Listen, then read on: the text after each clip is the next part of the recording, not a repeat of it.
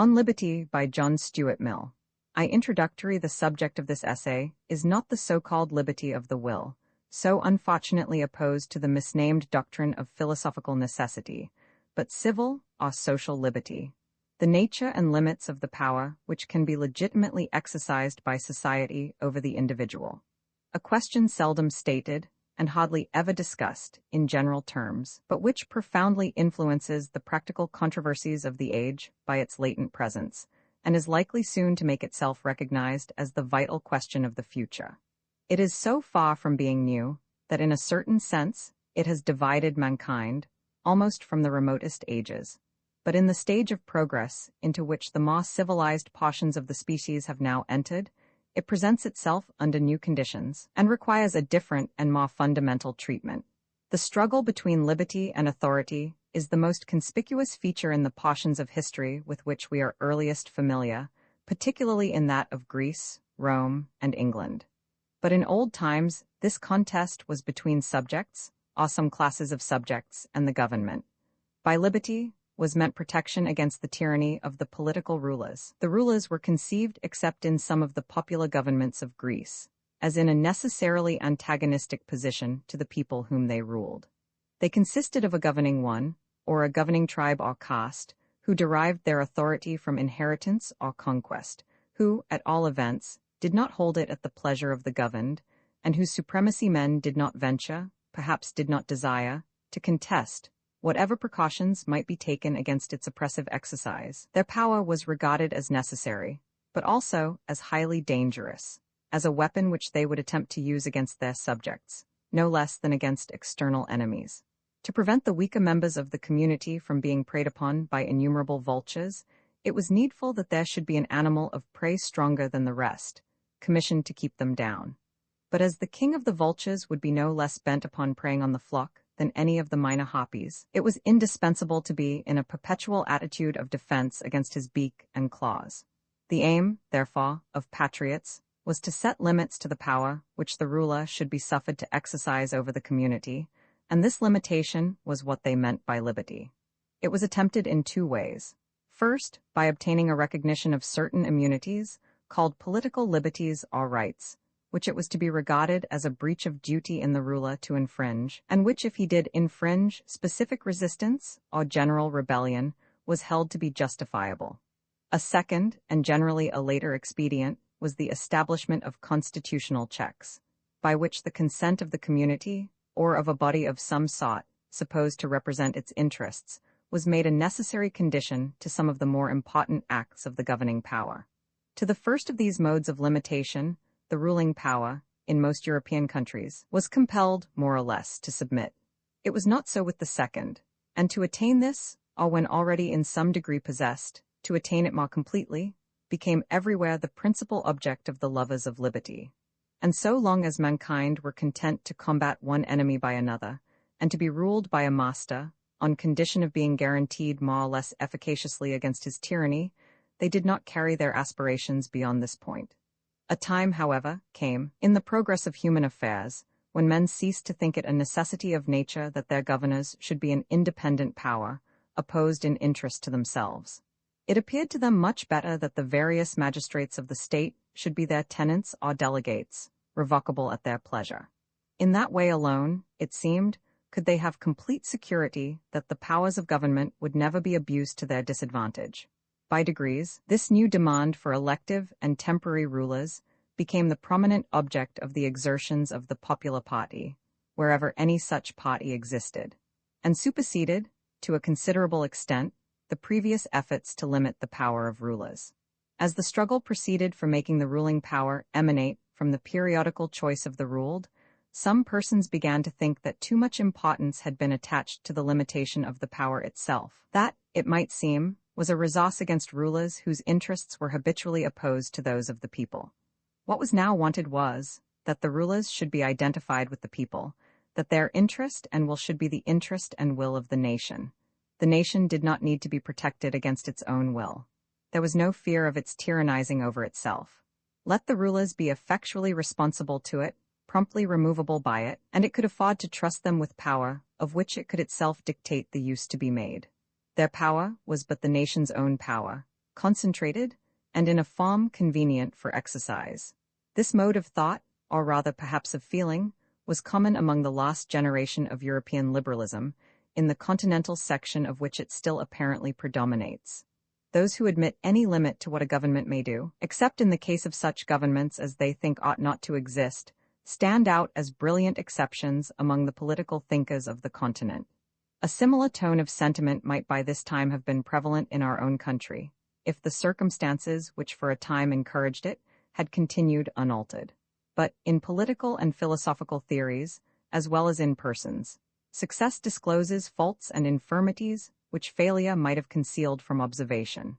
The notion that the people have no need to limit their power over themselves might seem axiomatic when popular government was a thing only dreamed about, or read of as having existed at some distant period of the past.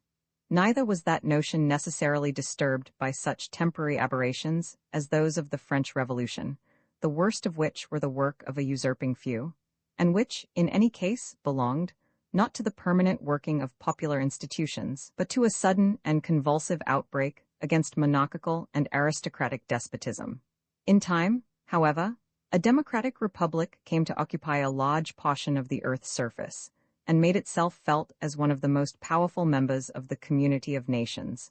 An elective and responsible government became subject to the observations and criticisms which wait upon a great existing fact. It was now perceived that such phrases as self-government and the power of the people over themselves do not express the true state of the case. The people who exercise the power are not always the same people with those over whom it is exercised, and the self-government spoken of is not the government of each by himself, but of each by all the rest. The will of the people, moreover, practically means the will of the most numerous or the most active part of the people. The majority are those who succeed in making themselves accepted as the majority. The people, consequently, may desire to oppress a part of their number, and precautions are as much needed against this as against any other abuse of power. The limitation, therefore, of the power of government over individuals loses none of its importance when the holders of power are regularly accountable to the community, that is, to the strongest party therein. This view of things, recommending itself equally to the intelligence of thinkers and to the inclination of those important classes in European society to whose real or supposed interests democracy is adverse, has had no difficulty in establishing itself. And in political speculations, the tyranny of the majority is now generally included among the evils against which society requires to be on its guard. Like other tyrannies, the tyranny of the majority was at first, and is still vulgarly, held in dread, chiefly as operating through the acts of the public authorities. But reflecting persons perceived that when society is itself the tyrant, society collectively, over the separate individuals who compose it, its means of tyrannizing are not restricted to the acts which it may do by the hands of its political functionaries. Society can and does execute its own mandates, and if it issues wrong mandates instead of right, or any mandates at all in things with which it ought not to meddle, it practices a social tyranny more formidable than many kinds of political oppression, since, though not usually upheld by such extreme penalties, it leaves fewer means of escape, penetrating much more deeply into the details of life, and enslaving the soul itself. Protection, therefore, against the tyranny of the magistrate is not enough. There needs protection also against the tyranny of the prevailing opinion and feeling, against the tendency of society to impose, by other means than civil penalties, its own ideas and practices as rules of conduct on those who dissent from them, to fetter the development and, if possible, prevent the formation of any individuality not in harmony with its ways, and compel all characters to fashion themselves upon the model of its own. There is a limit to the legitimate interference of collective opinion with individual independence, and to find that limit and maintain it against encroachment is as indispensable to a good condition of human affairs as protection against political despotism. But though this proposition is not likely to be contested in general terms, the practical question, where to place the limit, how to make the fitting adjustment between individual independence and social control, is a subject on which nearly everything remains to be done. All that makes existence valuable to anyone depends on the enforcement of restraints upon the actions of other people. Some rules of conduct, therefore, must be imposed by law in the first place, and by opinion on many things which are not fit subjects for the operation of law. What these rules should be is the principal question in human affairs, but if we accept a few of the most obvious cases, it is one of those which least progress has been made in resolving. No two ages, and scarcely any two countries, have decided it alike, and the decision of one age or country is a wonder to another. Yet the people of any given age and country no more suspect any difficulty in it than if it were a subject on which mankind had always been agreed. The rules which obtain among themselves appear to them self-evident and self-justifying. This all but universal illusion is one of the examples of the magical influence of custom, which is not only, as the proverb says, a second nature, but is continually mistaken for the first. The effect of custom, in preventing any misgiving respecting the rules of conduct which mankind impose on one another, is all the more complete because the subject is one on which it is not generally considered necessary that reasons should be given, either by one person to others, or by each to himself. People are accustomed to believe, and have been encouraged in the belief by some who aspire to the character of philosophers, that their feelings, on subjects of this nature, are better than reasons, and render reasons unnecessary. The practical principle which guides them to their opinions on the regulation of human conduct is the feeling in each person's mind that everybody should be required to act as he, and those with whom he sympathizes, would like them to act. No one, indeed, acknowledges to himself that his standard of judgment is his own liking, but an opinion on a point of conduct, not supported by reasons, can only count as one person's preference, and if the reasons, when given, are a mere appeal to a similar preference felt by other people, it is still only many people's liking instead of one. To an ordinary man, however, his own preference, thus supported, is not only a perfectly satisfactory reason, but the only one he generally has for any of his notions of morality, taste, or propriety, which are not expressly written in his religious creed, and his chief guide in the interpretation, even of that. Men's opinions, accordingly, on what is laudable or blamable, are affected by all the multifarious causes which influence their wishes in regard to the conduct of others, and which are as numerous as those which determine their wishes on any other subject. Sometimes their reason, at other times their prejudices or superstitions, often their social affections, not seldom their antisocial ones, their envy or jealousy, their arrogance or contemptuousness, but most commonly their desires or fears for themselves, their legitimate or illegitimate self-interest. Wherever there is an ascendant class, a large portion of the morality of the country emanates from its class interests and its feelings of class superiority. The morality between Spartans and Helots, between planters and Negroes, between princes and subjects, between nobles and roturiers, between men and women, has been for the most part the creation of these class interests and feelings, and the sentiments thus generated react in turn upon the moral feelings of the members of the ascendant class in their relations among themselves. Where, on the other hand, a class, formerly ascendant, has lost its ascendancy, or where its ascendancy is unpopular, the prevailing moral sentiments frequently bear the impress of an impatient dislike of superiority. Another grand determining principle of the rules of conduct, both in act and forbearance, which have been enforced by law or opinion, has been the servility of mankind towards the supposed preferences or aversions of their temporal masters, or of their gods. This servility, though essentially selfish, is not hypocrisy. It gives rise to perfectly genuine sentiments of abhorrence. It made men burn magicians and heretics. Among so many baser influences, the general and obvious interests of society have of course had a share, and a large one, in the direction of the moral sentiments. Less, however, as a matter of reason, and on their own account, than as a consequence of the sympathies and antipathies which grew out of them. And sympathies and antipathies which had little or nothing to do with the interests of society have made themselves felt in the establishment of moralities with quite as great force. The likings and dislikings of society, or of some powerful portion of it, are thus the main thing which has practically determined the rules laid down for general observance, under the penalties of law or opinion. And in general, those who have been in advance of society in thought and feeling have left this condition of things unassailed in principle, however they may have come into conflict with it in some of its details. They have occupied themselves rather in inquiring what things society ought to like or dislike than in questioning whether its likings or dislikings should be a law to individuals.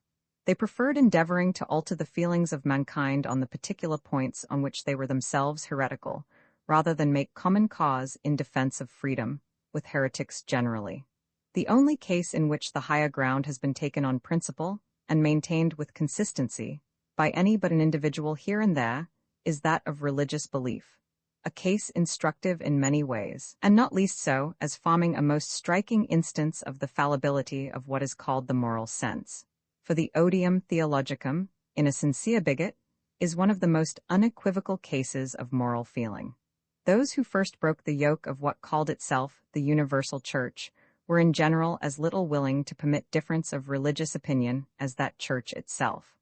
But when the heat of the conflict was over, without giving a complete victory to any party, and each church or sect was reduced to limit its hopes to retaining possession of the ground it already occupied, minorities, seeing that they had no chance of becoming majorities, were under the necessity of pleading to those whom they could not convert for permission to differ.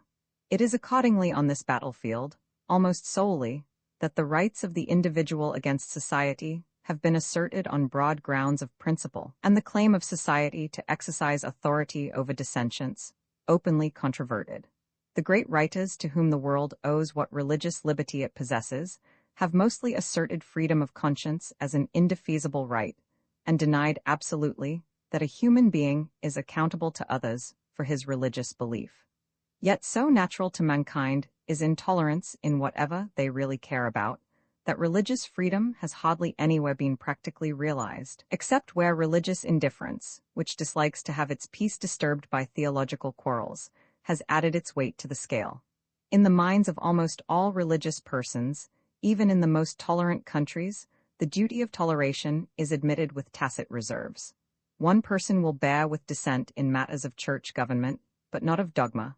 Another can tolerate everybody, short of a papist or a Unitarian. Another, everyone who believes in revealed religion. A few extend their charity a little further, but stop at the belief in a God and in a future state. Wherever the sentiment of the majority is still genuine and intense, it is found to have abated little of its claim to be obeyed. In England, from the peculiar circumstances of our political history, though the yoke of opinion is perhaps heavier, that of law is lighter, than in most other countries of Europe, and there is considerable jealousy of direct interference by the legislative or the executive power with private conduct, not so much from any just regard for the independence of the individual as from the still subsisting habit of looking on the government as representing an opposite interest to the public. The majority have not yet learnt to feel the power of the government their power, or its opinions their opinions. When they do so, individual liberty will probably be as much exposed to invasion from the government as it already is from public opinion. But as yet, there is a considerable amount of feeling ready to be called forth against any attempt of the law to control individuals in things in which they have not hitherto been accustomed to be controlled by it, and this with very little discrimination as to whether the matter is, or is not, within the legitimate sphere of legal control. Insomuch that the feeling, highly salutary on the whole, is perhaps quite as often misplaced as well grounded in the particular instances of its application. There is, in fact, no recognized principle by which the propriety or impropriety of government interference is customarily tested. People decide according to their personal preferences. Some, whenever they see any good to be done, or evil to be remedied, would willingly instigate the government to undertake the business, while others prefer to bear almost any amount of social evil, rather than add one to the departments of human interests amenable to governmental control.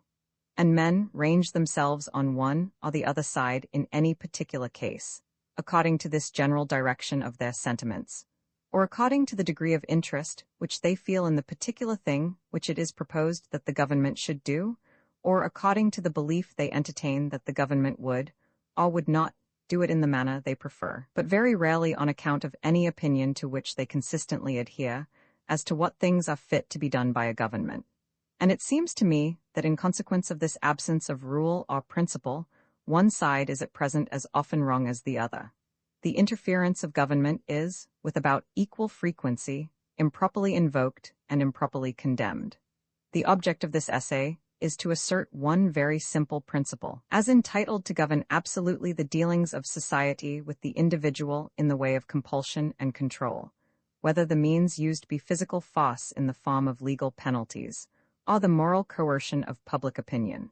That principle is that the sole end for which mankind are warranted, individually or collectively, in interfering with the liberty of action of any of their number, is self-protection, that the only purpose for which power can be rightfully exercised over any member of a civilized community against his will is to prevent harm to others.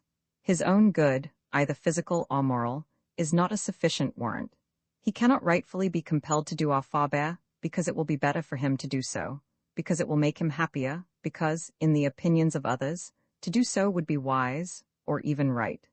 These are good reasons for remonstrating with him, or reasoning with him, or persuading him, or entreating him, but not for compelling him, or visiting him with any evil in case he do otherwise. To justify that, the conduct from which it is desired to deter him must be calculated to produce evil to someone else. The only part of the conduct of anyone for which he is amenable to society is that which concerns others. In the part which merely concerns himself, his independence is, of right, absolute. Over himself, over his own body and mind, the individual is sovereign. It is, perhaps, hardly necessary to say that this doctrine is meant to apply only to human beings in the maturity of their faculties. We are not speaking of children, or of young persons below the age which the law may fix as that of manhood or womanhood. Those who are still in a state to require being taken care of by others must be protected against their own actions as well as against external injury. For the same reason, we may leave out of consideration those backward states of society in which the race itself may be considered as in its non-age. The early difficulties in the way of spontaneous progress are so great that there is seldom any choice of means for overcoming them, and a ruler full of the spirit of improvement is warranted in the use of any expedients that will attain an end, perhaps otherwise unattainable. Despotism is a legitimate mode of government in dealing with barbarians, provided the end be their improvement, and the means justified by actually effecting that end. Liberty, as a principle, has no application to any state of things anterior to the time when mankind have become capable of being improved by free and equal discussion. Until then, there is nothing for them but implicit obedience to an Akbar or a Charlemagne, if they are so fortunate as to find one. But as soon as mankind have attained the capacity of being guided to their own improvement by conviction or persuasion, a period long since reached in all nations with whom we need here concern ourselves, compulsion, either in the direct form or in that of pains and penalties for non-compliance, is no longer admissible as a means to their own good, and justifiable only for the security of others. It is proper to state that I forego any advantage which could be derived to my argument from the idea of abstract right as a thing independent of utility. I regard utility as the ultimate appeal on all ethical questions, but it must be utility in the largest sense, grounded on the permanent interests of man as a progressive being. Those interests, I contend, authorize the subjection of individual spontaneity to external control only in respect to those actions of each which concern the interest of other people. If anyone does an act hurtful to others, there is a prima facie case for punishing him by law, or, where legal penalties are not safely applicable, by general disapprobation. There are also many positive acts for the benefit of others, which he may rightfully be compelled to perform, such as to give evidence in a court of justice, to bear his fair share in the common defense, or in any other joint work necessary to the interest of the society of which he enjoys the protection, and to perform certain acts of individual beneficence, such as saving a fellow creature's life, or interposing to protect the defenseless against ill usage. Things which, whenever it is obviously a man's duty to do, he may rightfully be made responsible to society for not doing. A person may cause evil to others not only by his actions, but by his inaction, and in either case he is justly accountable to them for the injury. The latter case, it is true, requires a much more cautious exercise of compulsion than the former. To make anyone answerable for doing evil to others is the rule. To make him answerable for not preventing evil is, comparatively speaking, the exception. Yet there are many cases clear enough and grave enough to justify that exception. In all things which regard the external relations of the individual, he is de jure amenable to those whose interests are concerned, and if need be, to society as their protector.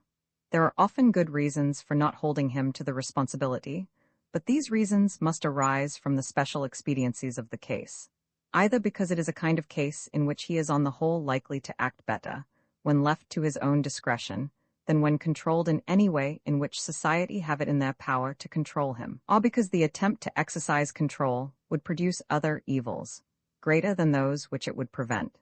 When such reasons as these preclude the enforcement of responsibility, the conscience of the agent himself should step into the vacant judgment seat and protect those interests of others which have no external protection, judging himself all the more rigidly, because the case does not admit of his being made accountable to the judgment of his fellow creatures. But there is a sphere of action in which society, as distinguished from the individual, has, if any, only an indirect interest, comprehending all that portion of a person's life and conduct which affects only himself, or if it also affects others, only with their free, voluntary, and undeceived consent and participation. When I say only himself, I mean directly and in the first instance, for whatever affects himself may affect others through himself, and the objection which may be grounded on this contingency will receive consideration in the sequel. This, then, is the appropriate region of human liberty. It comprises first the inward domain of consciousness, demanding liberty of conscience in the most comprehensive sense, liberty of thought and feeling, absolute freedom of opinion and sentiment on all subjects, practical or speculative, scientific, moral, or theological. The liberty of expressing and publishing opinions may seem to fall under a different principle, since it belongs to that part of the conduct of an individual which concerns other people. But being almost of as much importance as the liberty of thought itself, and resting in great part on the same reasons, is practically inseparable from it. Secondly, the principle requires liberty of tastes and pursuits, of framing the plan of our life to suit our own character, of doing as we like, subject to such consequences as may follow, without impediment from our fellow creatures, so long as what we do does not harm them, even though they should think our conduct foolish, perverse, or wrong. Thirdly, from this liberty of each individual follows the liberty, within the same limits, of combination among individuals, freedom to unite for any purpose not involving harm to others, the persons combining being supposed to be of full age, and not forced or deceived. No society in which these liberties are not, on the whole, respected, is free, whatever may be its form of government, and none is completely free in which they do not exist absolute and unqualified. The only freedom which deserves the name is that of pursuing our own good in our own way, so long as we do not attempt to deprive others of theirs, or impede their efforts to obtain it. Each is the proper guardian of his own health, whether bodily, or mental and spiritual. Mankind are greater gainers by suffering each other to live as seems good to themselves, than by compelling each to live as seems good to the rest. Though this doctrine is anything but new, and, to some persons, may have the air of a truism, there is no doctrine which stands more directly opposed to the general tendency of existing opinion and practice. Society has expended fully as much effort in the attempt, according to its lights, to compel people to conform to its notions of personal, as of social excellence. The ancient commonwealths thought themselves entitled to practice, and the ancient philosophers countenanced, the regulation of every part of private conduct by public authority, on the ground that the state had a deep interest in the whole bodily and mental discipline of every one of its citizens, a mode of thinking which may have been admissible in small republics surrounded by powerful enemies, in constant peril of being subverted by foreign attack or internal commotion, and to which even a short interval of relaxed energy and self-command might so easily be fatal, that they could not afford to wait for the salutary permanent effects of freedom. In the modern world, the great assize of political communities, and above all, the separation between spiritual and temporal authority, which placed the direction of men's consciences in other hands than those which controlled their worldly affairs, prevented so great an interference by law in the details of private life. But the engines of moral repression have been wielded more strenuously against divergence from the reigning opinion in self-regarding than even in social matters. Religion, the most powerful of the elements which have entered into the formation of moral feeling, having almost always been governed either by the ambition of a hierarchy, seeking control over every department of human conduct, or by the spirit of Puritanism. And some of those modern reformers who have placed themselves in strongest opposition to the religions of the past have been no way behind either churches or sects in their assertion of the right of spiritual domination. M. Kant, in particular, whose social system, as unfolded in his Traité de politique positive, aims at establishing, though by moral more than by legal appliances, a despotism of society over the individual, surpassing anything contemplated in the political ideal of the most rigid disciplinarian among the ancient philosophers. Apart from the peculiar tenets of individual thinkers, there is also in the world at large an increasing inclination to stretch unduly the powers of society over the individual, both by the force of opinion and even by that of legislation. And as the tendency of all the changes taking place in the world is to strengthen society and diminish the power of the individual, this encroachment is not one of the evils which tends spontaneously to disappear, but, on the contrary, to grow more and more formidable. The disposition of mankind, whether as rulers or as fellow citizens to impose their own opinions and inclinations as a rule of conduct on others, is so energetically supported by some of the best and by some of the worst feelings incident to human nature, that it is hardly ever kept under restraint by anything but want of power. And as the power is not declining, but growing, unless a strong barrier of moral conviction can be raised against the mischief, we must expect, in the present circumstances of the world, to see it increase. It will be convenient for the argument if, instead of at once entering upon the general thesis, we confine ourselves in the first instance to a single branch of it, on which the principle here stated is, if not fully, yet to a certain point, recognized by the current opinions. This one branch is the liberty of thought, from which it is impossible to separate the cognate liberty of speaking and of writing. Although these liberties, to some considerable amount, form part of the political morality of all countries which profess religious toleration and free institutions, the grounds, both philosophical and practical, on which they rest, are perhaps not so familiar to the general mind, nor so thoroughly appreciated by many even of the leaders of opinion, as might have been expected. Those grounds, when rightly understood, are of much wider application than to only one division of the subject, and a thorough consideration of this part of the question will be found the best introduction to the remainder. Those to whom nothing which I am about to say will be new, may therefore, I hope, excuse me, if on a subject which for now 3 centuries has been so often discussed, I venture on one discussion more. Roman II of the liberty of thought and discussion, the time, it is to be hoped, is gone by, when any defense would be necessary of the liberty of the press, as one of the securities against corrupt or tyrannical government. No argument, we may suppose, can now be needed against permitting a legislature or an executive, not identified in interest with the people, to prescribe opinions to them, and determine what doctrines or what arguments they shall be allowed to hear. This aspect of the question, besides, has been so often and so triumphantly enforced by preceding writers, that it need not be specially insisted on in this place.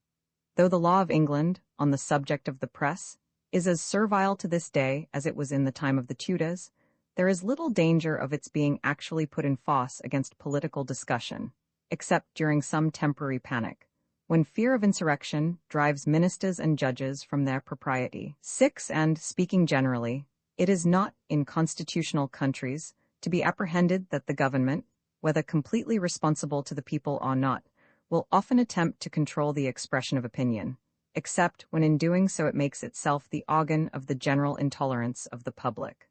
Let us suppose, therefore, that the government is entirely at one with the people, and never thinks of exerting any power of coercion unless in agreement with what it conceives to be their voice. But I deny the right of the people to exercise such coercion, either by themselves or by their government. The power itself is illegitimate. The best government has no more title to it than the worst. It is as noxious or more noxious when exerted in accordance with public opinion than when in or opposition to it. If all mankind minus one were of one opinion, and only one person were of the contrary opinion, mankind would be no more justified in silencing that one person than he, if he had the power, would be justified in silencing mankind. Were an opinion a personal possession of no value except to the owner, If to be obstructed in the enjoyment of it were simply a private injury, it would make some difference whether the injury was inflicted only on a few persons or on many. But the peculiar evil of silencing the expression of an opinion is that it is robbing the human race, posterity as well as the existing generation, those who dissent from the opinion, still more than those who hold it. If the opinion is right, they are deprived of the opportunity of exchanging error for truth. If wrong, they lose what is almost as great a benefit, the clearer perception and livelier impression of truth, produced by its collision with error. It is necessary to consider separately these two hypotheses, each of which has a distinct branch of the argument corresponding to it. We can never be sure that the opinion we are endeavoring to stifle is a false opinion, and if we were sure, stifling it would be an evil still. First, the opinion which it is attempted to suppress by authority may possibly be true. Those who desire to suppress it, of course, deny its truth, but they are not infallible. They have no authority to decide the question for all mankind and exclude every other person from the means of judging. To refuse a hearing to an opinion because they are sure that it is false is to assume that their certainty is the same thing as absolute certainty. All silencing of discussion is an assumption of infallibility. Its condemnation may be allowed to rest on this common argument, not the worse for being common. Unfortunately, for the good sense of mankind, the fact of their fallibility is far from carrying the weight in their practical judgment, which is always allowed to it in theory. For while everyone well knows himself to be fallible, few think it necessary to take any precautions against their own fallibility, or admit the supposition that any opinion, of which they feel very certain, may be one of the examples of the error to which they acknowledge themselves to be liable. Absolute princes, or others who are accustomed to unlimited deference, usually feel this complete confidence in their own opinions on nearly all subjects. People more happily situated, who sometimes hear their opinions disputed, and are not wholly unused to be set right when they are wrong, place the same unbounded reliance only on such of their opinions as are shared by all who surround them, or to whom they habitually defer. For in proportion to a man's want of confidence in his own solitary judgment, does he usually repose, with implicit trust, on the infallibility of the world in general. And the world, to each individual, means the part of it with which he comes in contact, his party, his sect, his church, his class of society. The man may be called, by comparison, almost liberal and large-minded to whom it means anything so comprehensive as his own country or his own age. Nor is his faith in this collective authority at all shaken by his being aware that other ages, countries, sects, churches, classes, and parties have thought, and even now think, the exact reverse.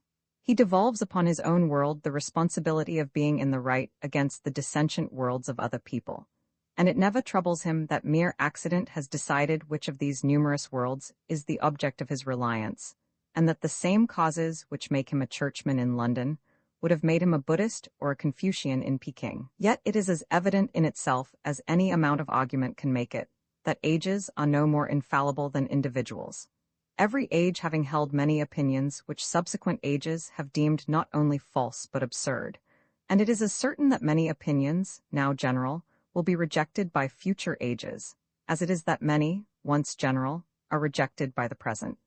The objection likely to be made to this argument would probably take some such form as the following. There is no greater assumption of infallibility in forbidding the propagation of error than in any other thing which is done by public authority on its own judgment and responsibility. Judgment is given to men that they may use it. Because it may be used erroneously, are men to be told that they ought not to use it at all.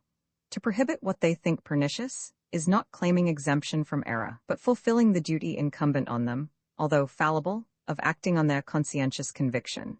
If we were never to act on our opinions, because those opinions may be wrong, we should leave all our interests uncared for, and all our duties unperformed.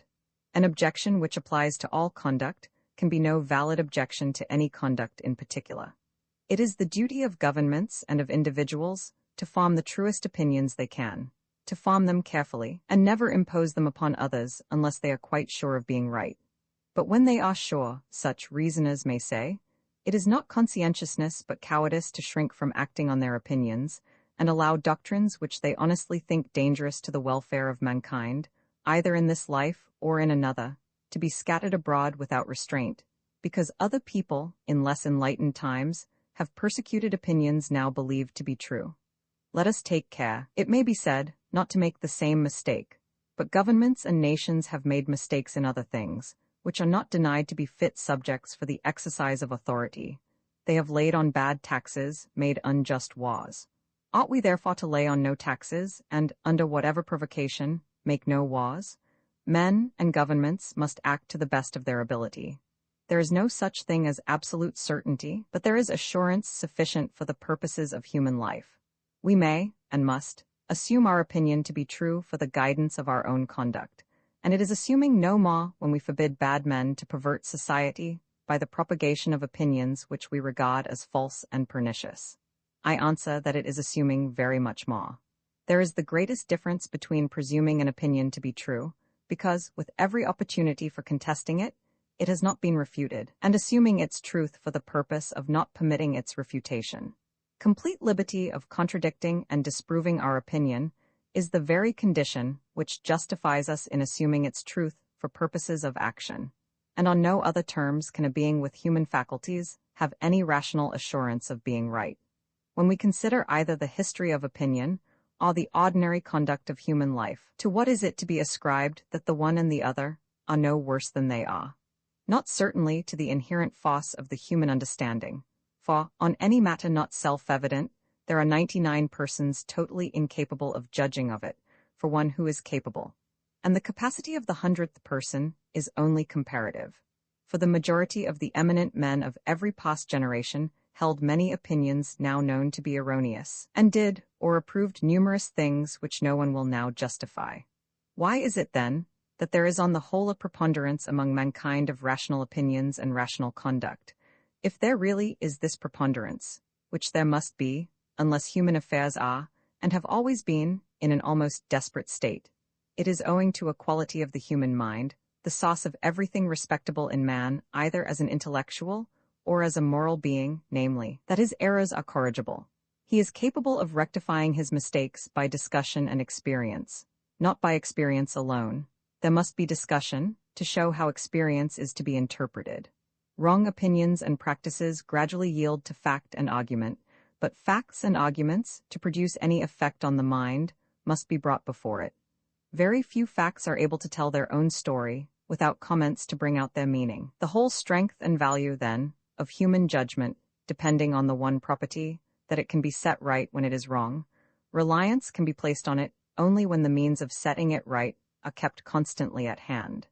In the case of any person whose judgment is really deserving of confidence, how has it become so?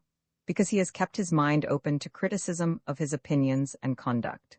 Because it has been his practice to listen to all that could be said against him, to profit by as much of it as was just, and expound to himself, and upon occasion to others, the fallacy of what was fallacious.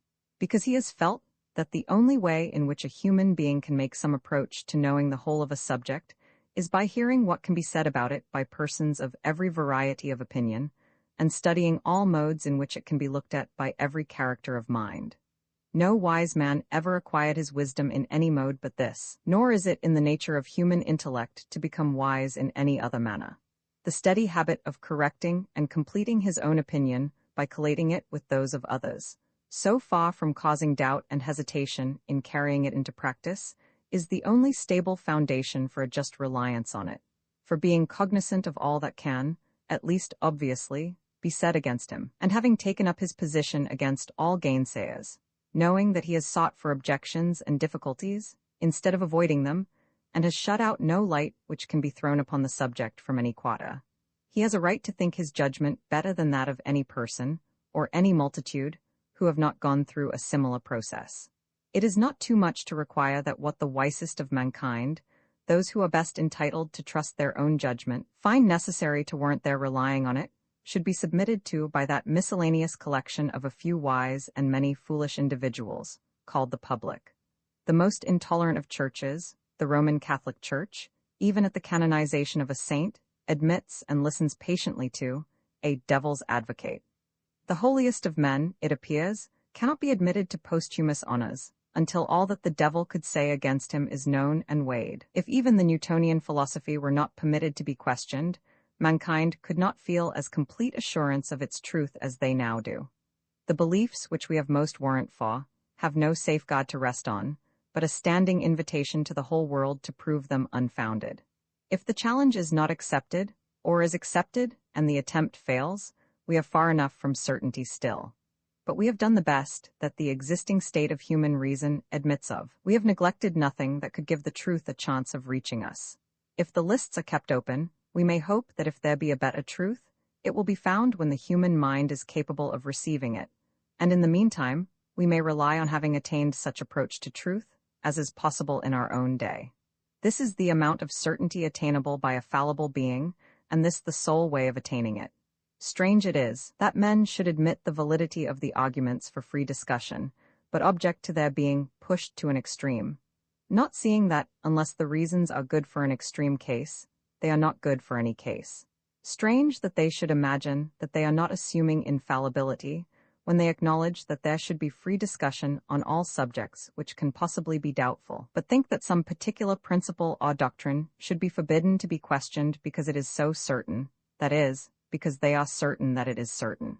To call any proposition certain, while there is anyone who would deny its certainty if permitted, but who is not permitted, is to assume that we ourselves, and those who agree with us, are the judges of certainty and judges without hearing the other side.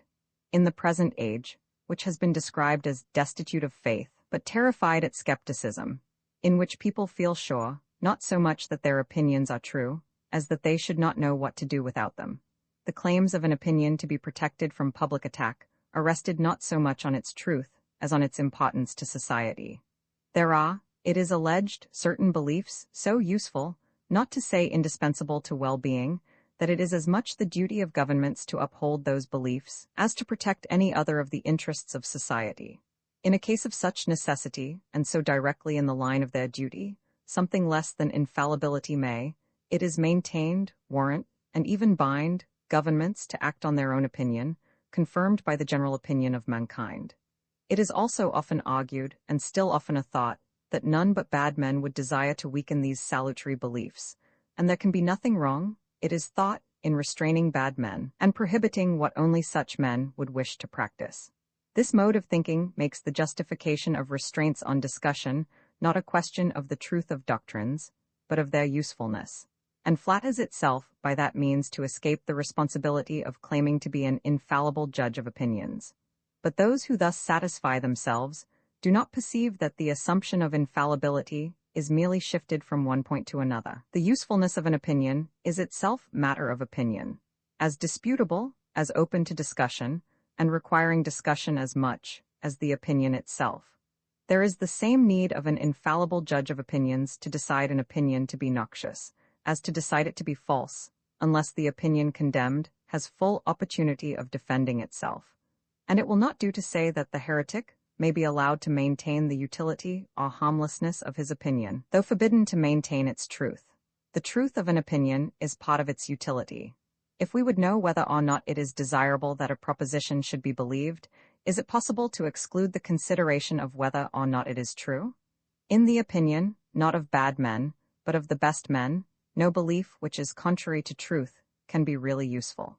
And can you prevent such men from urging that plea, when they are charged with culpability for denying some doctrine which they are told is useful, but which they believe to be false? Those who are on the side of received opinions never fail to take all possible advantage of this plea. You do not find them handling the question of utility as if it could be completely abstracted from that of truth.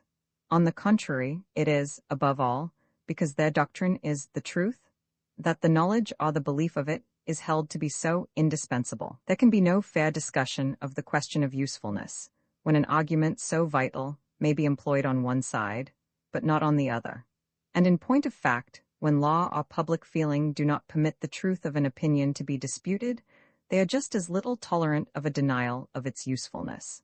The utmost they allow is an extenuation of its absolute necessity, or of the positive guilt of rejecting it, in order more fully to illustrate the mischief of denying a hearing to opinions, because we, in our own judgment, have condemned them.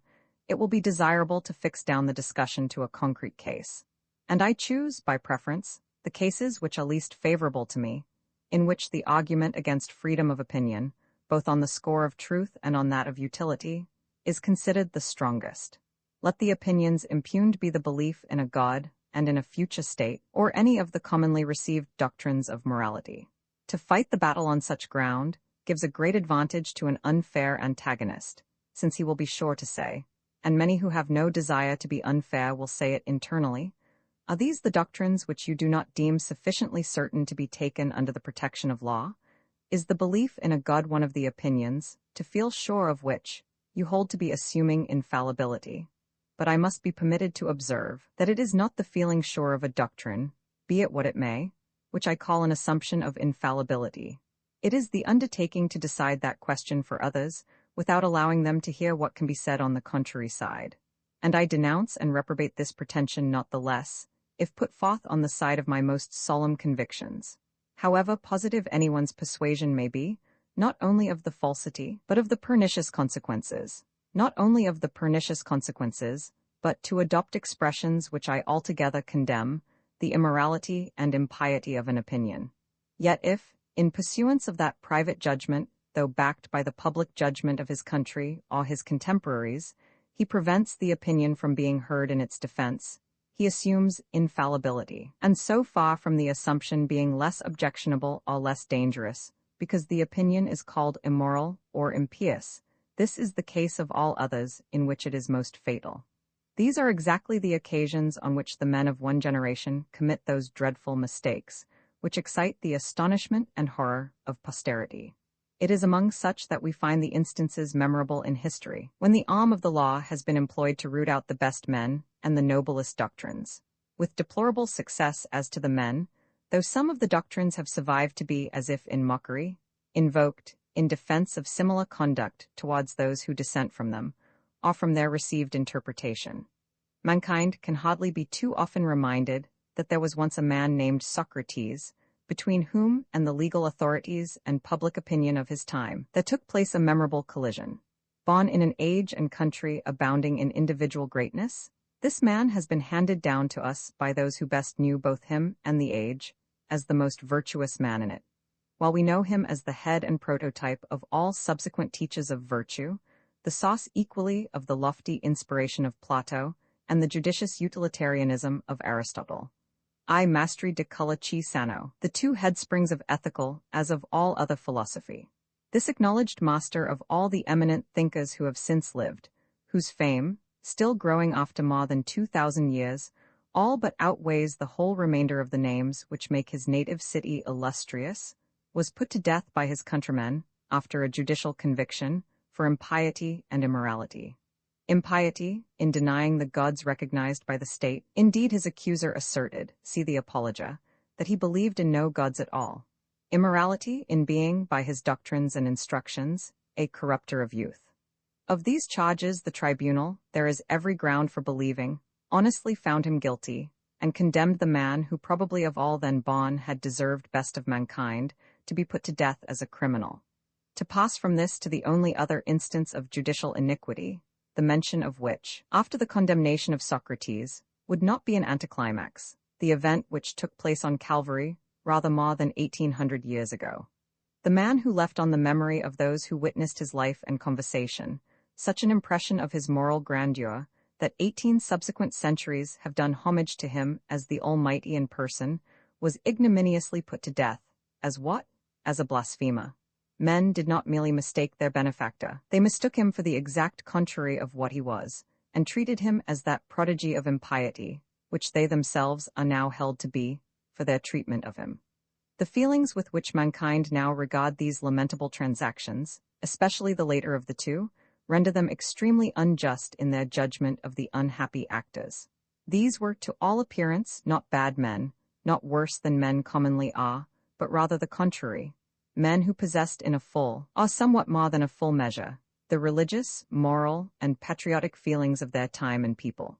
The very kind of men who, in all times, our own included, have every chance of passing through life blameless and respected. The high priest who rent his garments when the words were pronounced, which, according to all the ideas of his country, constituted the blackest guilt, was in all probability quite as sincere in his horror and indignation as the generality of respectable and pious men, now, are in the religious and moral sentiments they profess. And most of those who now shudder at his conduct, if they had lived in his time and been born Jews, would have acted precisely as he did. Orthodox Christians who attempted to think that those who stoned to death the first martyrs must have been worse men than they themselves are, ought to remember that one of those persecutors was St. Paul. Let us add one more example, the most striking of all, if the impressiveness of an error is measured by the wisdom and virtue of him who falls into it. If ever anyone, possessed of power, had grounds for thinking himself the best and most enlightened among his contemporaries, it was the Emperor Marcus Aurelius.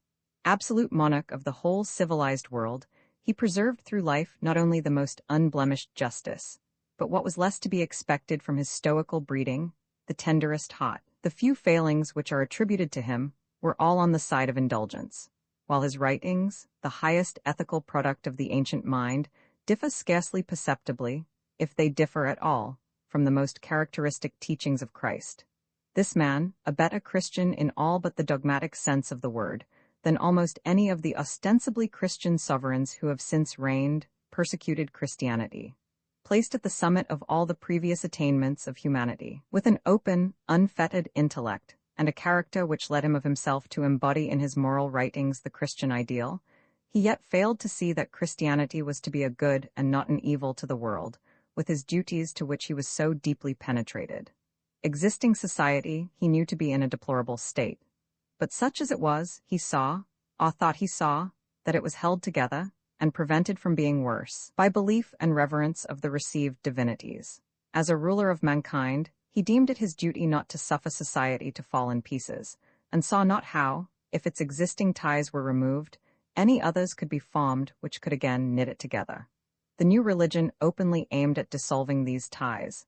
Unless, therefore, it was his duty to adopt that religion, it seemed to be his duty to put it down. Inasmuch, then, as the theology of Christianity did not appear to him true, or of divine origin, inasmuch as this strange history of a crucified God was not credible to him, and a system which purported to rest entirely upon a foundation to him so wholly unbelievable, could not be foreseen by him to be that renovating agency which, after all abatements, it has in fact proved to be, the gentlest and most amiable of philosophers and rulers, under a solemn sense of duty, authorized the persecution of Christianity.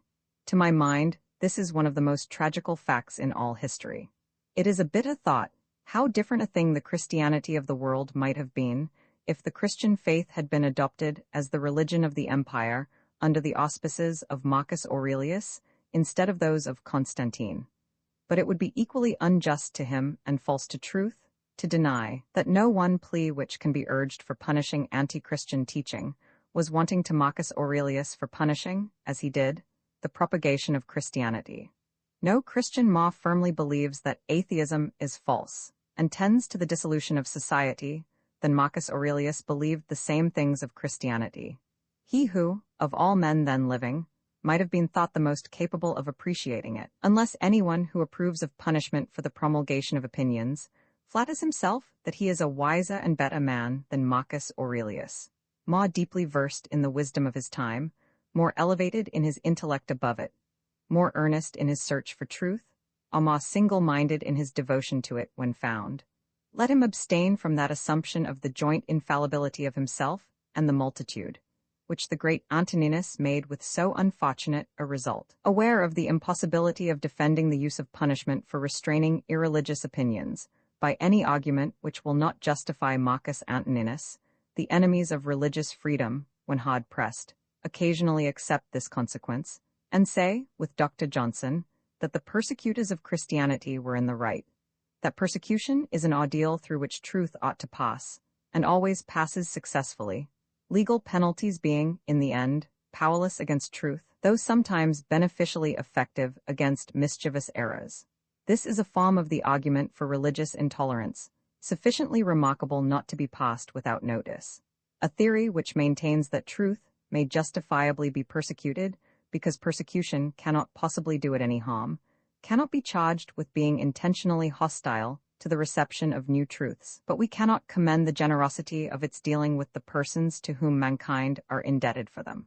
To discover to the world something which deeply concerns it, and of which it was previously ignorant, To prove to it that it had been mistaken on some vital point of temporal or spiritual interest is as important a service as a human being can render to his fellow creatures, and in certain cases, as in those of the early Christians and of the Reformers, those who think with Dr. Johnson believe it to have been the most precious gift which could be bestowed on mankind. That the authors of such splendid benefits should be requited by martyrdom, that their reward should be to be dealt with as the vilest of criminals, is not upon this theory, a deplorable error and misfortune, for which humanity should mourn in sackcloth and ashes, but the normal and justifiable state of things.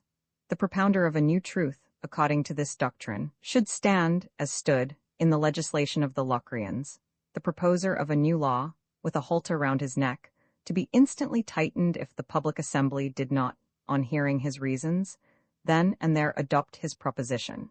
People who defend this mode of treating benefactors cannot be supposed to set much value on the benefit, and I believe this view of the subject is mostly confined to the sort of persons who think that new truths may have been desirable once, but that we have had enough of them now. But indeed, the dictum that truth always triumphs over persecution is one of those pleasant falsehoods which men repeat after one another till they pass into commonplaces, but which all experience refutes. History teems with instances of truth put down by persecution. If not suppressed forever, it may be thrown back for centuries. To speak only of religious opinions, the Reformation broke out at least 20 times before Luther, and was put down. Arnold of Brescia was put down. Fra Dolcino was put down. Savonarola was put down. The Albigeries were put down. The Vaudois were put down. The Lollards were put down. The Hussites were put down. Even after the era of Luther, wherever persecution was persisted in, it was successful. In Spain, Italy, Flanders, the Austrian Empire, Protestantism was rooted out, and most likely would have been so in England had Queen Mary lived or Queen Elizabeth died. Persecution has always succeeded, save where the heretics were too strong a party to be effectually persecuted. No reasonable person can doubt that Christianity might have been extirpated in the Roman Empire. It spread and became predominant because the persecutions were only occasional, lasting but a short time, and separated by long intervals of almost undisturbed propagandism. It is a piece of idle sentimentality that truth, merely as truth, has any inherent power denied to error, of prevailing against the dungeon and the stake. Men are not more zealous for truth than they often are for error, and a sufficient application of legal, or even of social penalties, will generally succeed in stopping the propagation of either.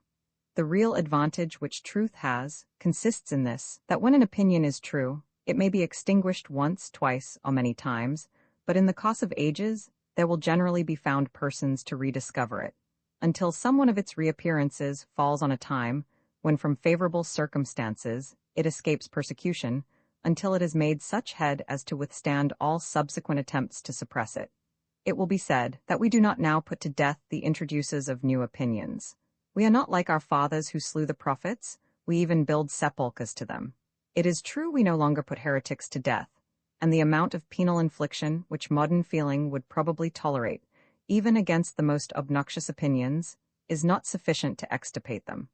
But let us not flatter ourselves that we are yet free from the stain, even of legal persecution. Penalties for opinion, or at least for its expression, still exist by law, and their enforcement is not, even in these times, so unexampled as to make it at all incredible that they may some day be revived in full force.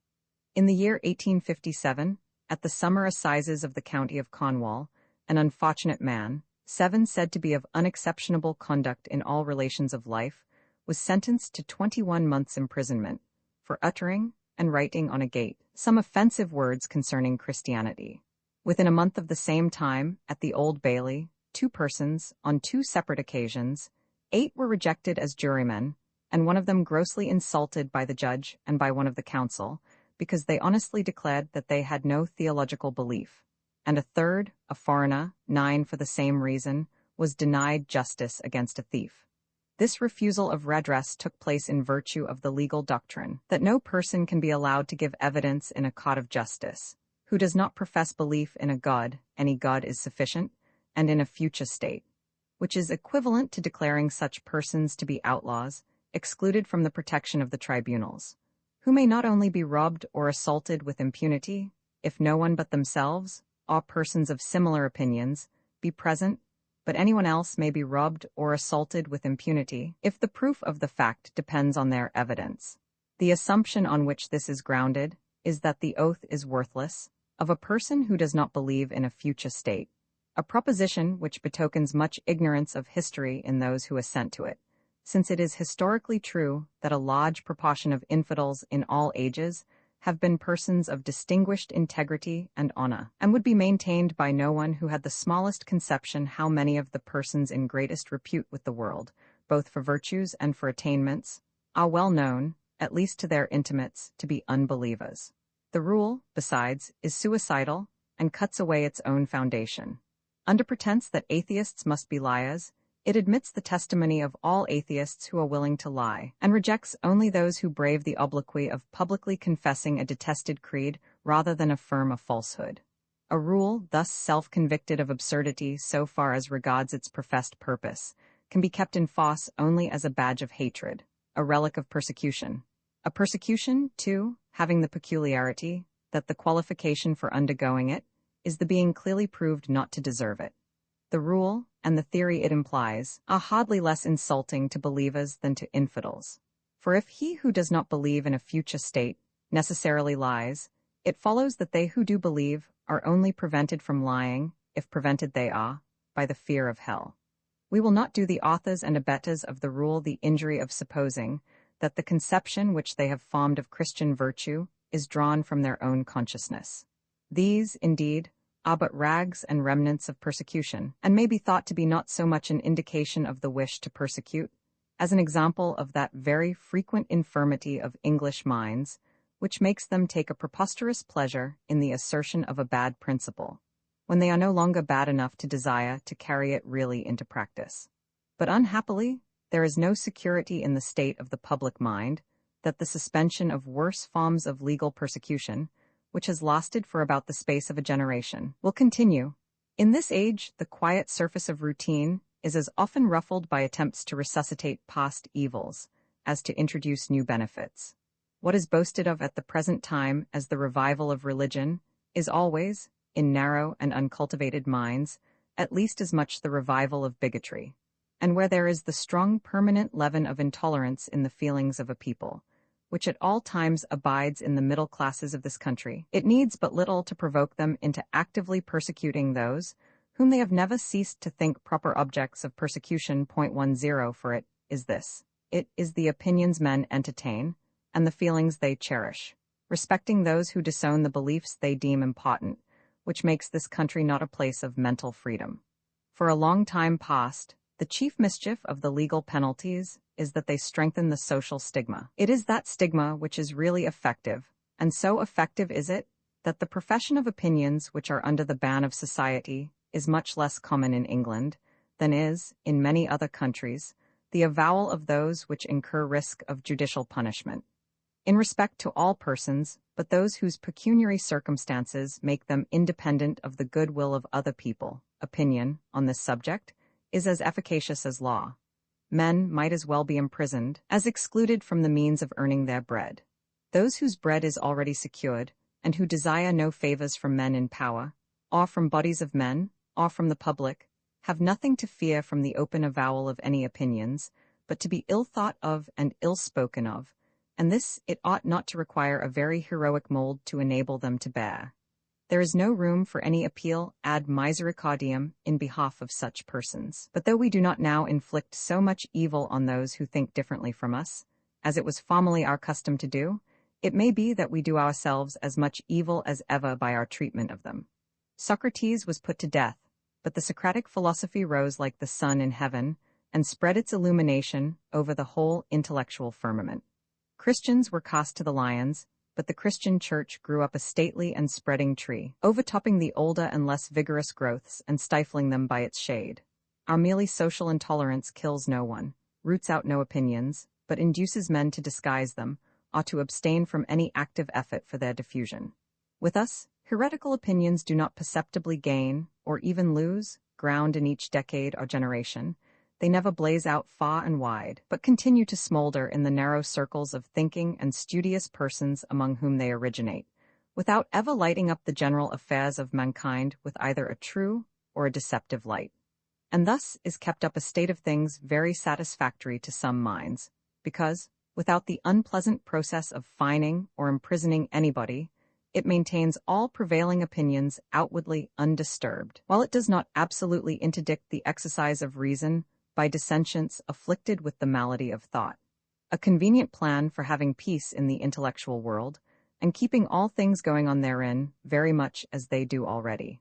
But the price paid for this sort of intellectual pacification is the sacrifice of the entire moral courage of the human mind, a state of things in which a large portion of the most active and inquiring intellects find it advisable to keep the genuine principles and grounds of their convictions within their own breasts, and attempt, in what they address to the public, to fit as much as they can of their own conclusions to premises which they have internally renounced, cannot send forth the open, fearless characters, and logical, consistent intellects who once adorned the thinking world. The sort of men who can be looked for under it are either mere conformers to commonplace, or time-servers for truth, whose arguments on all great subjects are meant for their hearers, and are not those which have convinced themselves. Those who avoid this alternative do so by narrowing their thoughts and interest to things which can be spoken of without venturing within the region of principles, that is, to small practical matters, which would come right of themselves, if but the minds of mankind were strengthened and enlarged, and which will never be made effectually right until then. While that which would strengthen and enlarge men's minds, free and daring speculation on the highest subjects, is abandoned. Those in whose eyes this reticence on the part of heretics is no evil, should consider in the first place, that in consequence of it, there is never any fair and thorough discussion of heretical opinions, and that such of them as could not stand such a discussion, though they may be prevented from spreading, do not disappear. But it is not the minds of heretics that are deteriorated most by the ban placed on all inquiry which does not end in the orthodox conclusions. The greatest harm done is to those who are not heretics, and whose whole mental development is cramped, and their reason cowed, by the fear of heresy. Who can compute what the world loses in the multitude of promising intellects combined with timid characters, who dare not follow out any bold, vigorous, independent train of thought, lest it should land them in something which would admit of being considered irreligious or immoral? Among them, we may occasionally see some man of deep conscientiousness, and subtle and refined understanding, who spends a life in sophisticating with an intellect which he cannot silence, and exhausts the resources of ingenuity in attempting to reconcile the promptings of his conscience and reason with orthodoxy, which yet he does not, perhaps, to the end, succeed in doing. No one can be a great thinker who does not recognize that as a thinker it is his first duty to follow his intellect to whatever conclusions it may lead. Truth gains more even by the errors of one who, with due study and preparation, thinks for himself, than by the true opinions of those who only hold them because they do not suffer themselves to think. Not that it is solely, or chiefly, to form great thinkers, that freedom of thinking is required. On the contrary, it is as much and even more indispensable to enable average human beings to attain the mental stature which they are capable of.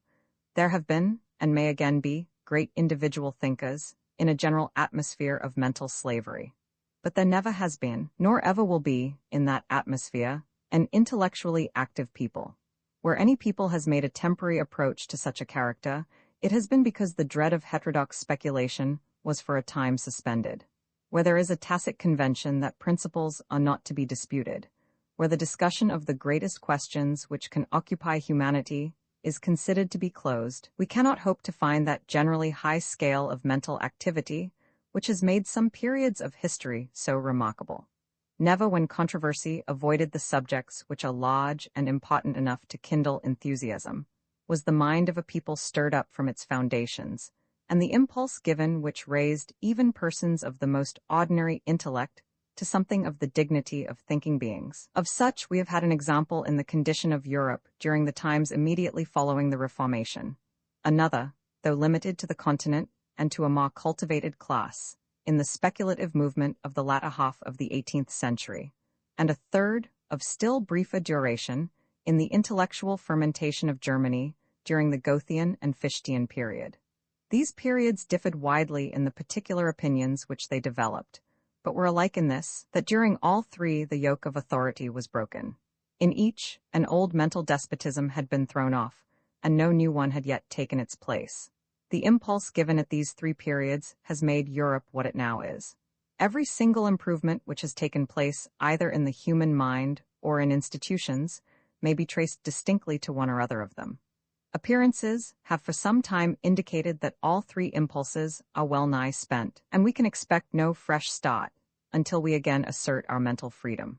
Let us now pass to the second division of the argument, and dismissing the supposition that any of the received opinions may be false, let us assume them to be true, and examine into the worth of the manner in which they are likely to be held, when their truth is not freely and openly canvassed. However unwillingly a person who has a strong opinion may admit the possibility that his opinion may be false, he ought to be moved by the consideration that however true it may be, if it is not fully, frequently, and fearlessly discussed, it will be held as a dead dogma, not a living truth.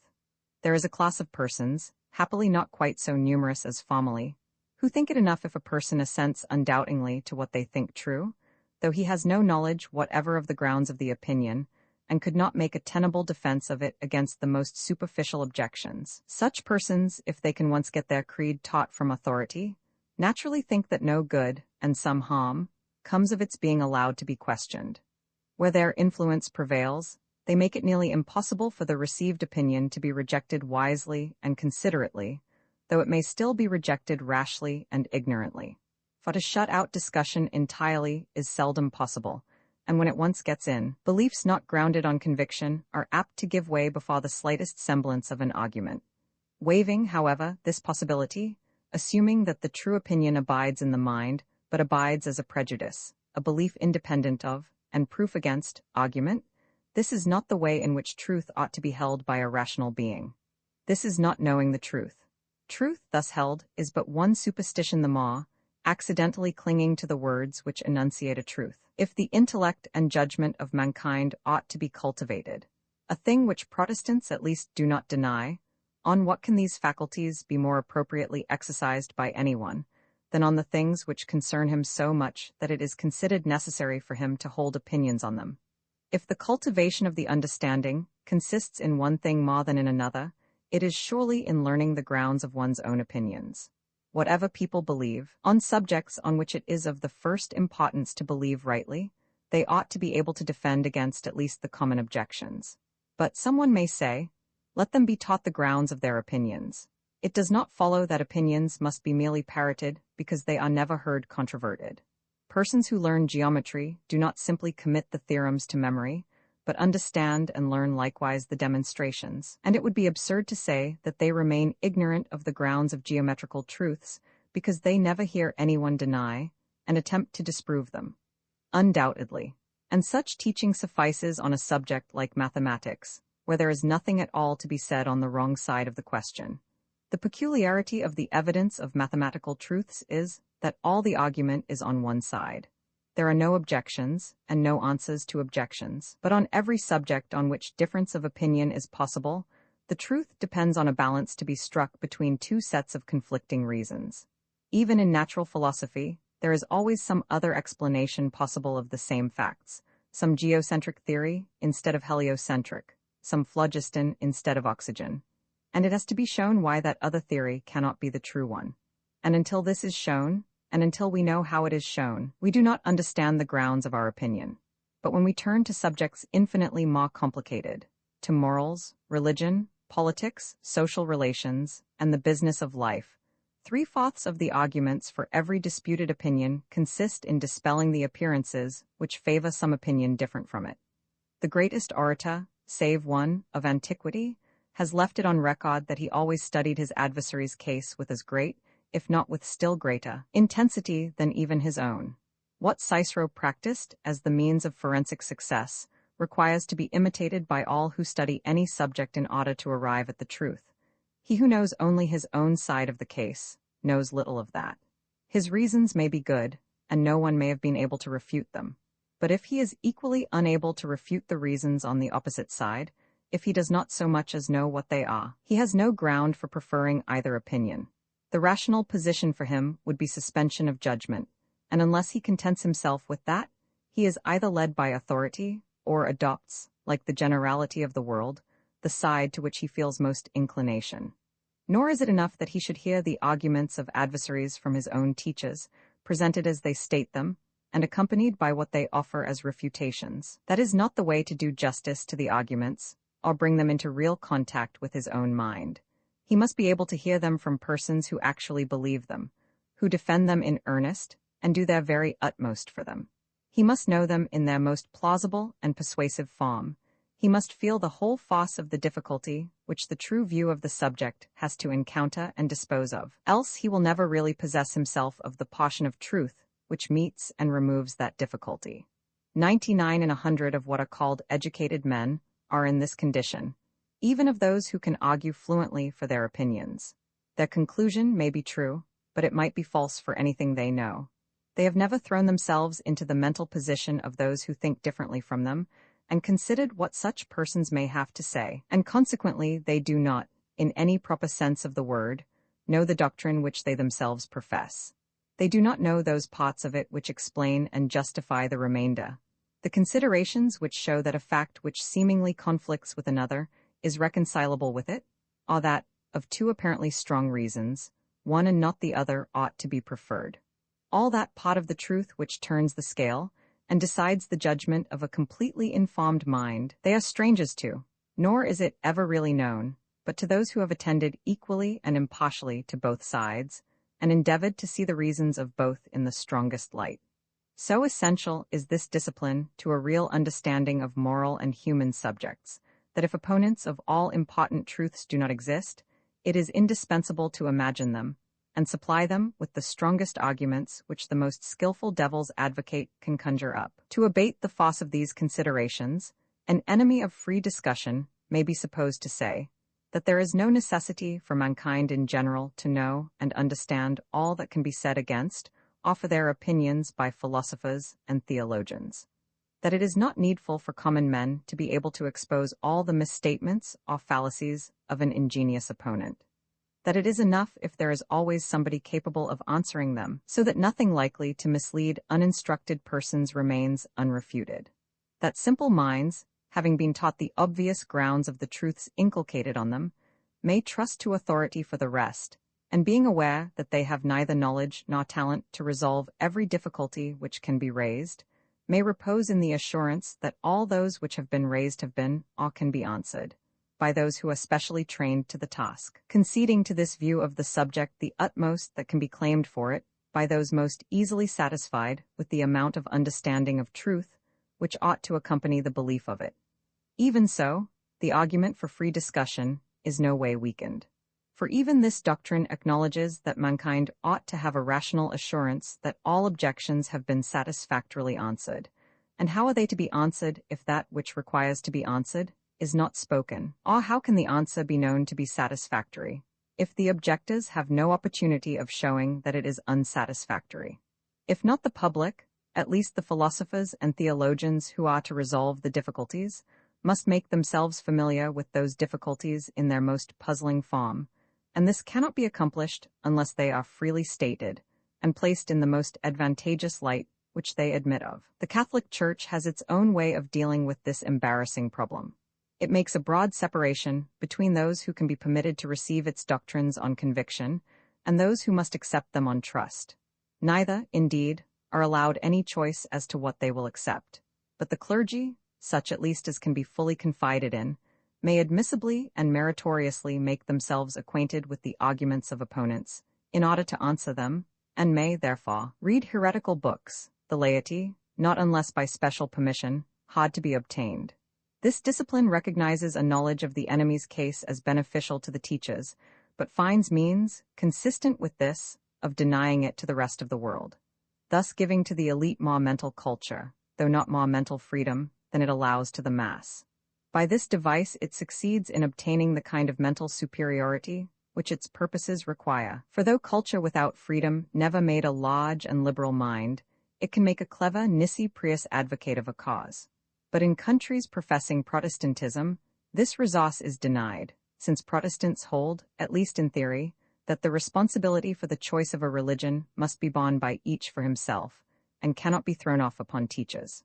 Besides, in the present state of the world, it is practically impossible that writings which are read by the instructed can be kept from the uninstructed.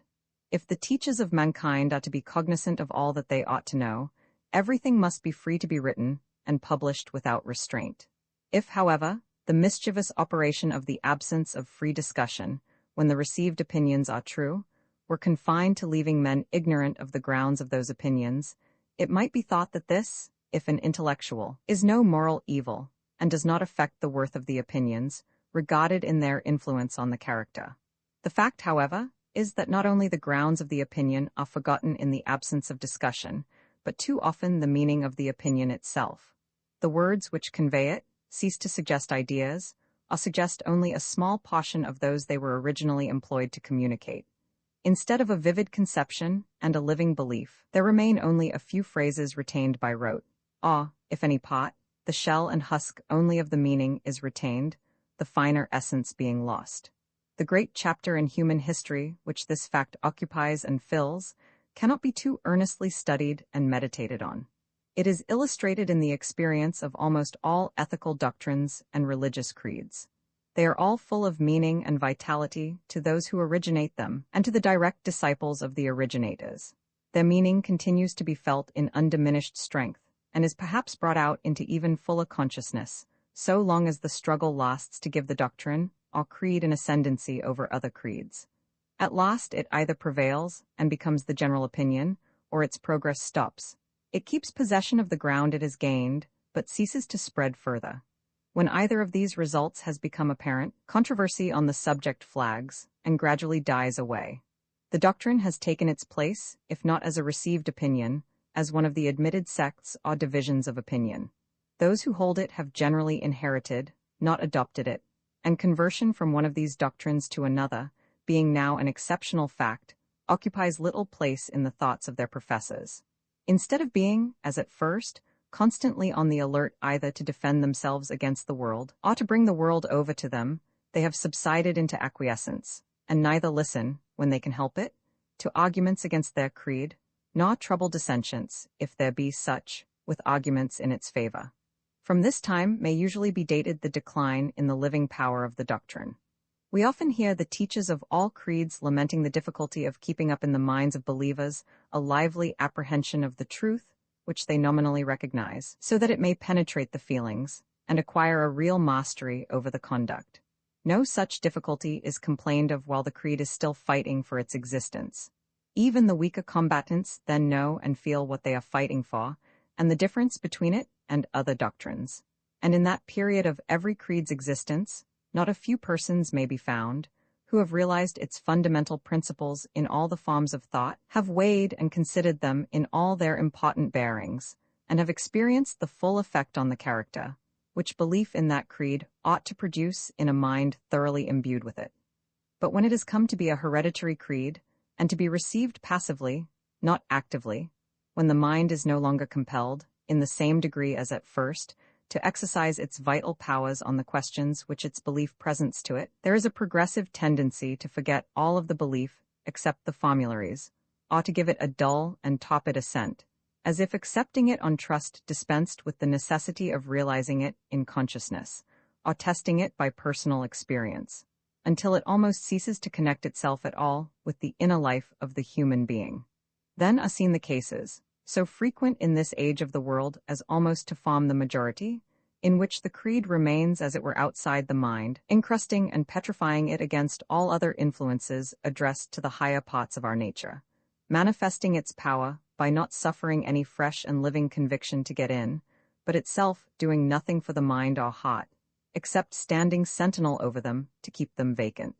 To what an extent doctrines intrinsically fitted to make the deepest impression upon the mind may remain in it as dead beliefs, without being ever realized in the imagination, the feelings, or the understanding, is exemplified by the manner in which the majority of believers hold the doctrines of Christianity. By Christianity, I here mean what is accounted such by all churches and sects, the maxims and precepts contained in the New Testament. These are considered sacred and accepted as laws by all professing Christians. Yet it is scarcely too much to say that not one Christian, in 1,000 guides, or tests his individual conduct by reference to those laws. The standard to which he does refer it is the custom of his nation, his class, or his religious profession.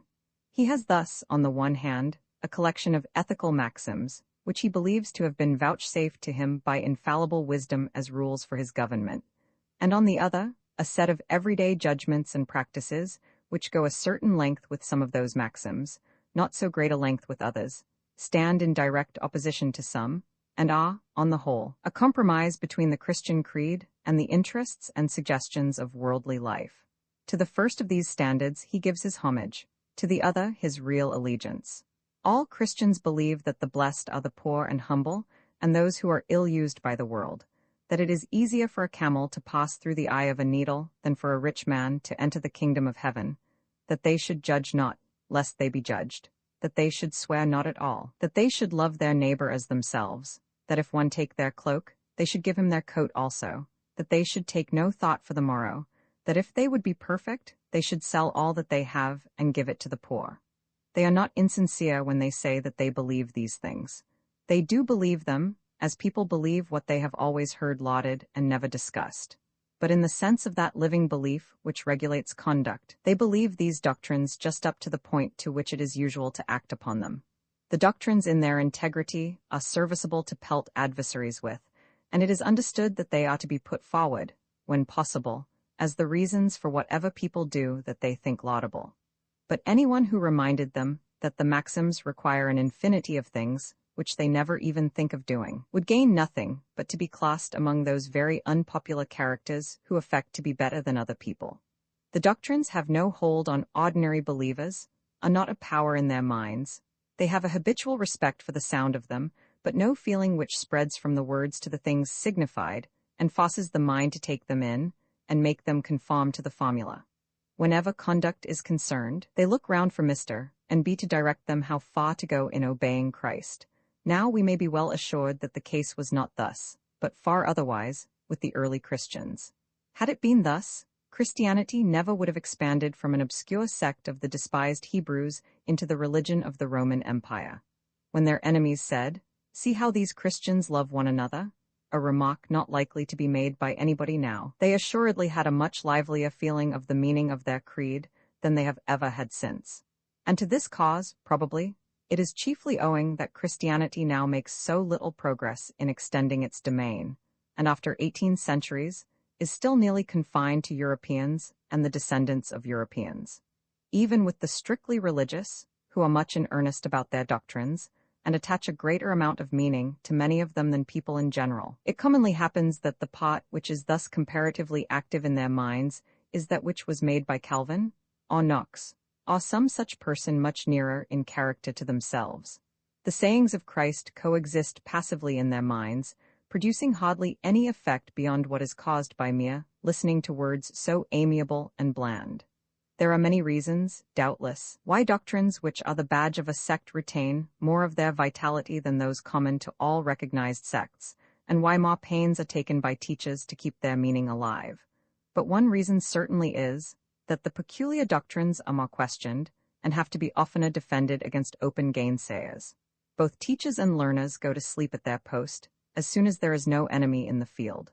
The same thing holds true, generally speaking, of all traditional doctrines, those of prudence and knowledge of life, as well as of morals or religion.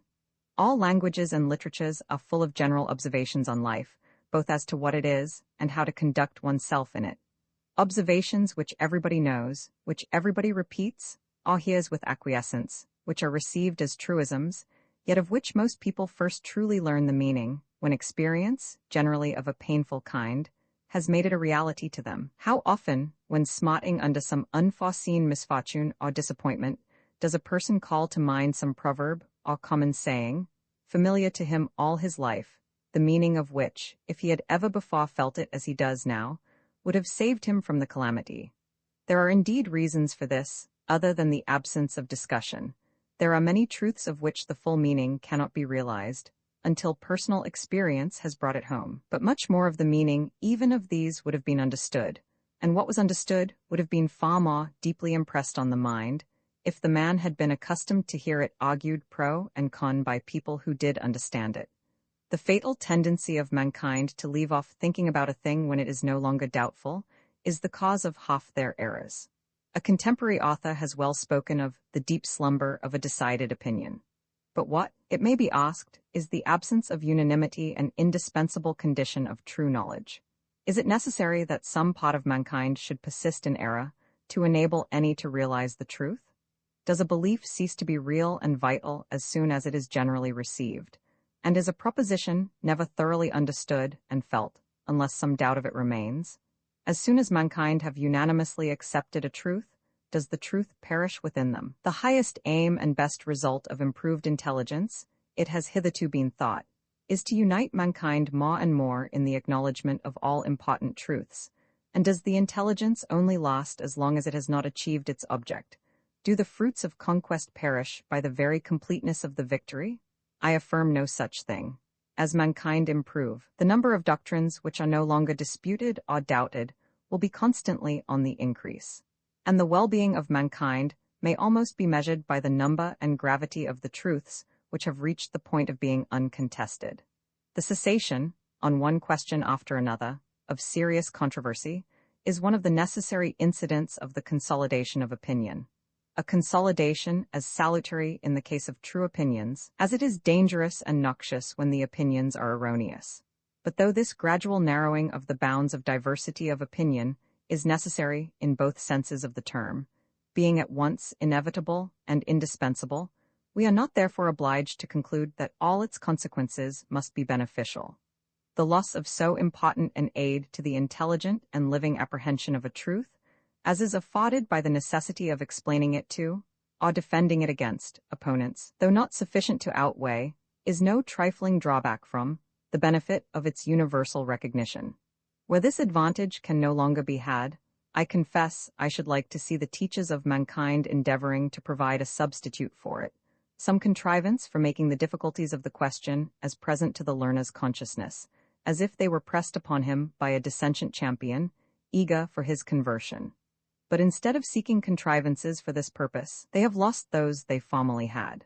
The Socratic dialectics, so magnificently exemplified in the dialogues of Plato, were a contrivance of this description. They were essentially a negative discussion of the great questions of philosophy and life, directed with consummate skill to the purpose of convincing anyone who had merely adopted the commonplaces of received opinion that he did not understand the subject, that he as yet attached no definite meaning to the doctrines he professed, in order that, becoming aware of his ignorance, he might be put in the way to attain a stable belief, resting on a clear apprehension both of the meaning of doctrines and of their evidence. The school disputations of the Middle Ages had a somewhat similar object. They were intended to make sure that the pupil understood his own opinion, and by necessary correlation, the opinion opposed to it, and could enforce the grounds of the one and confute those of the other. These last-mentioned contests had indeed the incurable defect that the premises appealed to were taken from authority, not from reason, and as a discipline to the mind, they were in every respect inferior to the powerful dialectics which formed the intellects of the Socratici viri. But the modern mind owes far more to both than it is generally willing to admit, and the present modes of education contain nothing which in the smallest degree supplies the place either of the one or of the other. A person who derives all his instruction from teachers or books, even if he escape the besetting temptation of contenting himself with cram, is under no compulsion to hear both sides. Accordingly, it is far from a frequent accomplishment, even among thinkers, to know both sides, and the weakest part of what everybody says in defense of his opinion is what he intends as a reply to antagonists. It is the fashion of the present time to disparage negative logic, that which points out weaknesses in theory or errors in practice, without establishing positive truths.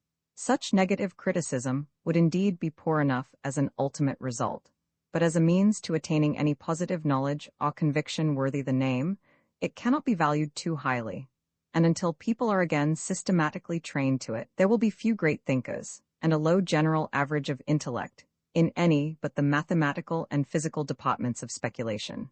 On any other subject, no one's opinions deserve the name of knowledge, except so far as he has either had forced upon him by others, or gone through of himself, the same mental process which would have been required of him in carrying on an active controversy with opponents.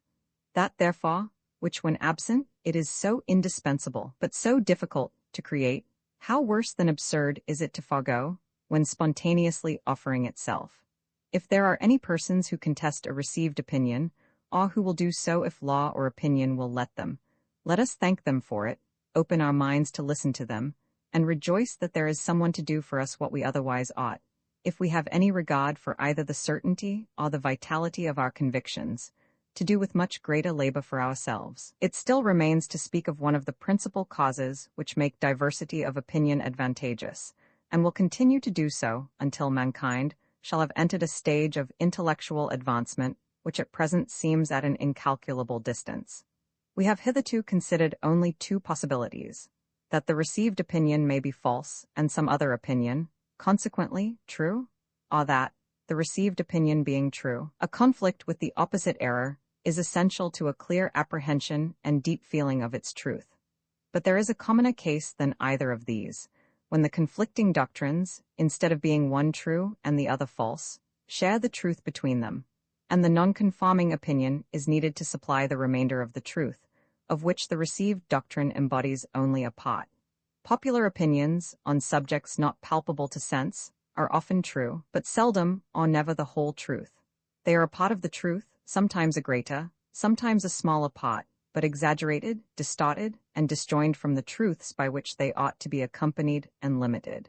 Heretical opinions, on the other hand, are generally some of these suppressed and neglected truths, bursting the bonds which kept them down, and either seeking reconciliation with the truth contained in the common opinion, or fronting it as enemies, and setting themselves up, with similar exclusiveness, as the whole truth. The latter case is hitherto the most frequent, as in the human mind, one-sidedness has always been the rule, and many-sidedness the exception. Hence, even in revolutions of opinion, one part of the truth usually sets while another rises. Even progress, which ought to superadd, for the most part only substitutes one partial and incomplete truth for another. Improvement consisting chiefly in this, that the new fragment of truth is more wanted, more adapted to the needs of the time, than that which it displaces. Such being the partial character of prevailing opinions, even when resting on a true foundation. Every opinion which embodies somewhat of the portion of truth which the common opinion omits, ought to be considered precious, with whatever amount of error and confusion that truth may be blended. No sober judge of human affairs will feel bound to be indignant, because those who force on our notice truths which we should otherwise have overlooked, overlook some of those which we see. Rather, he will think that so long as popular truth is one-sided, it is more desirable than otherwise that unpopular truth should have one-sided assertors too, such being usually the most energetic, and the most likely to compel reluctant attention to the fragment of wisdom which they proclaim as if it were the whole. Thus, in the 18th century, when nearly all the instructed, and all those of the uninstructed who were led by them, were lost in admiration of what is called civilization, and of the marvels of modern science, literature, and philosophy, and while greatly overrating the amount of unlikeness between the men of modern and those of ancient times, indulged the belief that the whole of the difference was in their own favor. With what a salutary shock did the paradoxes of Rousseau explode like bombshells in the midst, dislocating the compact mass of one-sided opinion, and forcing its elements to recombine in a better form, and with additional ingredients. Not that the current opinions were on the whole farther from the truth than Rousseau's were. On the contrary, they were nearer to it. They contained more of positive truth, and very much less of error. Nevertheless, there lay in Rousseau's doctrine, and has floated down the stream of opinion along with it, a considerable amount of exactly those truths which the popular opinion wanted. And these are the deposit which was left behind when the flood subsided. The superior worth of simplicity of life, the enervating and demoralizing effect of the trammels and hypocrisies of artificial society, are ideas which have never been entirely absent from cultivated minds since Rousseau wrote, and they will in time produce their due effect, though at present needing to be asserted as much as ever, and to be asserted by deeds, for words on this subject have nearly exhausted their power. In politics, again, it is almost a commonplace that a party of order or stability and a party of progress or reform are both necessary elements of a healthy state of political life, until the one or the other shall have so enlarged its mental grasp as to be a party equally of order and of progress, knowing and distinguishing what is fit to be preserved from what ought to be swept away. Each of these modes of thinking derives its utility from the deficiencies of the other, but it is in a great measure the opposition of the other that keeps each within the limits of reason and sanity. Unless opinions favorable to democracy and to aristocracy, to property and to equality, to cooperation and to competition, to luxury and to abstinence, to sociality and individuality, to liberty and discipline, and all the other standing antagonisms of practical life, are expressed with equal freedom, and enforced and defended with equal talent and energy, there is no chance of both elements obtaining their due. One scale is sure to go up and the other down. Truth, in the great practical concerns of life, is so much a question of the reconciling and combining of opposites, that very few have minds sufficiently capacious and impartial to make the adjustment with an approach to correctness, and it has to be made by the rough process of a struggle between combatants fighting under hostile banners. On any of the great open questions just enumerated, if either of the two opinions has a better claim than the other, not merely to be tolerated, but to be encouraged and countenanced, it is the one which happens at the particular time and place to be in a minority. That is the opinion which, for the time being, represents the neglected interests, the side of human well-being which is in danger of obtaining less than its share. I am aware that there is not, in this country, any intolerance of differences of opinion on most of these topics. They are adduced to show, by admitted and multiplied examples, the universality of the fact that only through diversity of opinion is there, in the existing state of human intellect, a chance of fair play to all sides of the truth. When there are persons to be found, who form an exception to the apparent unanimity of the world on any subject, even if the world is in the right, it is always probable that dissentients have something worth hearing to say for themselves, and that truth would lose something by their silence. It may be objected, but some received principles, especially on the highest and most vital subjects, are more than half-truths. The Christian morality, for instance, is the whole truth on that subject, and if anyone teaches a morality which varies from it, he is wholly in error. As this is of all cases the most important in practice, none can be fitter to test the general maxim, but before pronouncing what Christian morality is or is not, it would be desirable to decide what is meant by Christian morality. If it means the morality of the New Testament, I wonder that anyone who derives his knowledge of this from the book itself can suppose that it was announced or intended as a complete doctrine of morals. The Gospel always refers to a pre-existing morality and confines its precepts to the particulars in which that morality was to be corrected or superseded by a wider and higher, expressing itself, moreover, in terms most general, often impossible to be interpreted literally, and possessing rather the impressiveness of poetry or eloquence than the precision of legislation. To extract from it a body of ethical doctrine has ever been possible without eking it out from the Old Testament, that is, from a system elaborate indeed, but in many respects barbarous, and intended only for a barbarous people. St. Paul, a declared enemy to this Judaical mode of interpreting the doctrine and filling up the scheme of his master, equally assumes a pre-existing morality, namely, that of the Greeks and Romans, and his advice to Christians is in a great measure a system of accommodation to that, even to the extent of giving an apparent sanction to slavery. What is called Christian, but should rather be termed theological morality, was not the work of Christ or the apostles, but is of much later origin, having been gradually built up by the Catholic Church of the first 5 centuries, and though not implicitly adopted by moderns and Protestants, has been much less modified by them than might have been expected. For the most part, indeed, they have contented themselves with cutting off the additions which had been made to it in the Middle Ages, each sect supplying the place by fresh additions, adapted to its own character and tendencies. That mankind owe a great debt to this morality, and to its early teachers, I should be the last person to deny, but I do not scruple to say of it, that it is, in many important points, incomplete and one-sided, and that unless ideas and feelings, not sanctioned by it, had contributed to the formation of European life and character, human affairs would have been in a worse condition than they now are. Christian morality, so called, has all the characters of a reaction. It is, in great part, a protest against paganism. Its ideal is negative rather than positive, passive rather than active, innocence rather than nobleness, abstinence from evil, rather than energetic pursuit of good. In its precepts, as has been well said, thou shalt not predominates unduly over thou shalt. In its horror of sensuality, it made an idol of asceticism, which has been gradually compromised away into one of legality. It holds out the hope of heaven and the threat of hell as the appointed and appropriate motives to a virtuous life. In this falling far below the best of the ancients, and doing what lies in it to give to human morality an essentially selfish character, by disconnecting each man's feelings of duty from the interests of his fellow creatures, except so far as a self-interested inducement is offered to him for consulting them. It is essentially a doctrine of passive obedience.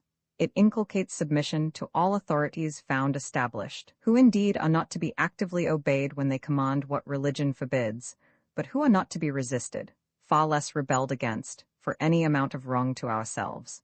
And while, in the morality of the best pagan nations, duty to the state holds even a disproportionate place, infringing on the just liberty of the individual, in purely Christian ethics, that grand department of duty is scarcely noticed or acknowledged.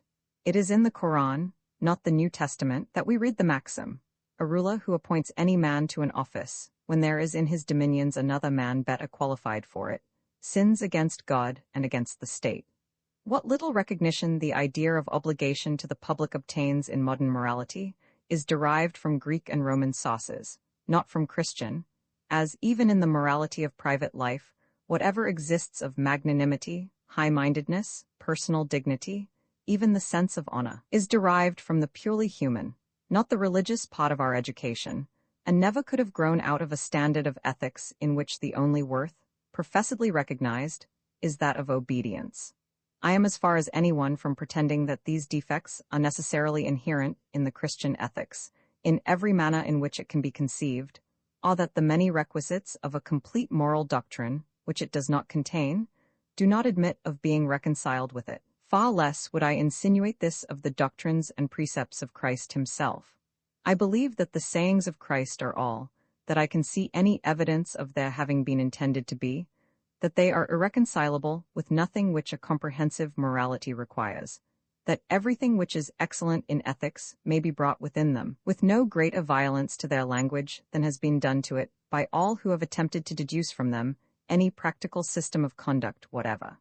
But it is quite consistent with this, to believe that they contain, and were meant to contain, only a part of the truth, that many essential elements of the highest morality are among the things which are not provided for, nor intended to be provided for, in the recorded deliverances of the founder of Christianity, and which have been entirely thrown aside in the system of ethics erected on the basis of those deliverances by the Christian Church. And this being so, I think it a great error to persist in attempting to find in the Christian doctrine that complete rule for our guidance, which its author intended it to sanction and enforce, but only partially to provide. I believe, too, that this narrow theory is becoming a grave practical evil, detracting greatly from the value of the moral training and instruction, which so many well-meaning persons are now at length exerting themselves to promote. I much fear that by attempting to form the mind and feelings on an exclusively religious type, and discarding those secular standards, as for want of a better name they may be called, which heretofore coexisted with and supplemented the Christian ethics, receiving some of its spirit, and infusing into it some of theirs, there will result, and is even now resulting, a low, abject, servile type of character, which, submit itself as it may to what it deems the supreme will, is incapable of rising to or sympathizing in the conception of supreme goodness. I believe that other ethics than any which can be evolved from exclusively Christian sources must exist side by side with Christian ethics to produce the moral regeneration of mankind, and that the Christian system is no exception to the rule, that in an imperfect state of the human mind, the interests of truth require a diversity of opinions. It is not necessary that in ceasing to ignore the moral truths not contained in Christianity, men should ignore any of those which it does contain. Such prejudice, or oversight, when it occurs, is altogether an evil, but it is one from which we cannot hope to be always exempt, and must be regarded as the price paid for an inestimable good. The exclusive pretension made by a part of the truth to be the whole must and ought to be protested against, and if a reactionary impulse should make the protesters unjust in their turn, this one-sidedness, like the other, may be lamented, but must be tolerated. If Christians would teach infidels to be just to Christianity, they should themselves be just to infidelity. It can do truth no service to blink the fact, known to all who have the most ordinary acquaintance with literary history, that a large portion of the noblest and most valuable moral teaching has been the work, not only of men who did not know, but of men who knew and rejected the Christian faith. I do not pretend that the most unlimited use of the freedom of enunciating all possible opinions would put an end to the evils of religious or philosophical sectarianism. Every truth which men of narrow capacity are in earnest about is sure to be asserted, inculcated, and in many ways even acted on, as if no other truth existed in the world, or at all events none that could limit or qualify the first. I acknowledge that the tendency of all opinions to become sectarian is not cured by the freest discussion, but is often heightened and exacerbated thereby. The truth which ought to have been, but was not, seen, being rejected all the more violently, because proclaimed by persons regarded as opponents. But it is not on the impassioned partisan, it is on the calmer and more disinterested bystander, that this collision of opinions works its salutary effect. Not the violent conflict between parts of the truth, but the quiet suppression of half of it, is the formidable evil. There is always hope when people are forced to listen to both sides. It is when they attend only to one that errors harden into prejudices, and truth itself ceases to have the effect of truth, by being exaggerated into falsehood. And since there are few mental attributes more rare than that judicial faculty which can sit in intelligent judgment between two sides of a question, of which only one is represented by an advocate before it, truth has no chance but in proportion as every side of it, every opinion which embodies any fraction of the truth, not only finds advocates, but is so advocated as to be listened to. We have now recognized the necessity to the mental well-being of mankind, on which all their other well-being depends, of freedom of opinion, and freedom of the expression of opinion, on four distinct grounds, which we will now briefly recapitulate. First, if any opinion is compelled to silence, that opinion may, for aught we can certainly know, be true. To deny this is to assume our own infallibility. Secondly, though the silenced opinion be an error, it may, and very commonly does, contain a portion of truth. And since the general or prevailing opinion on any subject is rarely or never the whole truth, it is only by the collision of adverse opinions that the remainder of the truth has any chance of being supplied. Thirdly, even if the received opinion be not only true, but the whole truth, unless it is suffered to be, and actually is, vigorously and earnestly contested, it will, by most of those who receive it, be held in the manner of a prejudice, with little comprehension or feeling of its rational grounds. And not only this, but fourthly, the meaning of the doctrine itself will be in danger of being lost or enfeebled and deprived of its vital effect on the character and conduct. The dogma becoming a mere formal profession, inefficacious for good, but cumbering the ground and preventing the growth of any real and heartfelt conviction from reason or personal experience.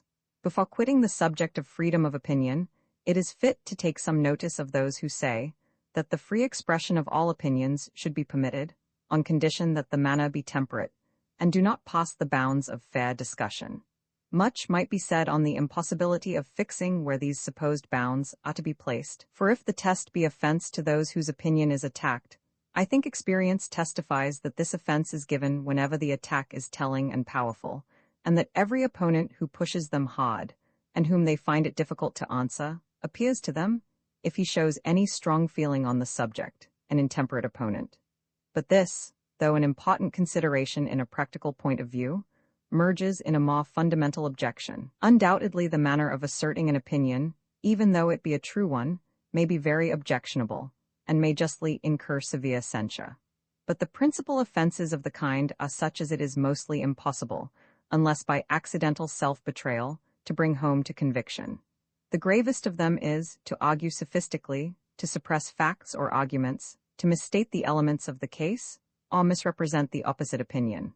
But all this, even to the most aggravated degree, is so continually done in perfect good faith, by persons who are not considered, and in many other respects may not deserve to be considered, ignorant, or incompetent, that it is rarely possible on adequate grounds conscientiously to stamp the misrepresentation as morally culpable. And still less could law presume to interfere with this kind of controversial misconduct. with regard to what is commonly meant by intemperate discussion, namely invective, sarcasm, personality, and the like, the denunciation of these weapons would deserve more sympathy if it were ever proposed to interdict them equally to both sides. But it is only desired to restrain the employment of them against the prevailing opinion. Against the unprevailing, they may not only be used without general disapproval, but will be likely to obtain for him, who uses them, the praise of honest zeal and righteous indignation. Yet whatever mischief arises from their use is greatest when they are employed against the comparatively defenseless, and whatever unfair advantage can be derived by any opinion from this mode of asserting it accrues almost exclusively to received opinions. The worst offense of this kind which can be committed by a polemic is to stigmatize those who hold the contrary opinion as bad and immoral men. To calumny of this sort, those who hold any unpopular opinion are peculiarly exposed, because they are in general few and uninfluential, and nobody but themselves feel much interest in seeing justice done them. But this weapon is, from the nature of the case, denied to those who attack a prevailing opinion. They can neither use it with safety to themselves, nor, if they could, would it do anything but recoil on their own cause. In general, opinions contrary to those commonly received can only obtain a hearing by studied moderation of language, and the most cautious avoidance of unnecessary offense, from which they hardly ever deviate even in a slight degree without losing ground. While unmeasured vituperation employed on the side of the prevailing opinion really does deter people from professing contrary opinions and from listening to those who profess them. For the interest, therefore, of truth and justice, it is far more important to restrain this employment of vituperative language than the other. And, for example, if it were necessary to choose, there would be much more need to discourage offensive attacks on infidelity than on religion. It is, however, obvious that law and authority have no business with restraining either, while opinion ought, in every instance, to determine its verdict by the circumstances of the individual case, condemning everyone, on whichever side of the argument he places himself, in whose mode of advocacy either want of candor, or malignity, bigotry, or intolerance of feeling manifest themselves, but not inferring these vices from the side which a person takes, though it be the contrary side of the question to our own, and giving merited honor to everyone, whatever opinion he may hold, who has calmness to see and honesty to state what his opponents and their opinions really are, exaggerating nothing to their discredit, keeping nothing back which tells, or can be supposed to tell, in their favor. This is the real morality of public discussion, and if often violated, I am happy to think that there are many controversialists who to a great extent observe it, and a still greater number who conscientiously strive towards it. Roman 3 of individuality, as one of the elements of well-being, such being the reasons which make it imperative that human beings should be free to form opinions, and to express their opinions without reserve, and such the baneful consequences to the intellectual, and through that to the moral nature of man, unless this liberty is either conceded or asserted in spite of prohibition. Let us next examine whether the same reasons do not require that men should be free to act upon their opinions, to carry these out in their lives, without hindrance, either physical or moral, from their fellow men, so long as it is at their own risk and peril. This last proviso is of course indispensable. No one pretends that actions should be as free as opinions. On the contrary, even opinions lose their immunity when the circumstances in which they are expressed are such as to constitute their expression a positive instigation to some mischievous act. An opinion that corn dealers are starvers of the poor, or that private property is robbery, ought to be unmolested when simply circulated through the press, but may justly incur punishment when delivered orally to an excited mob assembled before the house of a corn dealer, or when handed about among the same mob in the form of a placard.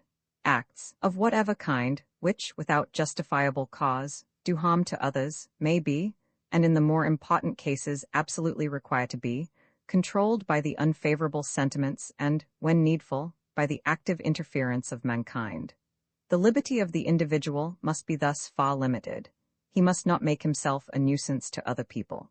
But if he refrains from molesting others in what concerns them, and merely acts according to his own inclination and judgment in things which concern himself, the same reasons which show that opinion should be free, prove also that he should be allowed, without molestation, to carry his opinions into practice at his own cost.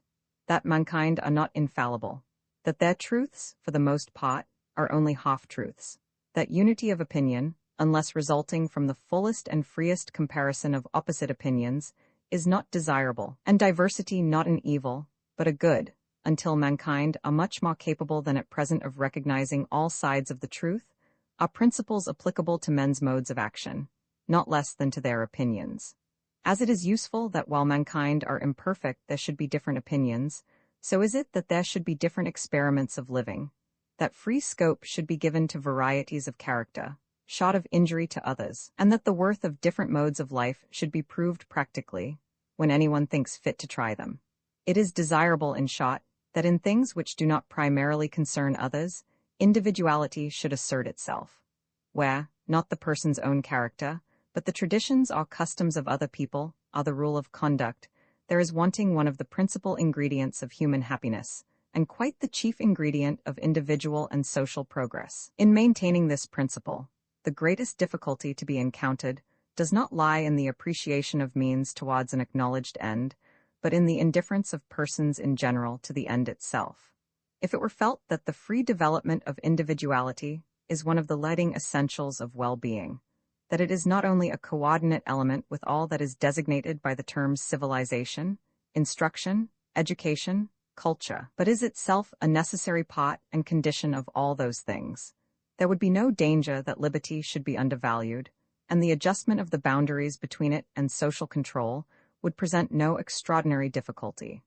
But the evil is that individual spontaneity is hardly recognized by the common modes of thinking as having any intrinsic worth, or deserving any regard on its own account.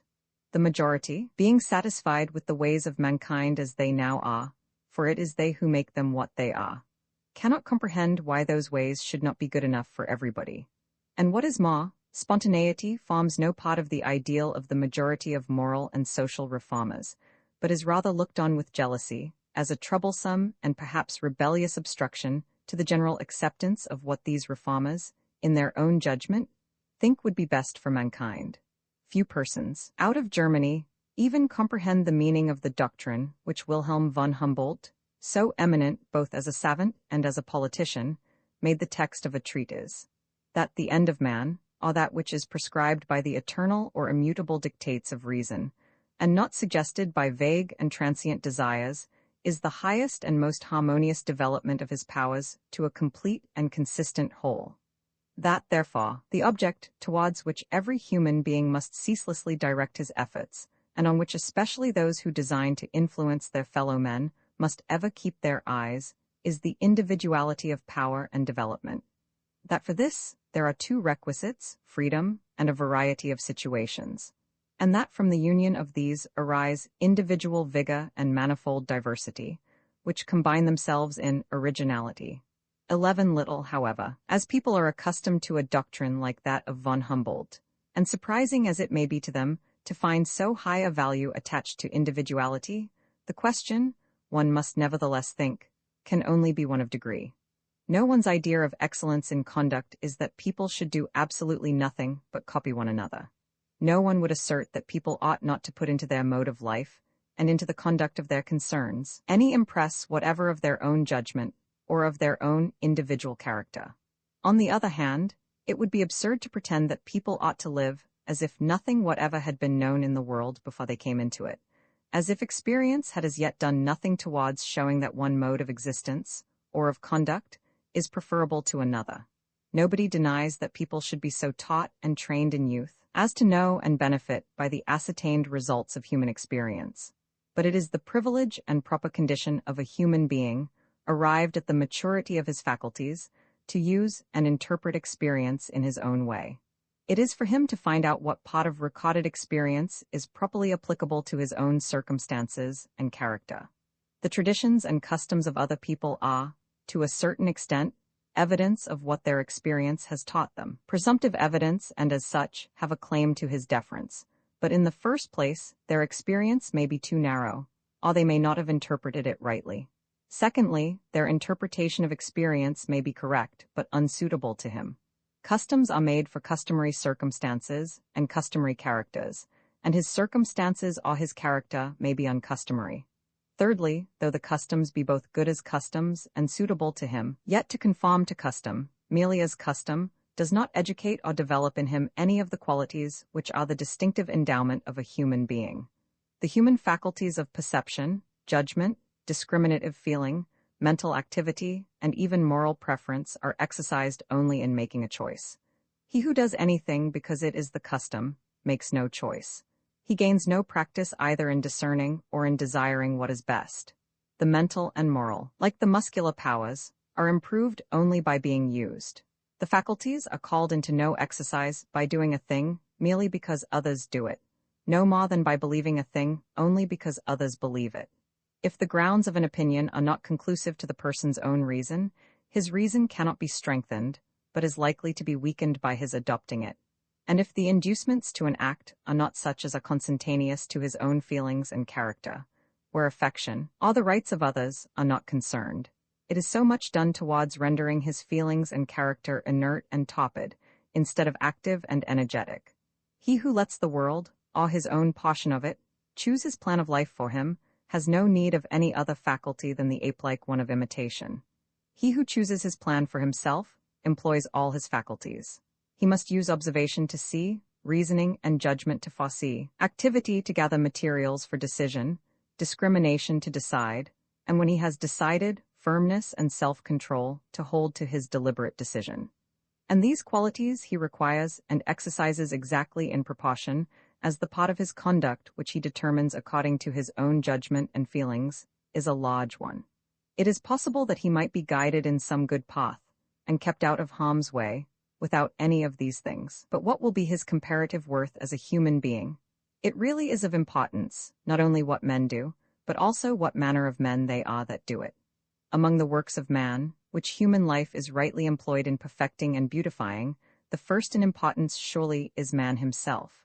Supposing it were possible to get houses built, corn grown, battles fought, causes tried, and even churches erected and prayers said, by machinery, by automatons in human form, it would be a considerable loss to exchange for these automatons even the men and women who at present inhabit the more civilized parts of the world, and who assuredly are but starved specimens of what nature can and will produce.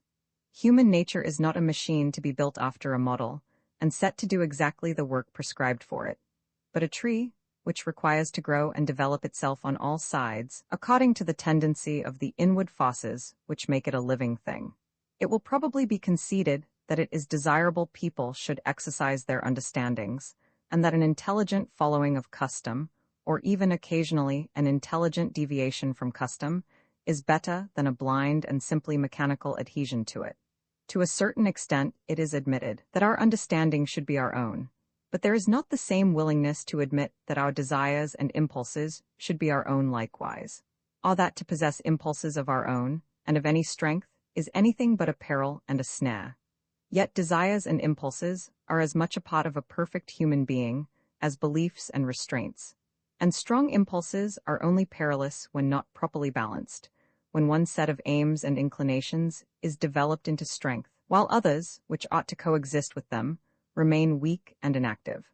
It is not because men's desires are strong that they act ill, it is because their consciences are weak. There is no natural connection between strong impulses and a weak conscience. The natural connection is the other way. To say that one person's desires and feelings are stronger and more various than those of another is merely to say that he has more of the raw material of human nature, and is therefore capable, perhaps of more evil, but certainly of more good. Strong impulses are but another name for energy. Energy may be turned to bad uses, but more good may always be made of an energetic nature than of an indolent and impassive one. Those who have most natural feeling are always those whose cultivated feelings may be made the strongest. The same strong susceptibilities which make the personal impulses vivid and powerful are also the source from whence are generated the most passionate love of virtue and the sternest self-control. It is through the cultivation of these that society both does its duty and protects its interests, not by rejecting the stuff of which heroes are made, because it knows not how to make them. A person whose desires and impulses are his own, are the expression of his own nature, as it has been developed and modified by his own culture, is said to have a character. One whose desires and impulses are not his own has no character, no more than a steam engine has a character. If, in addition to being his own, his impulses are strong and are under the government of a strong will, he has an energetic character. Whoever thinks that individuality of desires and impulses should not be encouraged to unfold itself must maintain that society has no need of strong natures, is not the better for containing many persons who have much character, and that a high general average of energy is not desirable. In some early states of society, these forces might be, and were, too much ahead of the power which society then possessed of disciplining and controlling them. There has been a time when the element of spontaneity and individuality was in excess, and the social principle had a hard struggle with it. The difficulty then was to induce men of strong bodies or minds to pay obedience to any rules which required them to control their impulses. To overcome this difficulty, law and discipline, like the popes struggling against the emperors, asserted a power over the whole man, claiming to control all his life in order to control his character, which society had not found any other sufficient means of binding. But society has now fairly got the better of individuality, and the danger which threatens human nature is not the excess, but the deficiency of personal impulses and preferences. Things are vastly changed since the passions of those who were strong by station or by personal endowment were in a state of habitual rebellion against laws and ordinances, and required to be rigorously chained up to enable the persons within their reach to enjoy any particle of security. In our times, from the highest class of society down to the lowest, everyone lives as under the eye of a hostile and dreaded censorship, not only in what concerns others, but in what concerns only themselves. The individual or the family do not ask themselves, "What do I prefer?" or "What would suit my character and disposition?" or "What would allow the best and highest in me to have fair play and enable it to grow and thrive?" They ask themselves, "What is suitable to my position?" What is usually done by persons of my station and pecuniary circumstances? Or worse still, what is usually done by persons of a station and circumstances superior to mine? I do not mean that they choose what is customary, in preference to what suits their own inclination. It does not occur to them to have any inclination, except for what is customary. Thus the mind itself is bowed to the yoke.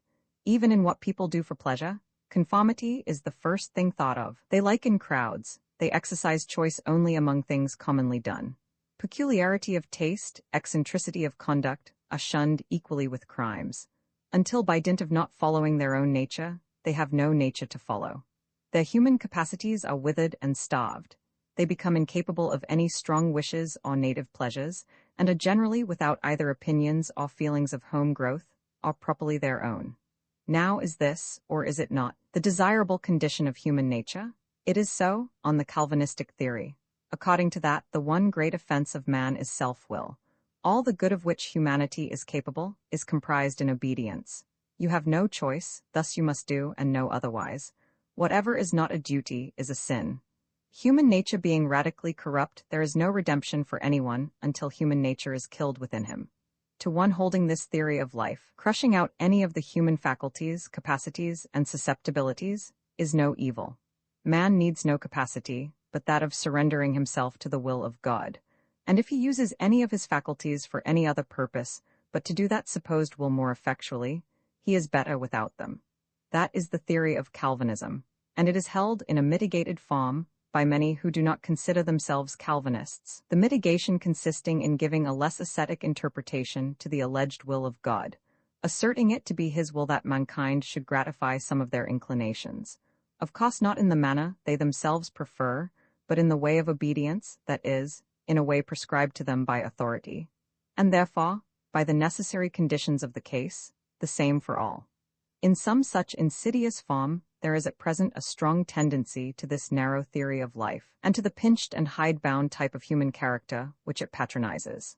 Many persons, no doubt, sincerely think that human beings thus cramped and dwarfed are as their Maker designed them to be, just as many have thought that trees are a much finer thing when clipped into pollards, or cut out into figures of animals, than as nature made them.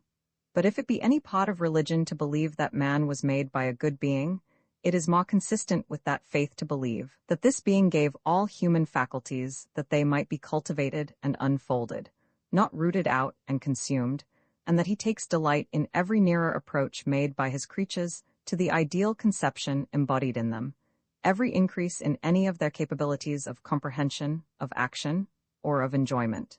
There is a different type of human excellence from the Calvinistic, a conception of humanity as having its nature bestowed on it for other purposes than merely to be abnegated. Pagan self-assertion is one of the elements of human worth, as well as Christian self-denial. 12. There is a Greek ideal of self-development, which the Platonic and Christian ideal of self-government blends with, but does not supersede. It may be better to be a John Knox than an Alcibiades, but it is better to be a Pericles than either. Nor would a Pericles, if we had one in these days, be without anything good which belonged to John Knox. It is not by wearing down into uniformity all that is individual in themselves, but by cultivating it and calling it forth, within the limits imposed by the rights and interests of others, that human beings become a noble and beautiful object of contemplation. And as the works partake the character of those who do them, by the same process human life also becomes rich, diversified, and animating, furnishing more abundant aliment to high thoughts and elevating feelings, and strengthening the tie which binds every individual to the race, by making the race infinitely better worth belonging to. In proportion to the development of his individuality, each person becomes more valuable to himself, and is therefore capable of being more valuable to others. There is a greater fullness of life about his own existence, and when there is more life in the units, there is more in the mass which is composed of them. As much compression as is necessary to prevent the strongest specimens of human nature from encroaching on the rights of others cannot be dispensed with, but for this there is ample compensation even in the point of view of human development. The means of development which the individual loses by being prevented from gratifying his inclinations to the injury of others are chiefly obtained at the expense of the development of other people. And even to himself there is a full equivalent in the better development of the social part of his nature, rendered possible by the restraint put upon the selfish part. To be held to rigid rules of justice for the sake of others develops the feelings and capacities which have the good of others for their object. But to be restrained in things not affecting their good by their mere displeasure develops nothing valuable, except such force of character as may unfold itself in resisting the restraint. If acquiesced in, it dulls and blunts the whole nature. To give any fair play to the nature of each, it is essential that different persons should be allowed to lead different lives. In proportion as this latitude has been exercised in any age, has that age been noteworthy to posterity. Even despotism does not produce its worst effects, so long as individuality exists under it, and whatever crushes individuality is despotism, by whatever name it may be called, and whether it professes to be enforcing the will of God or the injunctions of men. Having said that individuality is the same thing with development, and that it is only the cultivation of individuality which produces, or can produce, well-developed human beings, I might here close the argument. For what more or better can be said of any condition of human affairs than that it brings human beings themselves nearer to the best thing they can be? Or what worse can be said of any obstruction to good than that it prevents this? Doubtless, however, these considerations will not suffice to convince those who most need convincing, and it is necessary further to show that these developed human beings are of some use to the undeveloped, to point out to those who do not desire liberty, and would not avail themselves of it, that they may be in some intelligible manner rewarded for allowing other people to make use of it without hindrance. In the first place, then, I would suggest that they might possibly learn something from them. It will not be denied by anybody that originality is a valuable element in human affairs. There is always need of persons not only to discover new truths and point out when what were once truths are true no longer, but also to commence new practices and set the example of more enlightened conduct and better taste and sense in human life. This cannot well be gainsaid by anybody who does not believe that the world has already attained perfection in all its ways and practices. It is true that this benefit is not capable of being rendered by everybody alike. There are but few persons, in comparison with the whole of mankind, whose experiments, if adopted by others, would be likely to be any improvement on established practice. But these few are the salt of the earth. Without them, human life would become a stagnant pool. Not only is it they who introduce good things which did not before exist, it is they who keep the life in those which already existed. If there were nothing new to be done, would human intellect cease to be necessary? Would it be a reason why those who do the old things should forget why they are done, and do them like cattle, not like human beings? There is only too great a tendency in the best beliefs and practices to degenerate into the mechanical. And unless there were a succession of persons whose ever-occurring originality prevents the grounds of those beliefs and practices from becoming merely traditional, such dead matter would not resist the smallest shock from anything really alive, and there would be no reason why civilization should not die out, as in the Byzantine Empire. Persons of genius, it is true, and are always likely to be a small minority, but in order to have them, it is necessary to preserve the soil in which they grow. Genius can only breathe freely in an atmosphere of freedom. Persons of genius are, ex Roman 6 termini, more individual than any other people, less capable, consequently, of fitting themselves, without hurtful compression, into any of the small number of molds which society provides in order to save its members the trouble of forming their own character. If from timidity they consent to be forced into one of these molds, and to let all that part of themselves which cannot expand under the pressure remain unexpanded, society will be little the better for their genius. If they are of a strong character and break their fetters, they become a mark for the society which has not succeeded in reducing them to commonplace, to point at with solemn warning as wild, erratic, and the like. Much as if one should complain of the Niagara River for not flowing smoothly between its banks like a Dutch canal. I insist thus emphatically on the importance of genius, and the necessity of allowing it to unfold itself freely both in thought and in practice, being well aware that no one will deny the position in theory, but knowing also that almost everyone, in reality, is totally indifferent to it.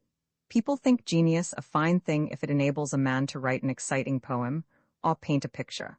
But in its true sense, that of originality in thought and action, though no one says that it is not a thing to be admired, nearly all, at heart, think that they can do very well without it.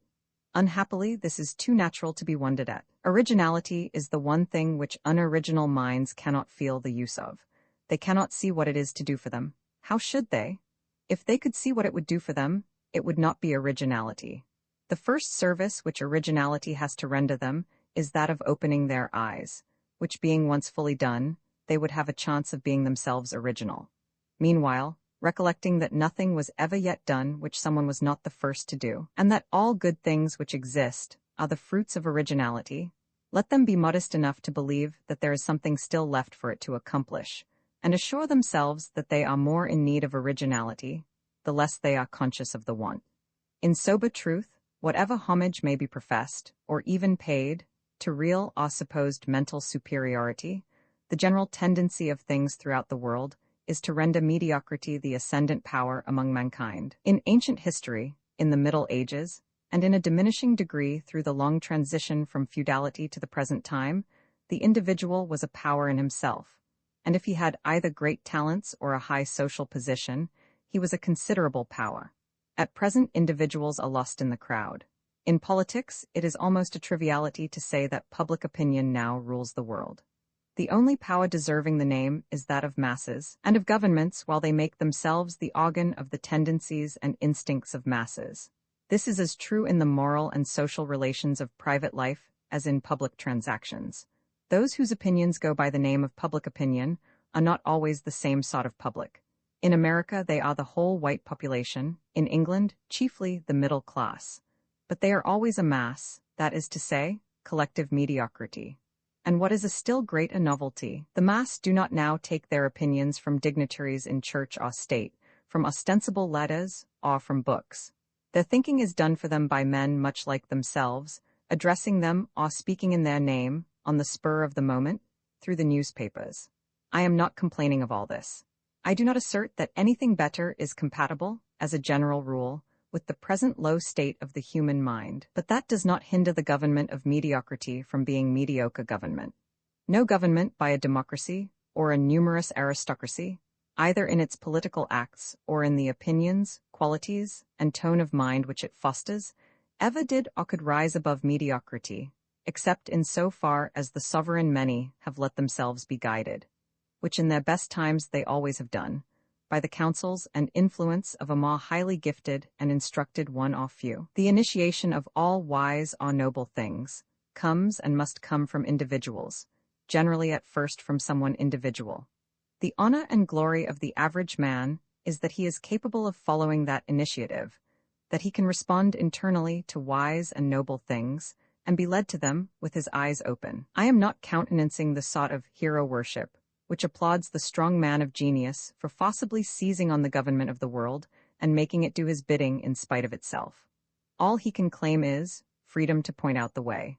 The power of compelling others into it is not only inconsistent with the freedom and development of all the rest, but corrupting to the strong man himself. It does seem, however, that when the opinions of masses of merely average men are everywhere becoming the dominant power, the counterpoise and corrective to that tendency would be the more and more pronounced individuality of those who stand on the higher eminences of thought. It is in these circumstances most especially that exceptional individuals, instead of being deterred, should be encouraged in acting differently from the mass. In other times there was no advantage in their doing so, unless they acted not only differently, but better. In this age the mere example of nonconformity, the mere refusal to bend the knee to custom, is itself a service. Precisely because the tyranny of opinion is such as to make eccentricity a reproach, it is desirable, in order to break through that tyranny, that people should be eccentric. Eccentricity has always abounded when and where strength of character has abounded, and the amount of eccentricity in a society has generally been proportional to the amount of genius, mental vigor, and moral courage which it contained. That so few now dare to be eccentric marks the chief danger of the time.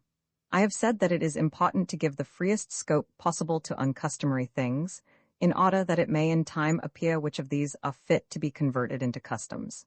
But independence of action and disregard of custom are not solely deserving of encouragement for the chance they afford that better modes of action, and customs more worthy of general adoption, may be struck out.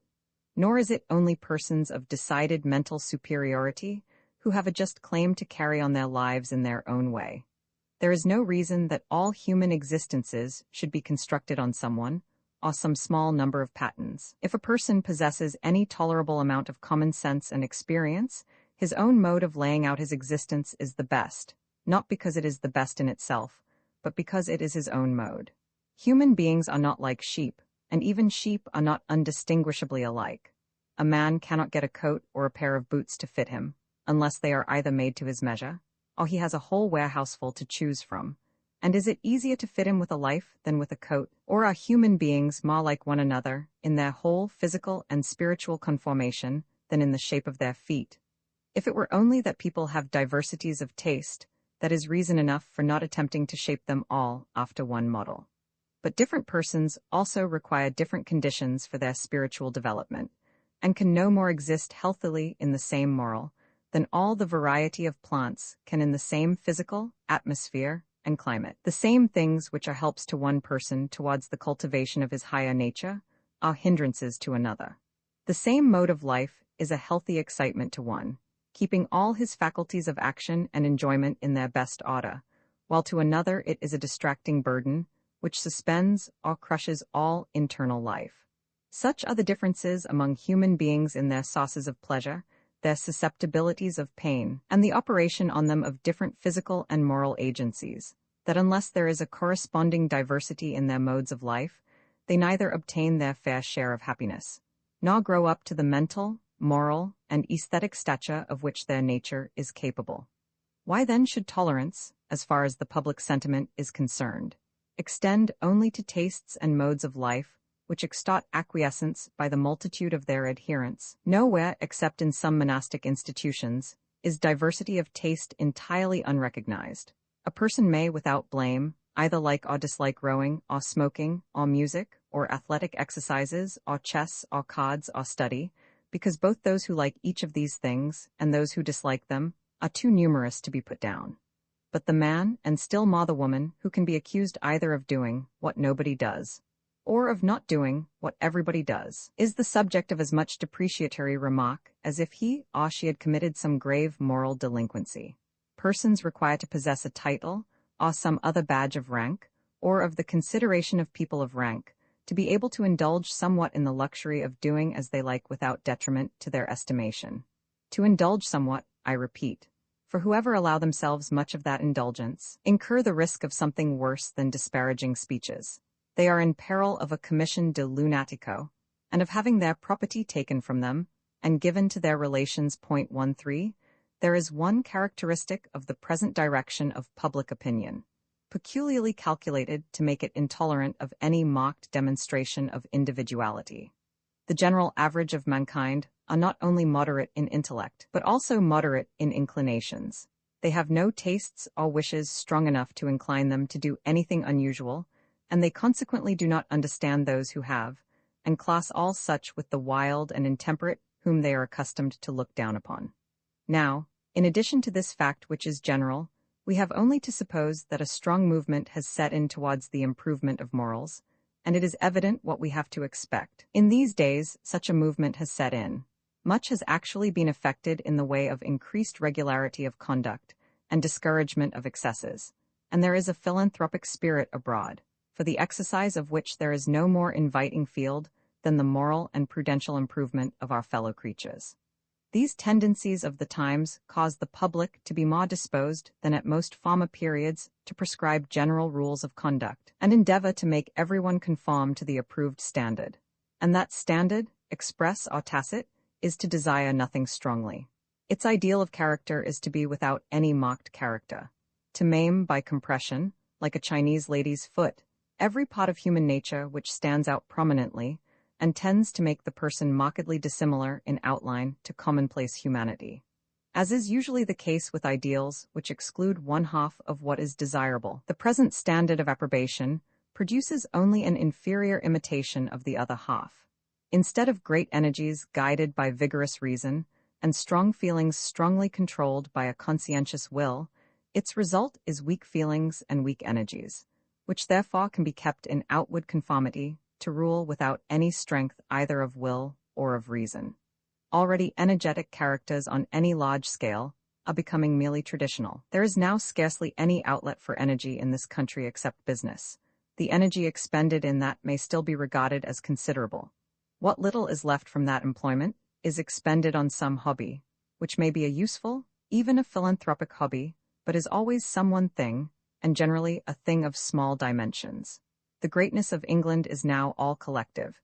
Individually small, we only appear capable of anything great by our habit of combining, and with this our moral and religious philanthropists are perfectly contented.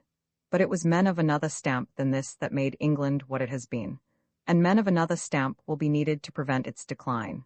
The despotism of custom is everywhere the standing hindrance to human advancement, being in unceasing antagonism to that disposition to aim at something better than customary, which is called, according to circumstances, the spirit of liberty, or that of progress or improvement. The spirit of improvement is not always a spirit of liberty, for it may aim at forcing improvements on an unwilling people, and the spirit of liberty, in so far as it resists such attempts, may ally itself locally and temporarily with the opponents of improvement. But the only unfailing and permanent source of improvement is liberty, since by it there are as many possible independent centers of improvement as there are individuals. The progressive principle, however, in either shape, whether as the love of liberty or of improvement, is antagonistic to the sway of custom, involving at least emancipation from that yoke, and the contest between the two constitutes the chief interest of the history of mankind.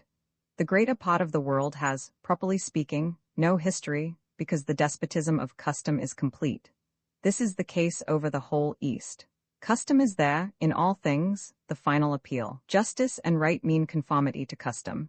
The argument of custom no one, unless some tyrant intoxicated with power, thinks of resisting. And we see the result. Those nations must once have had originality. They did not start out of the ground populous, lettered, and versed in many of the arts of life. They made themselves all this, and were then the greatest and most powerful nations in the world. What are they now? The subjects or dependents of tribes whose forefathers wandered in the forests when theirs had magnificent palaces and gorgeous temples, but over whom custom exercised only a divided rule with liberty and progress. A people, it appears, may be progressive for a certain length of time, and then stop.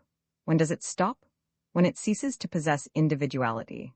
If a similar change should befall the nations of Europe, it will not be in exactly the same shape.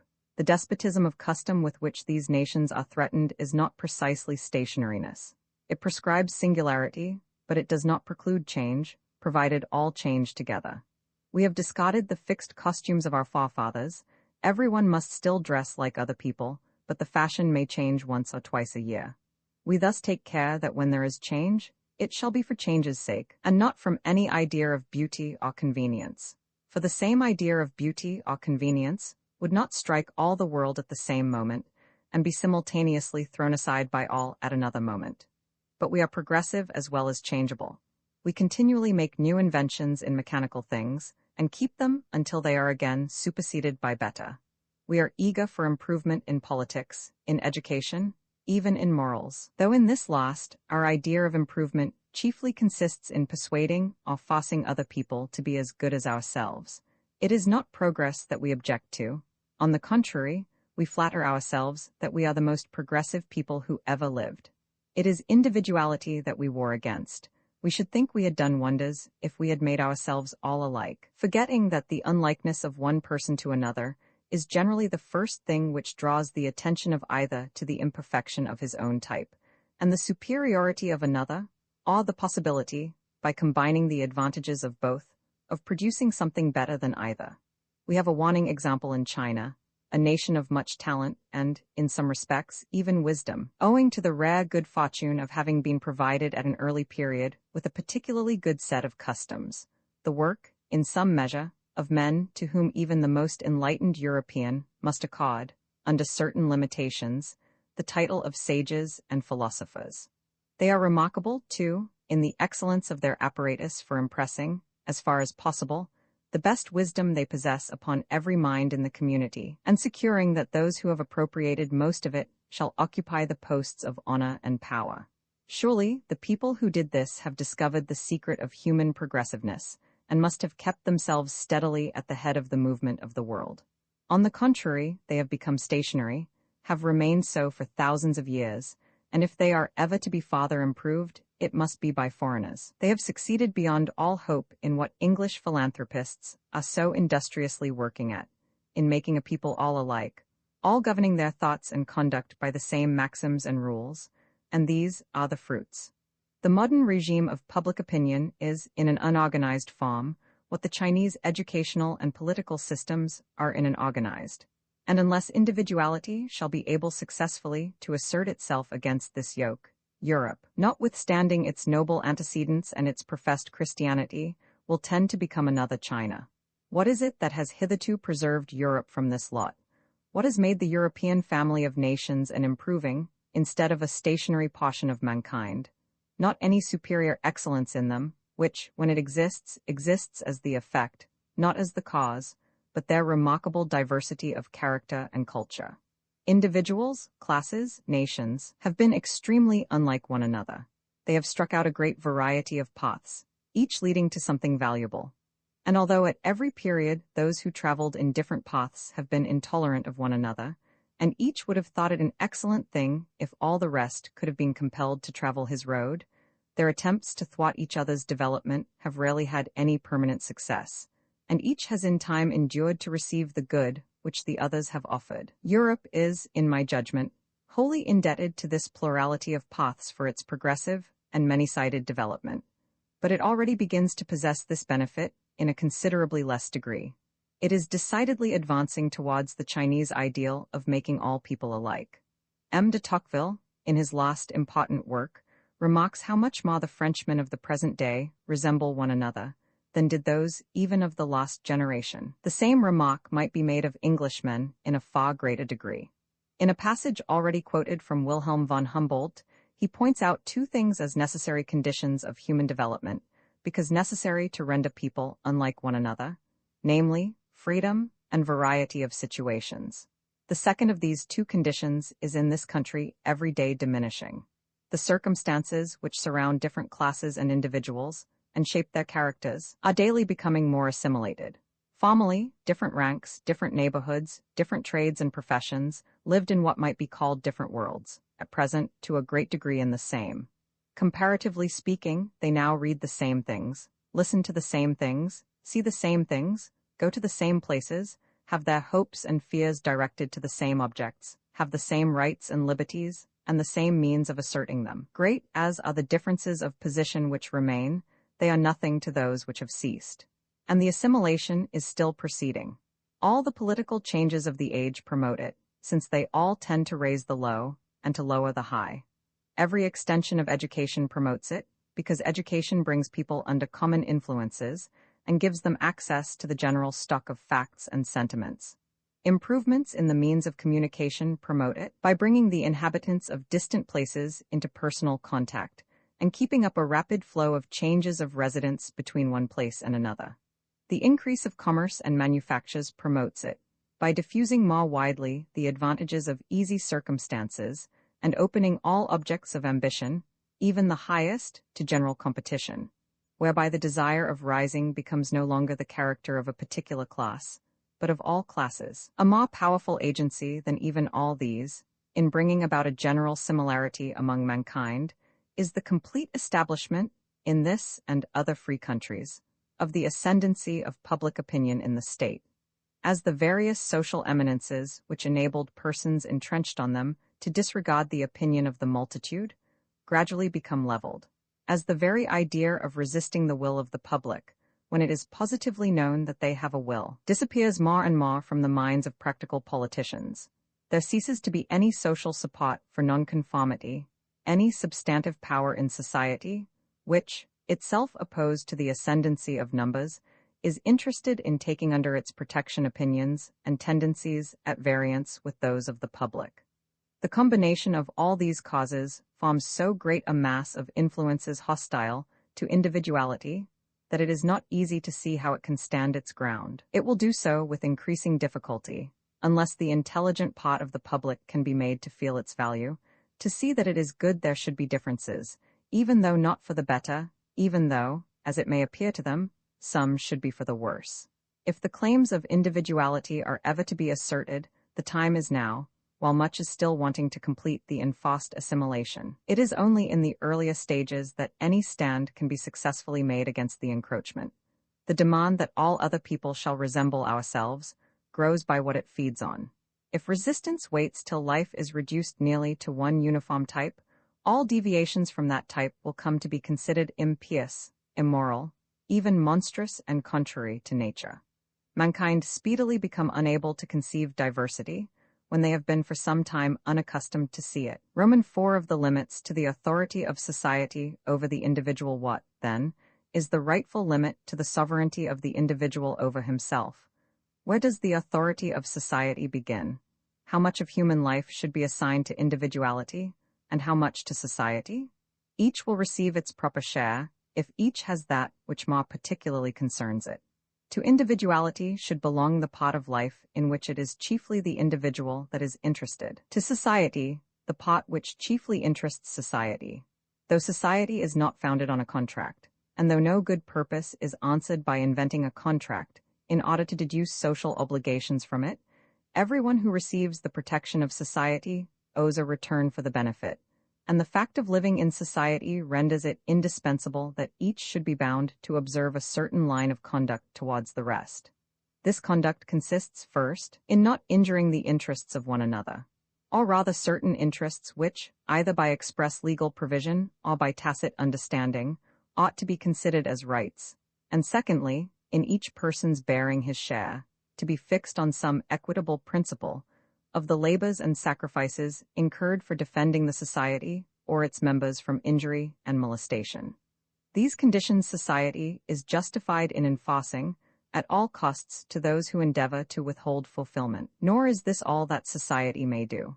The acts of an individual may be hurtful to others, or wanting in due consideration for their welfare, without going the length of violating any of their constituted rights.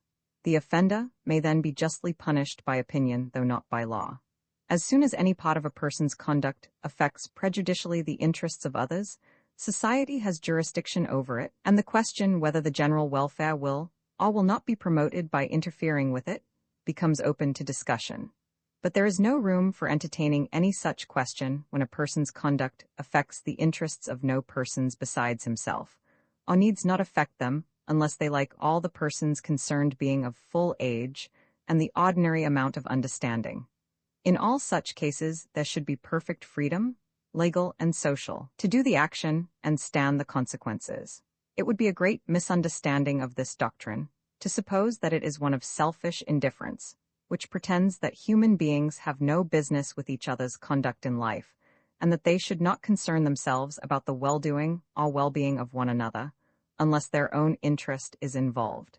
Instead of any diminution, there is need of a great increase of disinterested exertion to promote the good of others. But disinterested benevolence can find other instruments to persuade people to their good than whips and scourges, either of the literal or the metaphorical sort. I am the last person to undervalue the self-regarding virtues. They are only second in importance, if even second, to the social. It is equally the business of education to cultivate both. But even education works by conviction and persuasion as well as by compulsion, and it is by the former only that, when the period of education is past, the self-regarding virtues should be inculcated. Human beings owe to each other help to distinguish the better from the worse, and encouragement to choose the former and avoid the latter. They should be forever stimulating each other to increased exercise of their higher faculties, and increased direction of their feelings and aims towards wise instead of foolish, elevating instead of degrading, objects and contemplations. But neither one person, nor any number of persons, is warranted in saying to another human creature of ripe years that he shall not do with his life for his own benefit what he chooses to do with it. He is the person most interested in his own well-being. The interest which any other person, except in cases of strong personal attachment, can have in it, is trifling compared with that which he himself has. The interest which society has in him individually, except as to his conduct to others, is fractional and altogether indirect. While, with respect to his own feelings and circumstances, the most ordinary man or woman has means of knowledge immeasurably surpassing those that can be possessed by anyone else. The interference of society to overrule his judgment and purposes in what only regards himself must be grounded on general presumptions, which may be altogether wrong, and even if right, are as likely as not to be misapplied to individual cases, by persons no better acquainted with the circumstances of such cases than those who look at them merely from without. In this department, therefore, of human affairs, individuality has its proper field of action. In the conduct of human beings towards one another, it is necessary that general rules should for the most part be observed, in order that people may know what they have to expect. But in each person's own concerns, his individual spontaneity is entitled to free exercise. Considerations to aid his judgment, exhortations to strengthen his will, may be offered to him, even obtruded on him by others. But he himself is the final judge. All errors which he is likely to commit against advice and warning are far outweighed by the evil of allowing others to constrain him to what they deem his good. I do not mean that the feelings with which a person is regarded by others ought not to be in any way affected by his self-regarding qualities or deficiencies. This is neither possible nor desirable. If he is eminent in any of the qualities which conduce to his own good, he is, so far, a proper object of admiration. He is so much the nearer to the ideal perfection of human nature. If he is grossly deficient in those qualities, a sentiment the opposite of admiration will follow. There is a degree of folly, and a degree of what may be called, though the phrase is not unobjectionable, lowness or deprivation of taste, which, though it cannot justify doing harm to the person who manifests it, renders him necessarily and properly a subject of distaste, or, in extreme cases, even of contempt. A person could not have the opposite qualities in due strength without entertaining these feelings. Though doing no wrong to anyone, a person may so act as to compel us to judge him, and feel to him as a fool or as a being of an inferior order. And since this judgment and feeling are a fact which he would prefer to avoid, it is doing him a service to warn him of it beforehand, as of any other disagreeable consequence to which he exposes himself. It would be well, indeed, if this good office were much more freely rendered than the common notions of politeness at present permit, and if one person could honestly point out to another that he thinks him in fault, without being considered unmannerly or presuming. We have a right, also, in various ways, to act upon our unfavorable opinion of anyone, not to the oppression of his individuality, but in the exercise of ours. We are not bound, for example, to seek his society. We have a right to avoid it, though not to parade the avoidance, for we have a right to choose the society most acceptable to us. We have a right, and it may be our duty, to caution others against him, if we think his example or conversation likely to have a pernicious effect on those with whom he associates.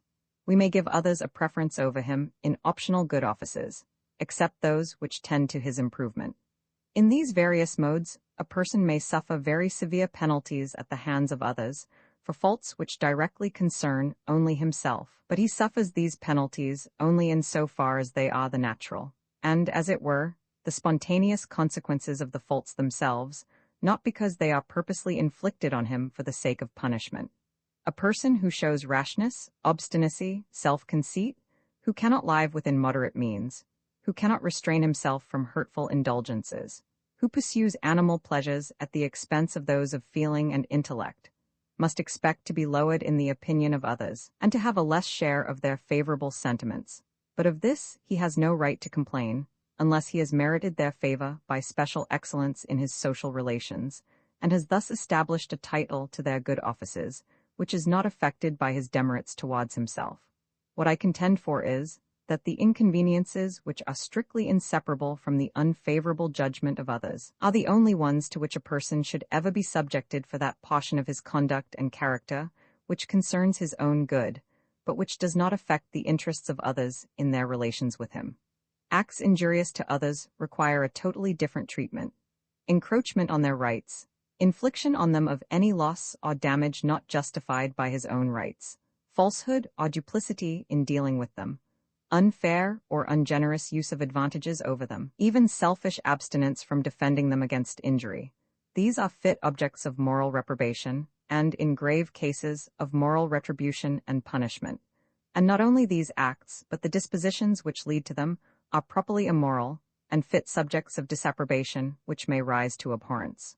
Cruelty of disposition, malice and ill nature, that most antisocial and odious of all passions, envy, dissimulation and insincerity, irascibility on insufficient cause, and resentment disproportioned to the provocation, the love of domineering over others, the desire to engross more than one's share of advantages, the pi lambda epsilon omicron nu epsilon xi letter 1f3 1 alpha of the Greeks, the pride which derives gratification from the abasement of others, the egotism which thinks self and its concerns more important than everything else, and decides all doubtful questions in its own favor. These are moral vices, and constitute a bad and odious moral character. Unlike the self-regarding faults previously mentioned, which are not properly immoralities, and to whatever pitch they may be carried, do not constitute wickedness. They may be proofs of any amount of folly, or want of personal dignity and self-respect, but they are only a subject of moral reprobation when they involve a breach of duty to others, for whose sake the individual is bound to have care for himself. What are called duties to ourselves are not socially obligatory, unless circumstances render them at the same time duties to others. The term duty to oneself, when it means anything more than prudence, means self-respect or self-development, and for none of these is anyone accountable to his fellow creatures, because for none of them is it for the good of mankind that he be held accountable to them. The distinction between the loss of consideration, which a person may rightly incur by defect of prudence or of personal dignity, and the reprobation which is due to him for an offense against the rights of others, is not a merely nominal distinction. It makes a vast difference both in our feelings and in our conduct towards him, whether he displeases us in things in which we think we have a right to control him, or in things in which we know that we have not. If he displeases us, we may express our distaste, and we may stand aloof from a person as well as from a thing that displeases us, but we shall not therefore feel called on to make his life uncomfortable. We shall reflect that he already bears, or will bear, the whole penalty of his error. If he spoils his life by mismanagement, we shall not, for that reason, desire to spoil it still further. Instead of wishing to punish him, we shall rather endeavor to alleviate his punishment by showing him how he may avoid or cure the evils his conduct tends to bring upon him. He may be to us an object of pity, perhaps of dislike, but not of anger or resentment. We shall not treat him like an enemy of society. The worst we shall think ourselves justified in doing is leaving him to himself, if we do not interfere benevolently by showing interest or concern for him. It is far otherwise if he has infringed the rules necessary for the protection of his fellow creatures, individually or collectively. The evil consequences of his acts do not then fall on himself, but on others.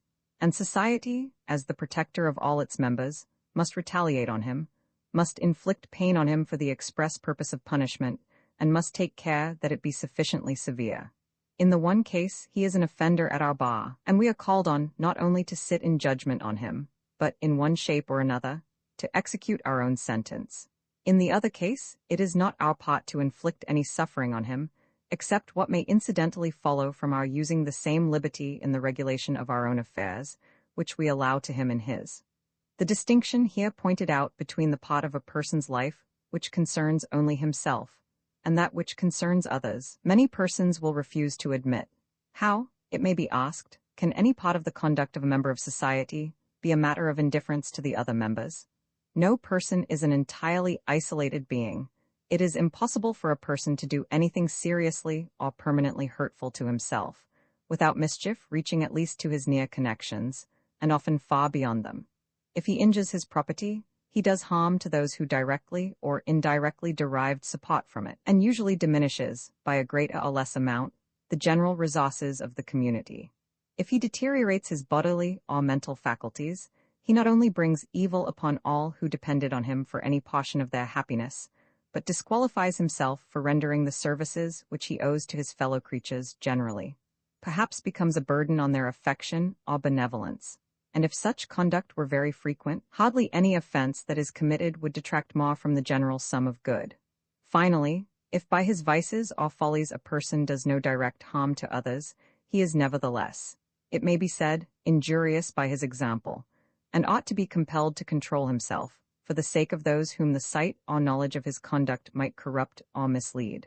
And even, it will be added, if the consequences of misconduct could be confined to the vicious or thoughtless individual, ought society to abandon to their own guidance those who are manifestly unfit for it. If protection against themselves is confessedly due to children and persons under age, is not society equally bound to afford it to persons of mature years who are equally incapable of self-government? If gambling, or drunkenness, or incontinence, or idleness, or uncleanliness are as injurious to happiness, and as great a hindrance to improvement, as many or most of the acts prohibited by law, why, it may be asked, should not law, so far as is consistent with practicability and social convenience, endeavor to repress these also? And as a supplement to the unavoidable imperfections of law, ought not opinion at least to organize a powerful police against these vices, and visit rigidly with social penalties those who are known to practice them? There is no question here, it may be said, about restricting individuality or impeding the trial of new and original experiments in living. The only things it is sought to prevent are things which have been tried and condemned from the beginning of the world until now, things which experience has shown not to be useful or suitable to any person's individuality. There must be some length of time and amount of experience, after which a moral or prudential truth may be regarded as established, and it is merely desired to prevent generation after generation from falling over the same precipice which has been fatal to their predecessors. I fully admit that the mischief which a person does to himself may seriously affect, both through their sympathies and their interests, those nearly connected with him, and in a minor degree, society at large. When, by conduct of this sort, a person is led to violate a distinct and assignable obligation to any other person or persons, the case is taken out of the self-regarding class, and becomes amenable to moral disapprobation in the proper sense of the term. If, for example, a man, through intemperance or extravagance, becomes unable to pay his debts, or, having undertaken the moral responsibility of a family, becomes from the same cause incapable of supporting or educating them, he is deservedly reprobated, and might be justly punished, but it is for the breach of duty to his family or creditors, not for the extravagance. If the resources which ought to have been devoted to them had been diverted from them for the most prudent investment, the moral culpability would have been the same. George Barnwell murdered his uncle to get money for his mistress, but if he had done it to set himself up in business, he would equally have been hanged. Again, in the frequent case of a man who causes grief to his family by addiction to bad habits, he deserves reproach for his unkindness or ingratitude. But so he may for cultivating habits not in themselves vicious, if they are painful to those with whom he passes his life, or who from personal ties are dependent on him for their comfort. Whoever fails in the consideration, generally due to the interests and feelings of others, not being compelled by some more imperative duty, or justified by allowable self-preference, is a subject of moral disapprobation for that failure, but not for the cause of it, nor for the errors, merely personal to himself, which may have remotely led to it. In like manner, when a person disables himself, by conduct purely self-regarding, from the performance of some definite duty incumbent on him to the public, he is guilty of a social offense. No person ought to be punished simply for being drunk, but a soldier or a policeman should be punished for being drunk on duty. Whenever, in short, there is a definite damage, or a definite risk of damage, either to an individual or to the public, the case is taken out of the province of liberty and placed in that of morality or law. But with regard to the merely contingent, or, as it may be called, constructive injury which a person causes to society, by conduct which neither violates any specific duty to the public, nor occasions perceptible hurt to any assignable individual except himself, the inconvenience is one which society can afford to bear, for the sake of the greater good of human freedom. If grown persons are to be punished for not taking proper care of themselves, I would rather it were for their own sake, than under pretense of preventing them from impairing their capacity of rendering to society benefits, which society does not pretend it has a right to exact. But I cannot consent to argue the point, as if society had no means of bringing its weaker members up to its ordinary standard of rational conduct, except waiting till they do something irrational, and then punishing them, legally or morally, for it. Society has had absolute power over them during all the early portion of their existence. It has had the whole period of childhood and non-age in which to try whether it could make them capable of rational conduct in life. The existing generation is master both of the training and the entire circumstances of the generation to come. It cannot indeed make them perfectly wise and good, because it is itself so lamentably deficient in goodness and wisdom, and its best efforts are not always, in individual cases, its most successful ones. But it is perfectly well able to make the rising generation, as a whole, as good as, and a little better than, itself. If society lets any considerable number of its members grow up mere children, incapable of being acted on by rational consideration of distant motives, society has itself to blame for the consequences. Armed not only with all the powers of education, but with the ascendancy which the authority of a received opinion always exercises over the minds who are least fitted to judge for themselves, and aided by the natural penalties which cannot be prevented from falling on those who incur the distaste or the contempt of those who know them. Let not society pretend that it needs, besides all this, the power to issue commands and enforce obedience in the personal concerns of individuals, in which, on all principles of justice and policy, the decision ought to rest with those who are to abide the consequences. Nor is there anything which tends more to discredit and frustrate the better means of influencing conduct than a resort to the worse. If there be among those whom it is attempted to coerce into prudence or temperance, any of the material of which vigorous and independent characters are made, they will infallibly rebel against the yoke. No such person will ever feel that others have a right to control him in his concerns, such as they have to prevent him from injuring them in theirs, and it easily comes to be considered a mark of spirit and courage to fly in the face of such usurped authority, and do with ostentation the exact opposite of what it enjoins, as in the fashion of grossness which succeeded, in the time of Charles Roman II, to the fanatical moral intolerance of the Puritans. With respect to what is said of the necessity of protecting society from the bad example set to others by the vicious, or the self-indulgent, it is true that bad example may have a pernicious effect, especially the example of doing wrong to others with impunity to the wrongdoer. But we are now speaking of conduct which, while it does no wrong to others, is supposed to do great harm to the agent himself, and I do not see how those who believe this can think otherwise than that the example, on the whole, must be more salutary than hurtful, since, if it displays the misconduct, it displays also the painful or degrading consequences, which, if the conduct is justly censured, must be supposed to be in all or most cases attendant on it. But the strongest of all the arguments against the interference of the public with purely personal conduct is that when it does interfere, the odds are that it interferes wrongly and in the wrong place. On questions of social morality, of duty to others, the opinion of the public, that is, of an overruling majority, though often wrong, is likely to be still oftener right, because on such questions they are only required to judge of their own interests, of the manner in which some mode of conduct, if allowed to be practiced, would affect themselves. But the opinion of a similar majority, imposed as a law on the minority, on questions of self-regarding conduct, is quite as likely to be wrong as right. For in these cases public opinion means, at the best, some people's opinion of what is good or bad for other people, while very often it does not even mean that. The public, with the most perfect indifference, passing over the pleasure or convenience of those whose conduct they censure, and considering only their own preference. There are many who consider as an injury to themselves any conduct which they have a distaste for, and resent it as an outrage to their feelings, as a religious bigot, when charged with disregarding the religious feelings of others, has been known to retort that they disregard his feelings, by persisting in their abominable worship or creed. But there is no parity between the feeling of a person for his own opinion, and the feeling of another who is offended at his holding it, no more than between the desire of a thief to take a purse, and the desire of the right owner to keep it, and a person's taste is as much his own peculiar concern as his opinion or his purse. It is easy for anyone to imagine an ideal public, which leaves the freedom and choice of individuals in all uncertain matters undisturbed, and only requires them to abstain from modes of conduct which universal experience has condemned. But where has there been seen a public which set any such limit to its censorship? Or when does the public trouble itself about universal experience?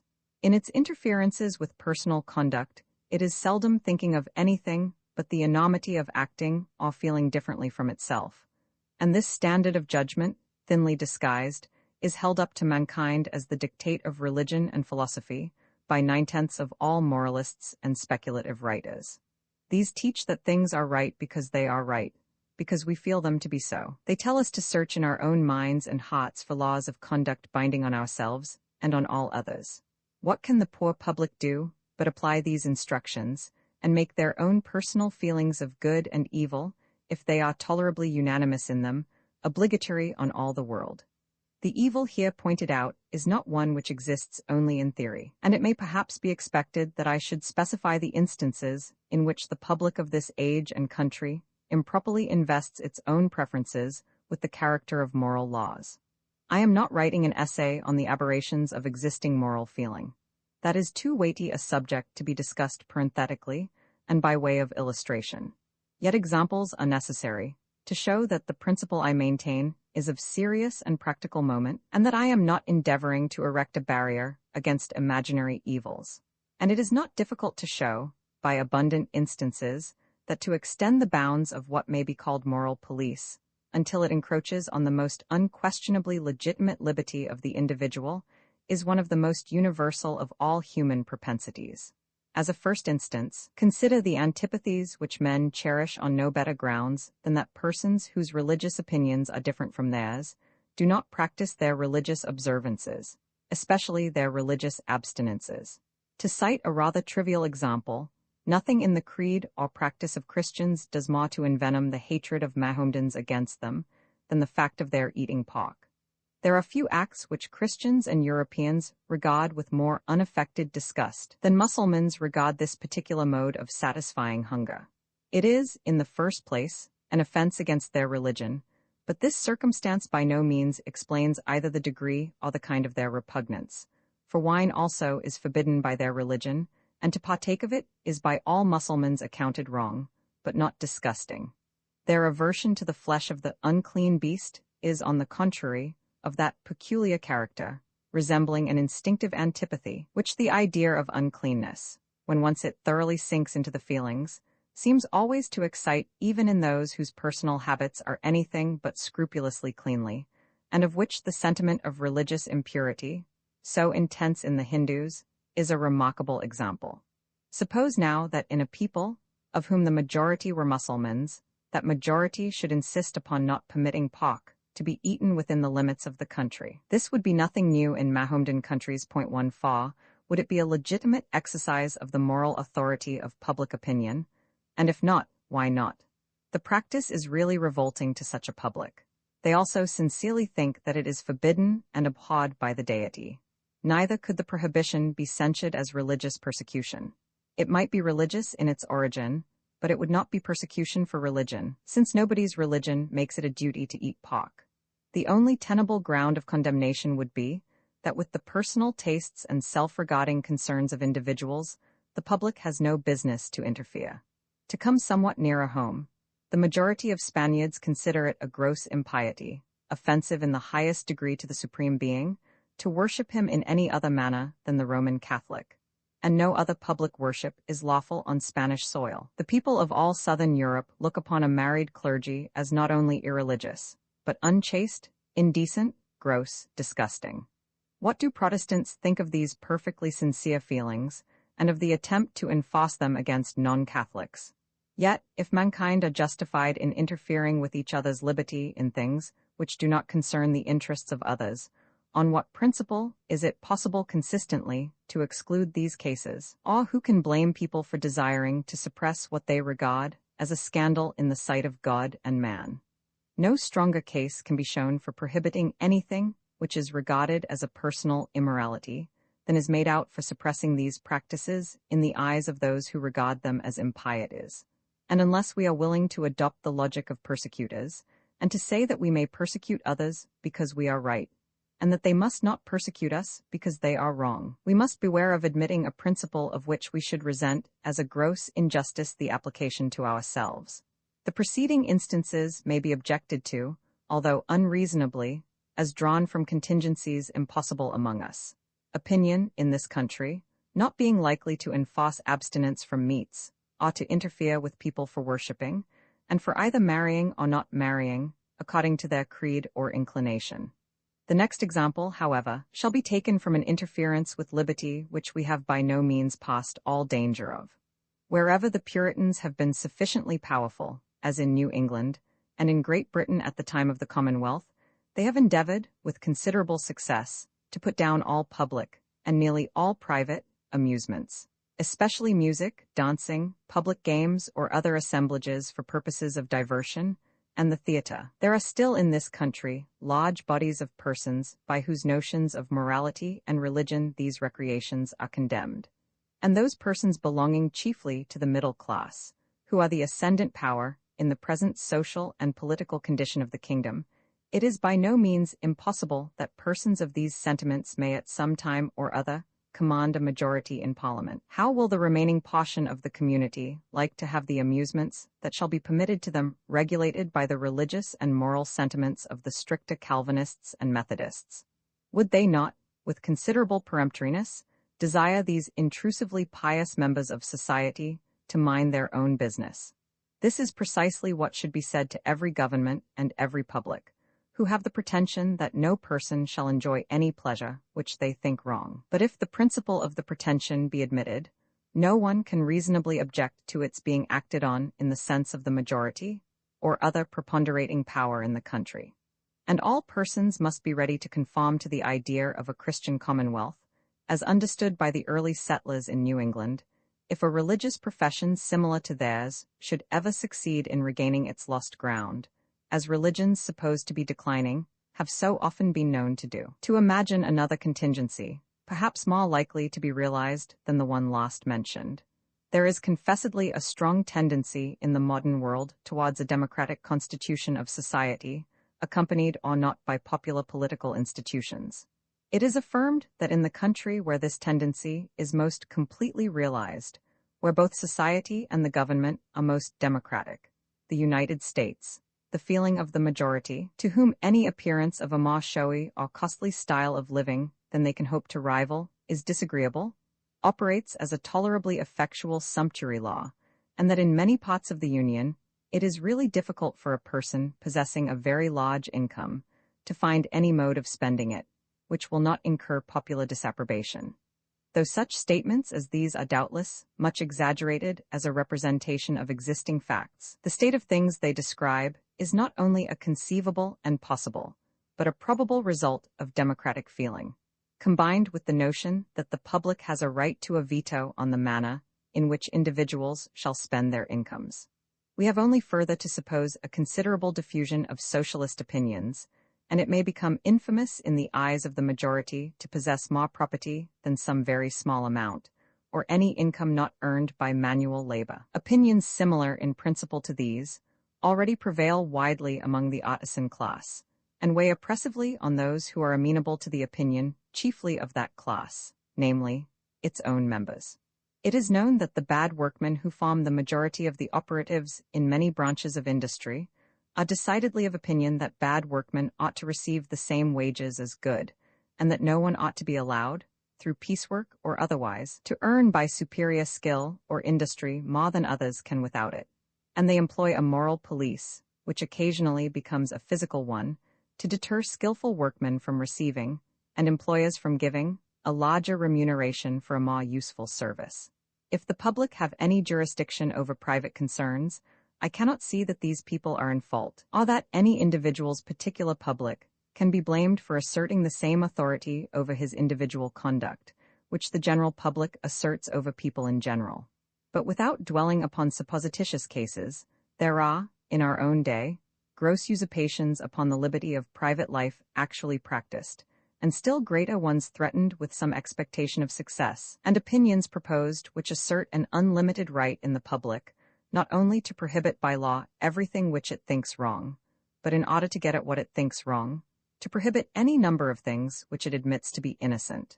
Under the name of preventing intemperance, the people of one English colony, and of nearly half the United States, have been interdicted by law from making any use whatever of fermented drinks, except for medical purposes. For prohibition of their sale is in fact, as it is intended to be, prohibition of their use. And though the impracticability of executing the law has caused its repeal in several of the states which had adopted it, including the one from which it derives its name, an attempt has notwithstanding been commenced, and is prosecuted with considerable zeal by many of the professed philanthropists, to agitate for a similar law in this country. The association, or alliance as it terms itself, which has been formed for this purpose, has acquired some notoriety through the publicity given to a correspondence between its secretary and one of the very few English public men who hold that a politician's opinions ought to be founded on principles. Lord Stanley's share in this correspondence is calculated to strengthen the hopes already built on him by those who know how rare such qualities as are manifested in some of his public appearances, unhappily, are among those who figure in political life. The organ of the alliance, who would deeply deplore the recognition of any principle which could be wrested to justify bigotry and persecution, undertakes to point out the broad and impassable barrier which divides such principles from those of the association. All matters relating to thought, opinion, conscience appear to me, he says, to be without the sphere of legislation, all pertaining to social act, habit, relation, subject only to a discretionary power vested in the state itself, and not in the individual, to be within it. No mention is made of a third class, different from either of these, viz., acts and habits which are not social, but individual, although it is to this class, surely, that the act of drinking fermented liquors belongs. Selling fermented liquors, however, is trading, and trading is a social act, but the infringement complained of is not on the liberty of the seller, but on that of the buyer and consumer, since the state might just as well forbid him to drink wine as purposely make it impossible for him to obtain it. The Secretary, however, says, I claim, as a citizen, a right to legislate whenever my social rights are invaded by the social act of another. And now for the definition of these social rights. If anything invades my social rights, certainly the traffic in strong drink does. It destroys my primary right of security by constantly creating and stimulating social disorder. It invades my right of equality by deriving a profit from the creation of a misery I am taxed to support. It impedes my right to free moral and intellectual development by surrounding my path with dangers and by weakening and demoralizing society, from which I have a right to claim mutual aid and intercourse. A theory of social rights, the like of which probably never before found its way into distinct language, being nothing short of this, that it is the absolute social right of every individual, that every other individual shall act in every respect exactly as he ought, that whosoever fails thereof in the smallest particular violates my social right, and entitles me to demand from the legislature the removal of the grievance. So monstrous a principle is far more dangerous than any single interference with liberty. There is no violation of liberty which it would not justify. It acknowledges no right to any freedom whatever, except perhaps to that of holding opinions in secret, without ever disclosing them. For the moment an opinion which I consider noxious passes anyone's lips, it invades all the social rights attributed to me by the Alliance. The doctrine ascribes to all mankind a vested interest in each other's moral, intellectual, and even physical perfection, to be defined by each claimant according to his own standard. Another important example of illegitimate interference with the rightful liberty of the individual, not simply threatened, but long since carried into triumphant effect, is Sabbatarian legislation. Without doubt, abstinence on one day in the week, so far as the exigencies of life permit, from the usual daily occupation, though in no respect religiously binding on any except Jews, is a highly beneficial custom. And inasmuch as this custom cannot be observed without a general consent to that effect among the industrious classes, therefore, in so far as some persons by working may impose the same necessity on others, it may be allowable and right that the law should guarantee to each the observance by others of the custom, by suspending the greater operations of industry on a particular day. But this justification, grounded on the direct interest which others have in each individual's observance of the practice, does not apply to the self-chosen occupations in which a person may think fit to employ his leisure. Nor does it hold good, in the smallest degree, for legal restrictions on amusements. It is true that the amusement of some is the day's work of others, but the pleasure, not to say the useful recreation of many, is worth the labor of a few, provided the occupation is freely chosen and can be freely resigned. The operatives are perfectly right in thinking that if all worked on Sunday, 7 days' work would have to be given for 6 days' wages. But so long as the great mass of employments are suspended, the small number who for the enjoyment of others must still work, obtain a proportional increase of earnings, and they are not obliged to follow those occupations if they prefer leisure to emolument. If a further remedy is sought, it might be found in the establishment by custom of a holiday on some other day of the week for those particular classes of persons. The only ground, therefore, on which restrictions on Sunday amusements can be defended must be that they are religiously wrong, a motive of legislation which never can be too earnestly protested against. Deorum injuriae deis curi. It remains to be proved that society or any of its officers holds a commission from on high to avenge any supposed offense to omnipotence, which is not also a wrong to our fellow creatures. The notion that it is one man's duty that another should be religious was the foundation of all the religious persecutions ever perpetrated, and if admitted, would fully justify them, though the feeling which breaks out in the repeated attempts to stop railway traveling on Sunday, in the resistance to the opening of museums, and the like, has not the cruelty of the old persecutors. The state of mind indicated by it is fundamentally the same. It is a determination not to tolerate others in doing what is permitted by their religion, because it is not permitted by the persecutor's religion. It is a belief that God not only abominates the act of the misbeliever, but will not hold us guiltless if we leave him unmolested. I cannot refrain from adding to these examples of the little account commonly made of human liberty, the language of downright persecution which breaks out from the press of this country, whenever it feels called on to notice the remarkable phenomenon of Mormonism. Much might be said on the unexpected and instructive fact that an alleged new revelation, and a religion founded on it, the product of palpable imposture, not even supported by the prestige of extraordinary qualities in its founder, is believed by hundreds of thousands, and has been made the foundation of a society in the age of newspapers, railways, and the electric telegraph.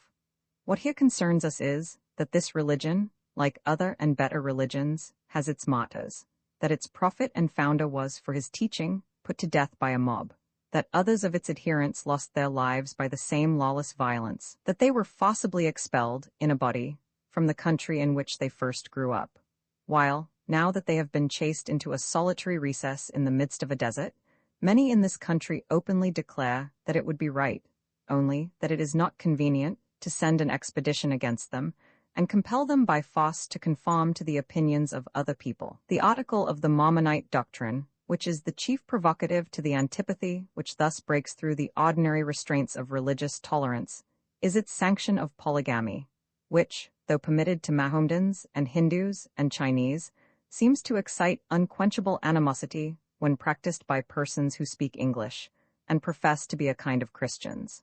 No one has a deeper disapprobation than I have of this Mormon institution, both for other reasons and because, far from being in any way countenanced by the principle of liberty, it is a direct infraction of that principle, being a mere riveting of the chains of one half of the community and an emancipation of the other from reciprocity of obligation towards them. Still, it must be remembered that this relation is as much voluntary on the part of the women concerned in it, and who may be deemed the sufferers by it, as is the case with any other form of the marriage institution. And however surprising this fact may appear, it has its explanation in the common ideas and customs of the world, which, teaching women to think marriage the one thing needful, make it intelligible that many a woman should prefer being one of several wives, to not being a wife at all. Other countries are not asked to recognize such unions, or release any portion of their inhabitants from their own laws on the score of Mormonite opinions. But when the dissentients have conceded to the hostile sentiments of others, far more than could justly be demanded, when they have left the countries to which their doctrines were unacceptable, and established themselves in a remote corner of the earth, which they have been the first to render habitable to human beings, it is difficult to see on what principles, but those of tyranny, they can be prevented from living there, under what laws they please, provided they commit no aggression on other nations, and allow perfect freedom of departure to those who are dissatisfied with their ways. A recent writer, in some respects of considerable merit, proposes, to use his own words, not a crusade, but a civilizade against this polygamous community, to put an end to what seems to him a retrograde step in civilization. It also appears so to me, but I am not aware that any community has a right to force another to be civilized, so long as the sufferers by the bad law do not invoke assistance from other communities. I cannot admit that persons entirely unconnected with them ought to step in and require that a condition of things with which all who are directly interested appear to be satisfied should be put an end to, because it is a scandal to persons some thousands of miles distant, who have no part or concern in it. Let them send missionaries, if they please, to preach against it, and let them, by any fair means, of which silencing the teachers is not one, oppose the progress of similar doctrines among their own people. If civilization has got the better of barbarism when barbarism had the world to itself, it is too much to profess to be afraid lest barbarism, after having been fairly got under, should revive and conquer civilization. A civilization that can thus succumb to its vanquished enemy must first have become so degenerate that neither its appointed priests and teachers, nor anybody else, has the capacity or will take the trouble to stand up for it. If this be so, the sooner such a civilization receives notice to quit, the better. It can only go on from bad to worse, until destroyed and regenerated, like the Western Empire, by energetic barbarians. Applications, the principles asserted in these pages, must be more generally admitted as the basis for discussion of details, before a consistent application of them to all the various departments of government and morals can be attempted with any prospect of advantage. The few observations I propose to make on questions of detail are designed to illustrate the principles, rather than to follow them out to their consequences. I offer, not so much applications, as specimens of application, which may serve to bring into greater clearness the meaning and limits of the two maxims which together form the entire doctrine of this essay, and to assist the judgment in holding the balance between them, in the cases where it appears doubtful which of them is applicable to the case. The maxims are, first, that the individual is not accountable to society for his actions, insofar as these concern the interests of no person but himself. Advice, instruction, persuasion, and avoidance by other people, if thought necessary by them for their own good, are the only measures by which society can justifiably express its dislike or disapprobation of his conduct. Secondly, that for such actions as are prejudicial to the interests of others, the individual is accountable and may be subjected either to social or to legal punishments, if society is of opinion that the one or the other is requisite for its protection. In the first place, it must by no means be supposed, because damage, or probability of damage, to the interests of others, can alone justify the interference of society, that therefore it always does justify such interference. In many cases, an individual, in pursuing a legitimate object, necessarily and therefore legitimately causes pain or loss to others, or intercepts a good which they had a reasonable hope of obtaining. Such oppositions of interest between individuals often arise from bad social institutions, but are unavoidable while those institutions last, and some would be unavoidable under any institutions. Whoever succeeds in an overcrowded profession, or in a competitive examination, whoever is preferred to another in any contest for an object which both desire, reaps benefit from the loss of others, from their wasted exertion and their disappointment. But it is, by common admission, better for the general interest of mankind that persons should pursue their objects undeterred by this sort of consequences. In other words, society admits no rights, either legal or moral, in the disappointed competitors to immunity from this kind of suffering, and feels called on to interfere only when means of success have been employed which it is contrary to the general interest to permit, namely, fraud or treachery, and farce. Again, trade is a social act. Whoever undertakes to sell any description of goods to the public does what affects the interest of other persons, and of society in general, and thus his conduct, in principle, comes within the jurisdiction of society. Accordingly, it was once held to be the duty of governments, in all cases which were considered of importance, to fix prices and regulate the processes of manufacture.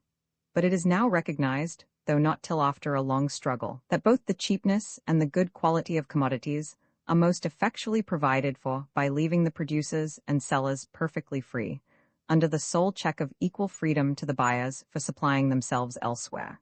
This is the so-called doctrine of free trade, which rests on grounds different from, though equally solid with, the principle of individual liberty asserted in this essay. Restrictions on trade, or on production for purposes of trade, are indeed restraints, and all restraint, qua restraint, is an evil. But the restraints in question affect only that part of conduct which society is competent to restrain, and are wrong solely because they do not really produce the results which it is desired to produce by them. As the principle of individual liberty is not involved in the doctrine of free trade, so neither is it in most of the questions which arise respecting the limits of that doctrine. As, for example, what amount of public control is admissible for the prevention of fraud by adulteration? How far sanitary precautions, or arrangements to protect work people employed in dangerous occupations, should be enforced on employers? Such questions involve considerations of liberty, only insofar as leaving people to themselves is always better, ceteris paribus, than controlling them. But that they may be legitimately controlled for these ends is in principle undeniable. On the other hand, there are questions relating to interference with trade, which are essentially questions of liberty, such as the main law, already touched upon, the prohibition of the importation of opium into China, the restriction of the sale of poisons, all cases, in short, where the object of the interference is to make it impossible or difficult to obtain a particular commodity. These interferences are objectionable, not as infringements on the liberty of the producer or seller, but on that of the buyer. One of these examples, that of the sale of poisons, opens a new question, the proper limits of what may be called the functions of police. How far liberty may legitimately be invaded for the prevention of crime or of accident. It is one of the undisputed functions of government to take precautions against crime before it has been committed, as well as to detect and punish it afterwards. The preventive function of government, however, is far more liable to be abused, to the prejudice of liberty, than the punitory function. For there is hardly any part of the legitimate freedom of action of a human being which would not admit of being represented, and fairly too, as increasing the facilities for some form or other of delinquency. Nevertheless, if a public authority, or even a private person, sees anyone evidently preparing to commit a crime, they are not bound to look on inactive until the crime is committed, but may interfere to prevent it. If poisons were never bought or used for any purpose except the commission of murder, it would be right to prohibit their manufacture and sale. They may, however, be wanted not only for innocent but for useful purposes, and restrictions cannot be imposed in the one case without operating in the other. Again, it is a proper office of public authority to guard against accidents. If either a public officer or anyone else saw a person attempting to cross a bridge which had been ascertained to be unsafe, and there were no time to warn him of his danger, they might seize him and turn him back, without any real infringement of his liberty. For liberty consists in doing what one desires, and he does not desire to fall into the river. Nevertheless, when there is not a certainty, but only a danger of mischief, no one but the person himself can judge of the sufficiency of the motive which may prompt him to incur the risk. In this case, therefore, unless he is a child or delirious, or in some state of excitement or absorption incompatible with the full use of the reflecting faculty, he ought, I conceive, to be only warned of the danger, not forcibly prevented from exposing himself to it.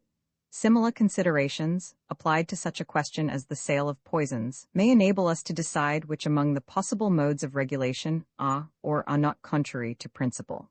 Such a precaution, for example, as that of labeling the drug with some word expressive of its dangerous character, may be enforced without violation of liberty. The buyer cannot wish not to know that the thing he possesses has poisonous qualities. But to require in all cases the certificate of a medical practitioner would make it sometimes impossible, always expensive, to obtain the article for legitimate uses. The only mode apparent to me, in which difficulties may be thrown in the way of crime committed through this means, without any infringement, worth taking into account, upon the liberty of those who desire the poisonous substance for other purposes, consists in providing what, in the apt language of Bentham, is called pre-appointed evidence. This provision is familiar to everyone in the case of contracts. It is usual and right that the law, when a contract is entered into, should require as the condition of its enforcing performance that certain formalities should be observed, such as signatures, attestation of witnesses, and the like, in order that in case of subsequent dispute, there may be evidence to prove that the contract was really entered into, and that there was nothing in the circumstances to render it legally invalid. The effect being, to throw great obstacles in the way of fictitious contracts, or contracts made in circumstances which, if known, would destroy their validity. Precautions of a similar nature might be enforced in the sale of articles adapted to be instruments of crime.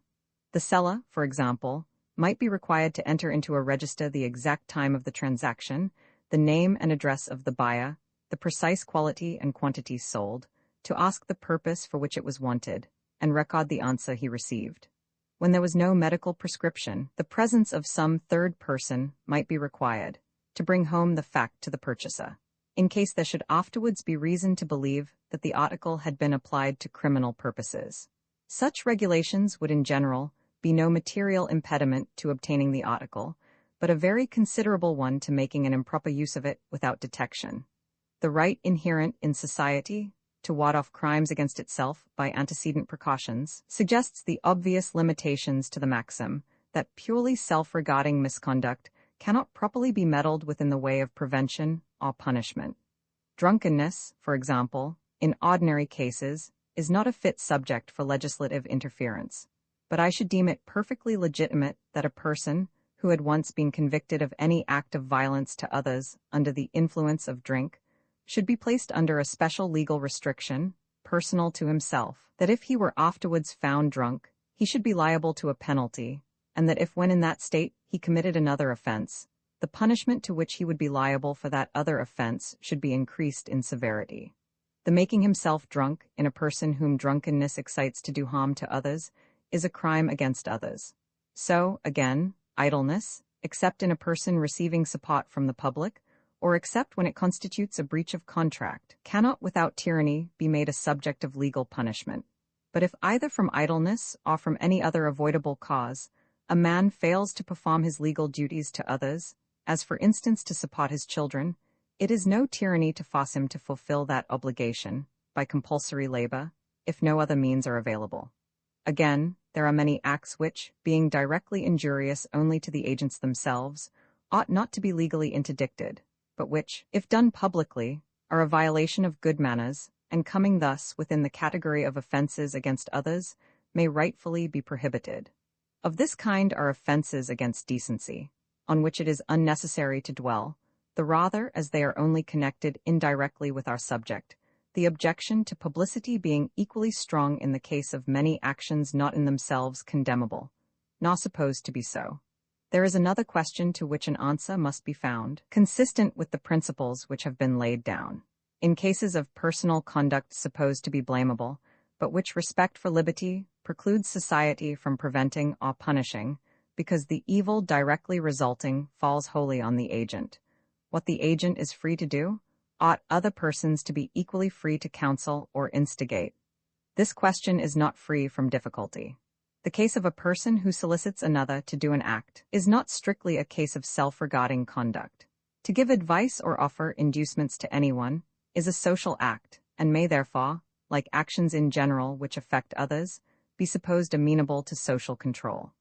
But a little reflection corrects the first impression, by showing that if the case is not strictly within the definition of individual liberty, yet the reasons on which the principle of individual liberty is grounded are applicable to it. If people must be allowed, in whatever concerns only themselves, to act as seems best to themselves at their own peril, they must equally be free to consult with one another about what is fit to be so done, to exchange opinions and give and receive suggestions.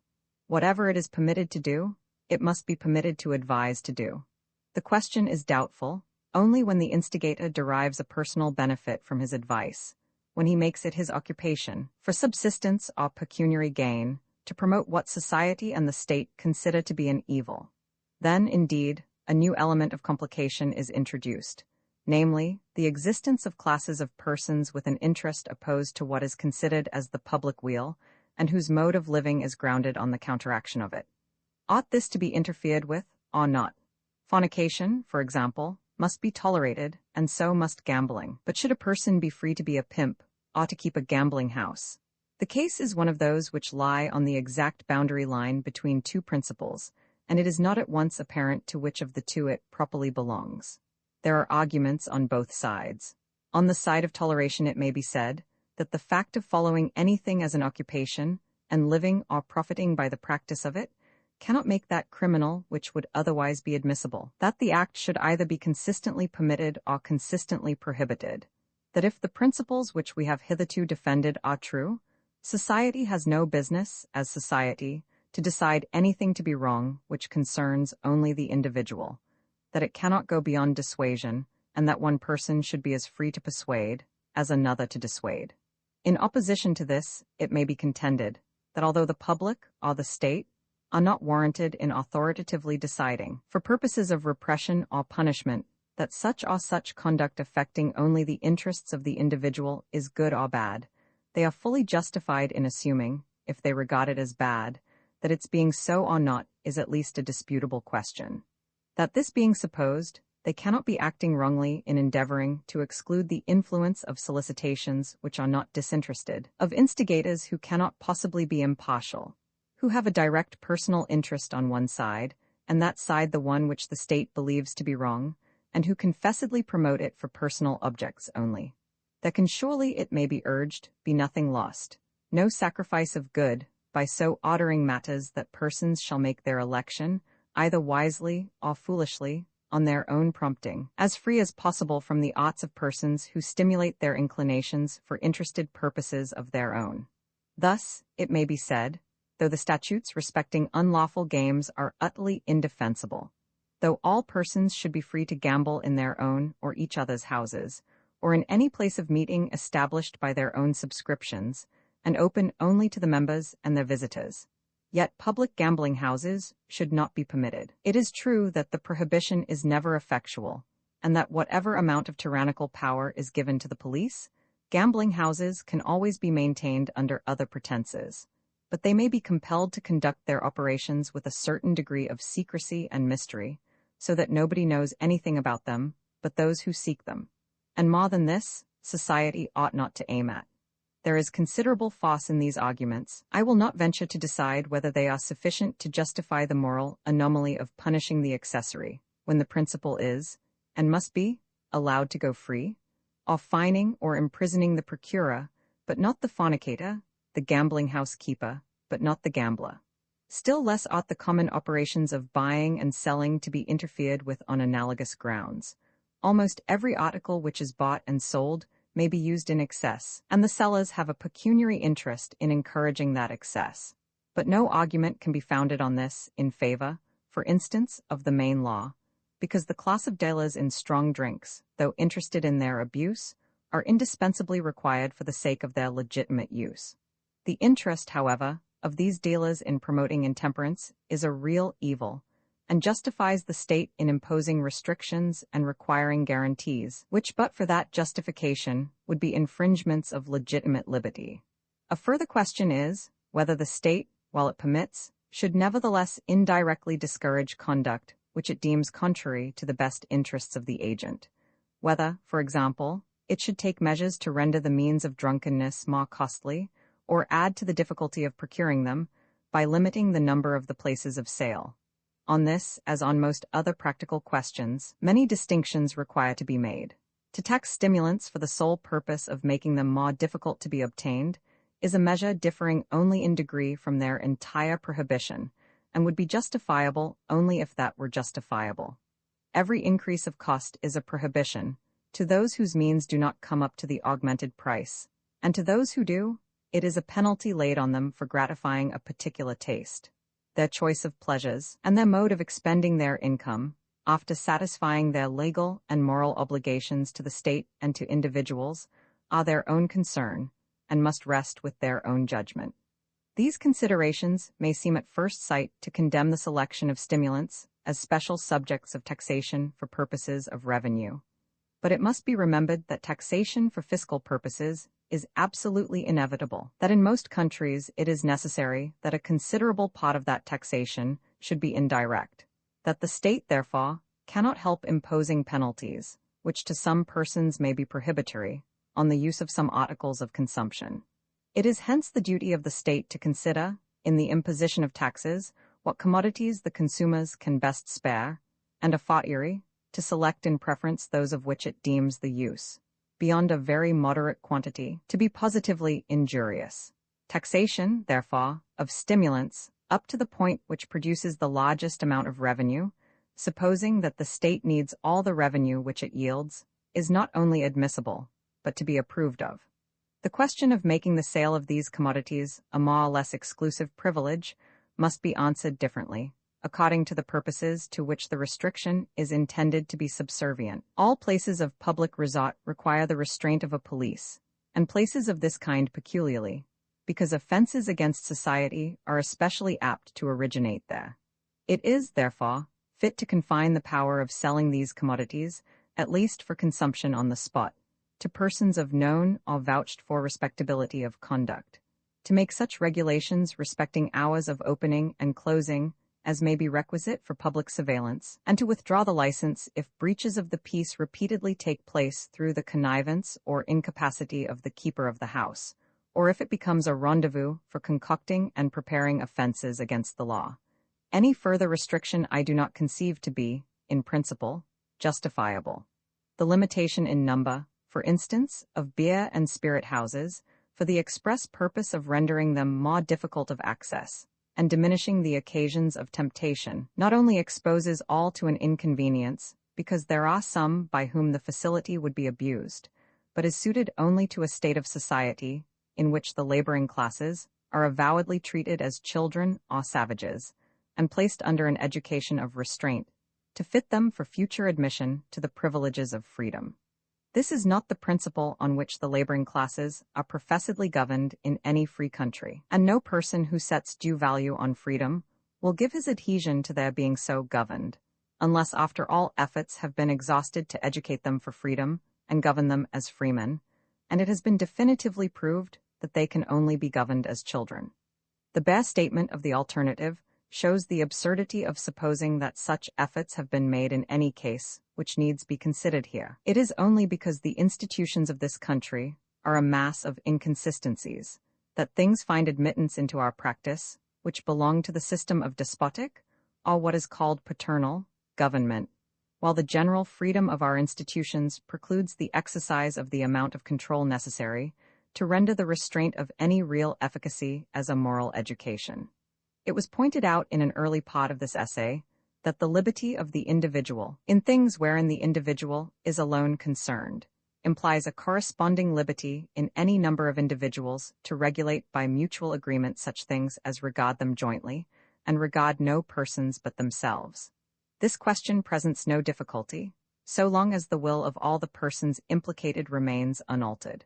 But since that will may change, it is often necessary, even in things in which they alone are concerned, that they should enter into engagements with one another, and when they do, it is fit, as a general rule, that those engagements should be kept.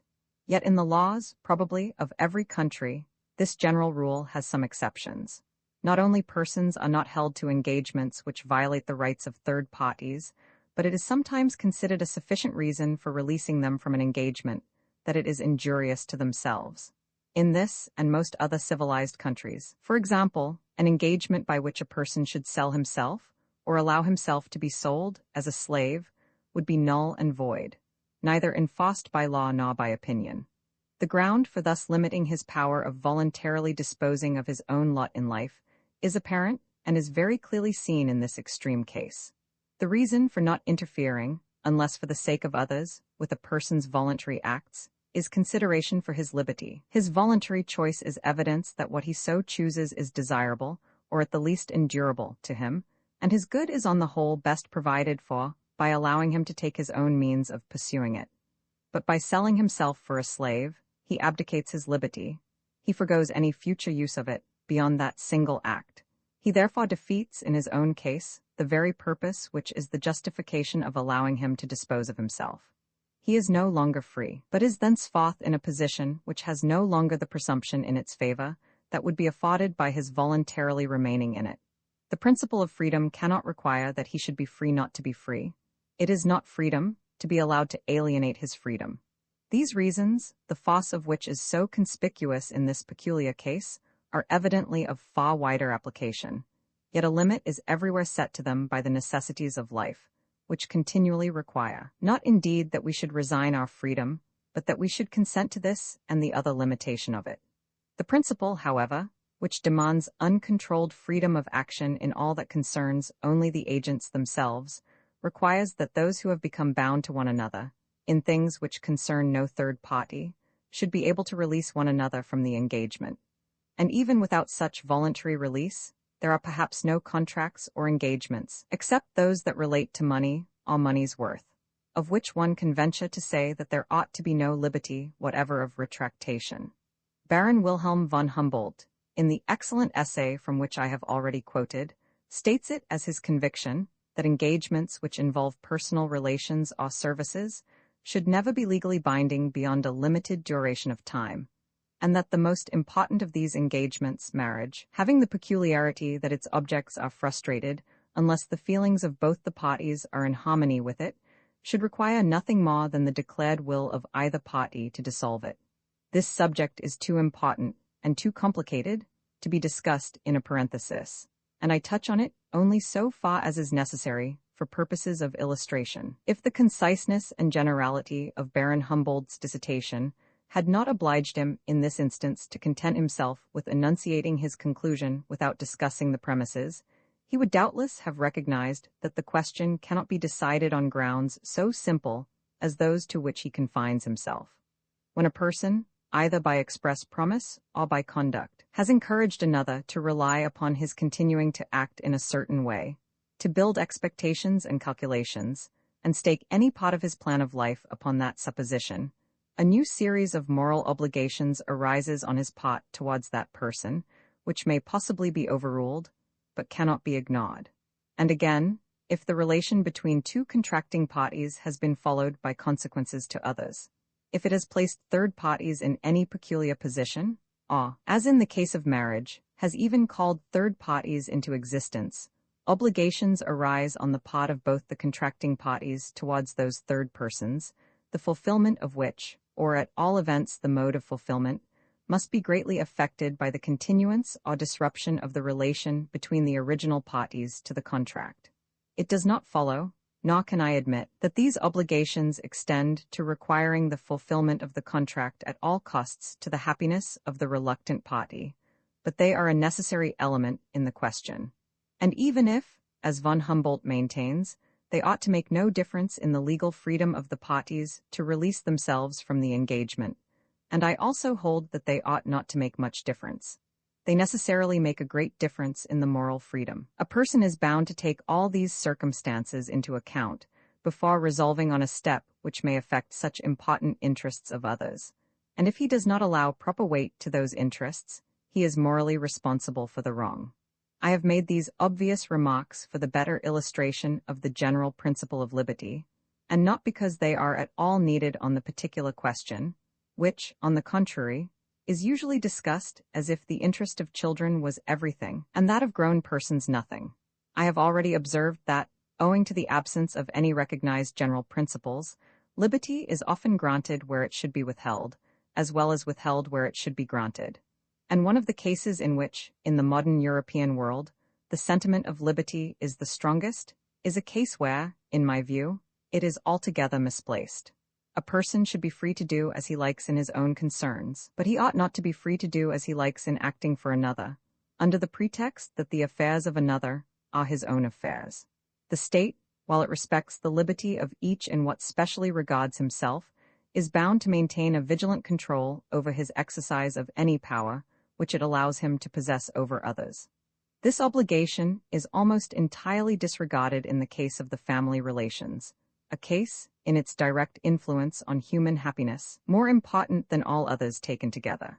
The almost despotic power of husbands over wives need not be enlarged upon here, because nothing more is needed for the complete removal of the evil than that wives should have the same rights, and should receive the protection of law in the same manner as all other persons. And because, on this subject, the defenders of established injustice do not avail themselves of the plea of liberty, but stand forth openly as the champions of power. It is in the case of children that misapplied notions of liberty are a real obstacle to the fulfillment by the state of its duties. One would almost think that a man's children were supposed to be literally, and not metaphorically, a part of himself, so jealous is opinion of the smallest interference of law with his absolute and exclusive control over them, more jealous than of almost any interference with his own freedom of action. So much less do the generality of mankind value liberty than power. Consider, for example, the case of education. Is it not almost a self-evident axiom that the state should require and compel the education, up to a certain standard, of every human being who is born its citizen?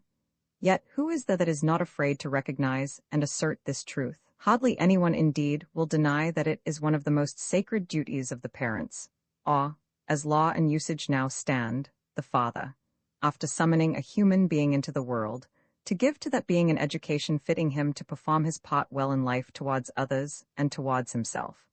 But while this is unanimously declared to be the father's duty, scarcely anybody, in this country, will bear to hear of obliging him to perform it. Instead of his being required to make any exertion or sacrifice for securing education to the child, it is left to his choice to accept it or not when it is provided gratis. It still remains unrecognized that to bring a child into existence without a fair prospect of being able, not only to provide food for its body, but instruction and training for its mind, is a moral crime, both against the unfortunate offspring and against society, and that if the parent does not fulfill this obligation, the state ought to see it fulfilled, at the charge, as far as possible, of the parent. Were the duty of enforcing universal education once admitted, there would be an end to the difficulties about what the state should teach, and how it should teach, which now convert the subject into a mere battlefield for sects and parties, causing the time and labor which should have been spent in educating to be wasted in quarreling about education. If the government would make up its mind to require for every child a good education, it might save itself the trouble of providing one. It might leave to parents to obtain the education where and how they pleased, and content itself with helping to pay the school fees of the poorer class of children, and defraying the entire school expenses of those who have no one else to pay for them. The objections which are urged with reason against state education do not apply to the enforcement of education by the state, but to the state's taking upon itself to direct that education, which is a totally different thing. That the whole or any large part of the education of the people should be in state hands, I go as far as anyone in deprecating. All that has been said of the importance of individuality of character and diversity in opinions and modes of conduct involves, as of the same unspeakable importance, diversity of education. A general state education is a mere contrivance for molding people to be exactly like one another, and as the mold in which it casts them is that which pleases the predominant power in the government, whether this be a monarch, a priesthood, an aristocracy, or the majority of the existing generation, in proportion as it is efficient and successful.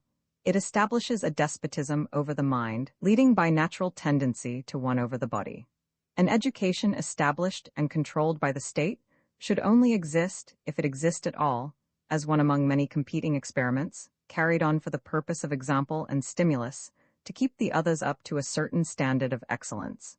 Unless, indeed, when society in general is in so backward a state that it could not or would not provide for itself any proper institutions of education, unless the government undertook the task, then, indeed, the government may, as the less of two great evils, take upon itself the business of schools and universities, as it may that of joint stock companies, when private enterprise, in a shape fitted for undertaking great works of industry, does not exist in the country.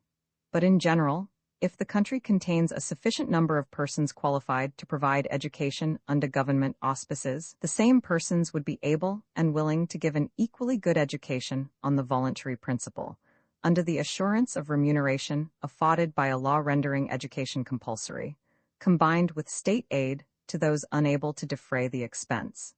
The instrument for enforcing the law could be no other than public examinations, extending to all children and beginning at an early age. An age might be fixed at which every child must be examined to ascertain if he or she is able to read. If a child proves unable, the father, unless he has some sufficient ground of excuse, might be subjected to a moderate fine, to be worked out, if necessary, by his labor, and the child might be put to school at his expense. Once in every year the examination should be renewed, with a gradually extending range of subjects, so as to make the universal acquisition, and what is more, retention, of a certain minimum of general knowledge, virtually compulsory. Beyond that minimum, there should be voluntary examinations on all subjects, at which all who come up to a certain standard of proficiency might claim a certificate. To prevent the state from exercising, through these arrangements, an improper influence over opinion, the knowledge required for passing an examination, beyond the merely instrumental parts of knowledge, such as languages and their use, should, even in the higher class of examinations, be confined to facts and positive science exclusively. The examinations on religion, politics, or other disputed topics should not turn on the truth or falsehood of opinions, but on the matter of fact that such and such an opinion is held, on such grounds, by such authors, or schools, or churches. Under this system, the rising generation would be no worse off in regard to all disputed truths than they are at present. They would be brought up either churchmen or dissenters as they now are, the state merely taking care that they should be instructed churchmen or instructed dissenters.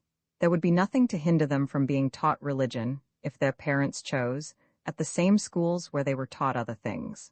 All attempts by the state to bias the conclusions of its citizens on disputed subjects are evil, but it may very properly offer to ascertain and certify that a person possesses the knowledge requisite to make his conclusions, on any given subject, worth attending to. A student of philosophy would be the better for being able to stand an examination both in Locke and in Kant, whichever of the two he takes up with, or even if with neither.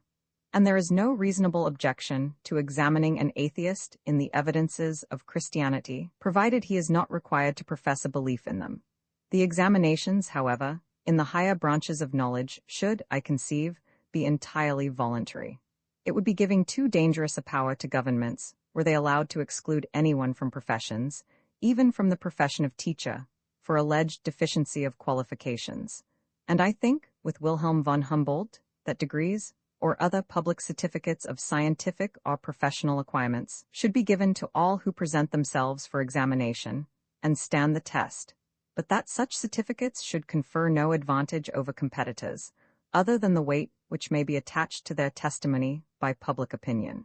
It is not in the matter of education only that misplaced notions of liberty prevent moral obligations on the part of parents from being recognized, and legal obligations from being imposed, where there are the strongest grounds for the former always, and in many cases for the latter also.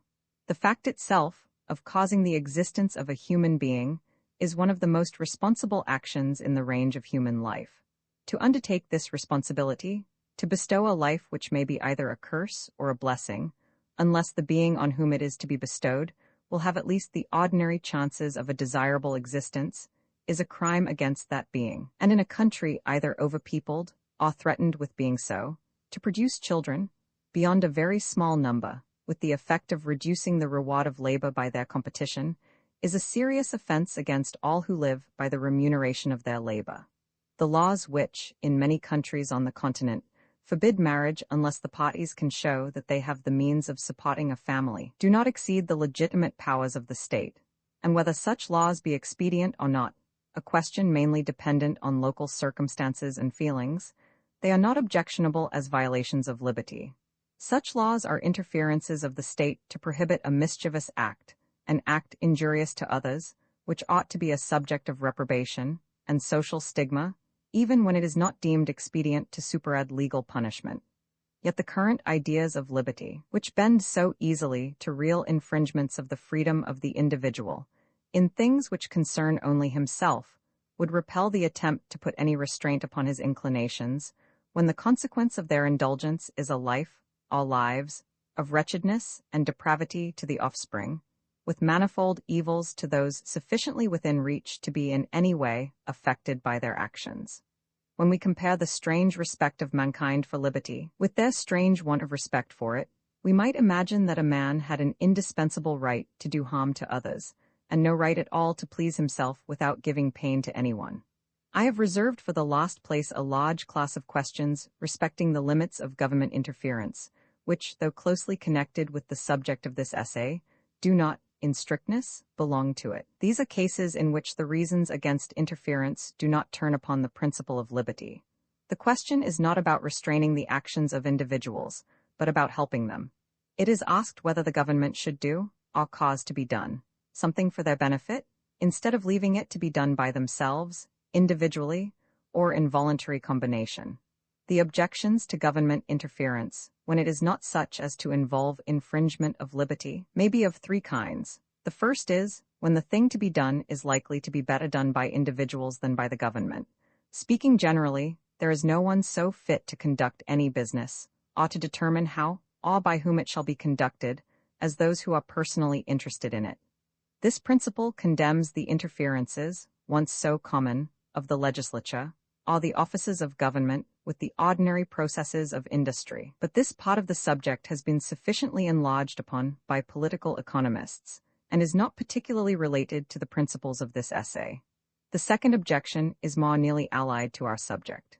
In many cases, though individuals may not do the particular thing so well, on the average, as the offices of government, it is nevertheless desirable that it should be done by them, rather than by the government, as a means to their own mental education, a mode of strengthening their active faculties, exercising their judgment, and giving them a familiar knowledge of the subjects with which they are thus left to deal. This is a principle, though not the sole, recommendation of jury trial, in cases not political, of free and popular local and municipal institutions, of the conduct of industrial and philanthropic enterprises by voluntary associations. These are not questions of liberty, and are connected with that subject only by remote tendencies, but they are questions of development.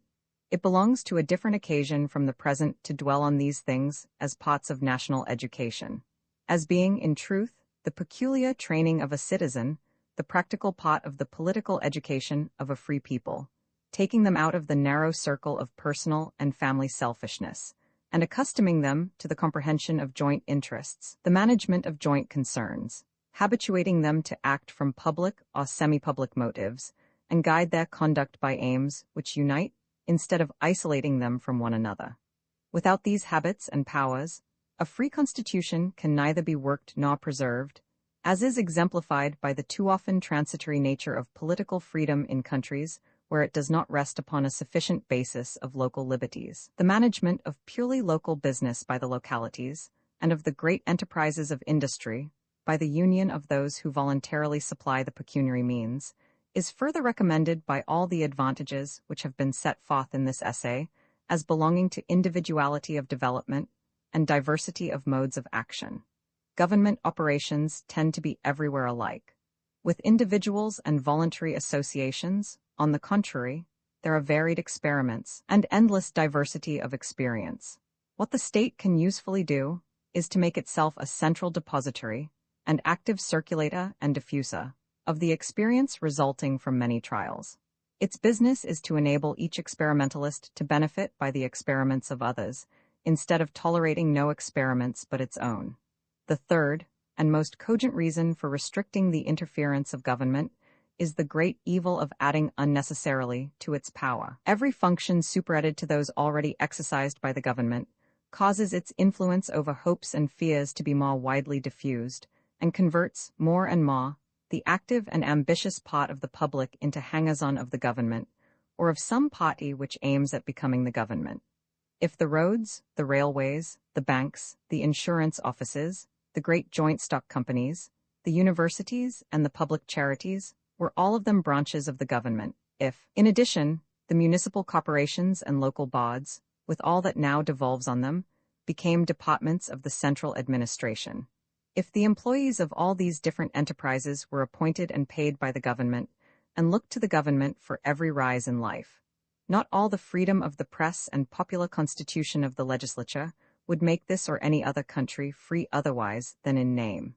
And the evil would be greater, the more efficiently and scientifically the administrative machinery was constructed, the more skillful the arrangements for obtaining the best qualified hands and heads with which to work it. In England, it has of late been proposed that all the members of the civil service of government should be selected by competitive examination to obtain for those employments the most intelligent and instructed persons procurable.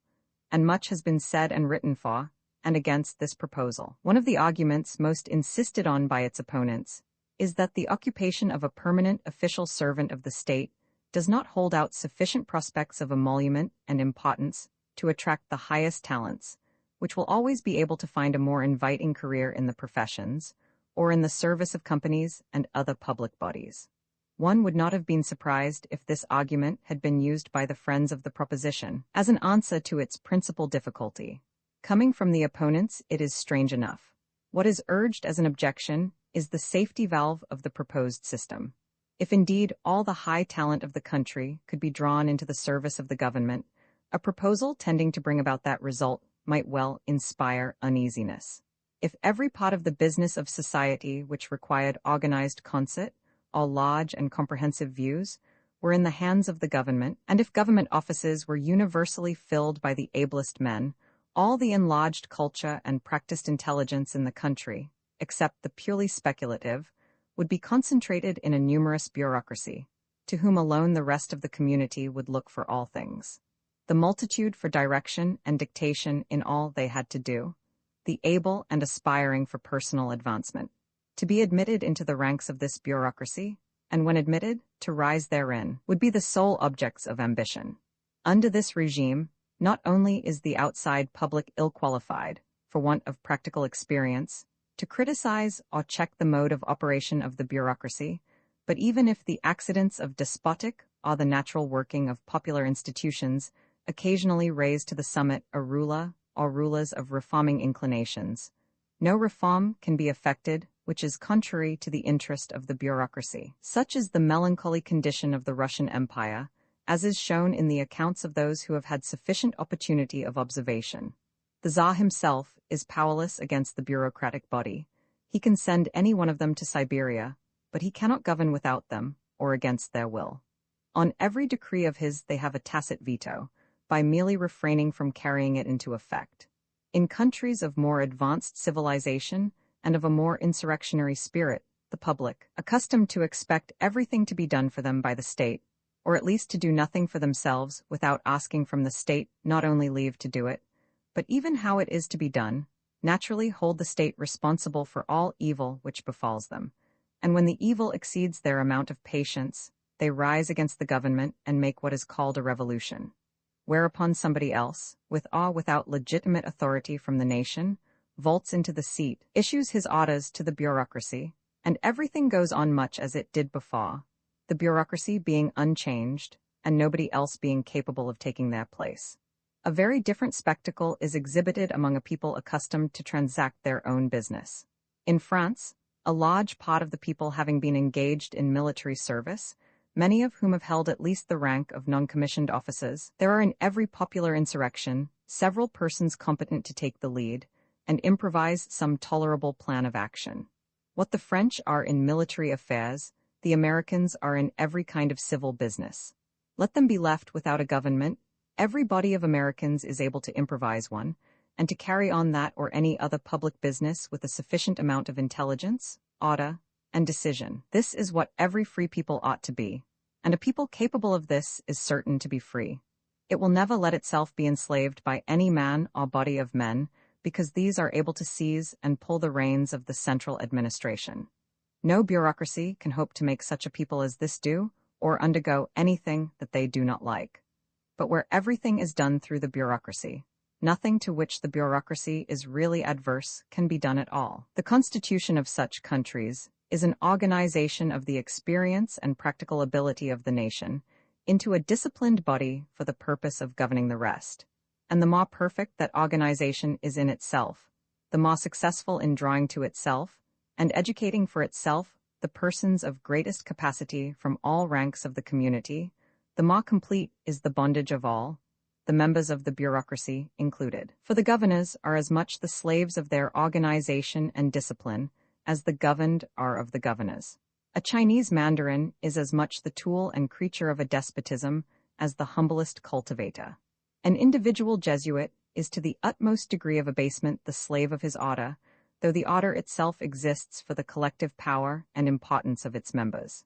It is not, also, to be forgotten that the absorption of all the principal ability of the country into the governing body is fatal, sooner or later, to the mental activity and progressiveness of the body itself. Banded together as they are, working a system which, like all systems, necessarily proceeds in a great measure by fixed rules.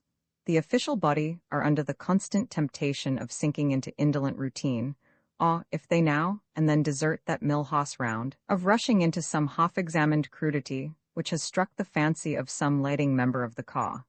And the sole check to these closely allied, though seemingly opposite, tendencies, the only stimulus which can keep the ability of the body itself up to a high standard, is liability to the watchful criticism of equal ability outside the body.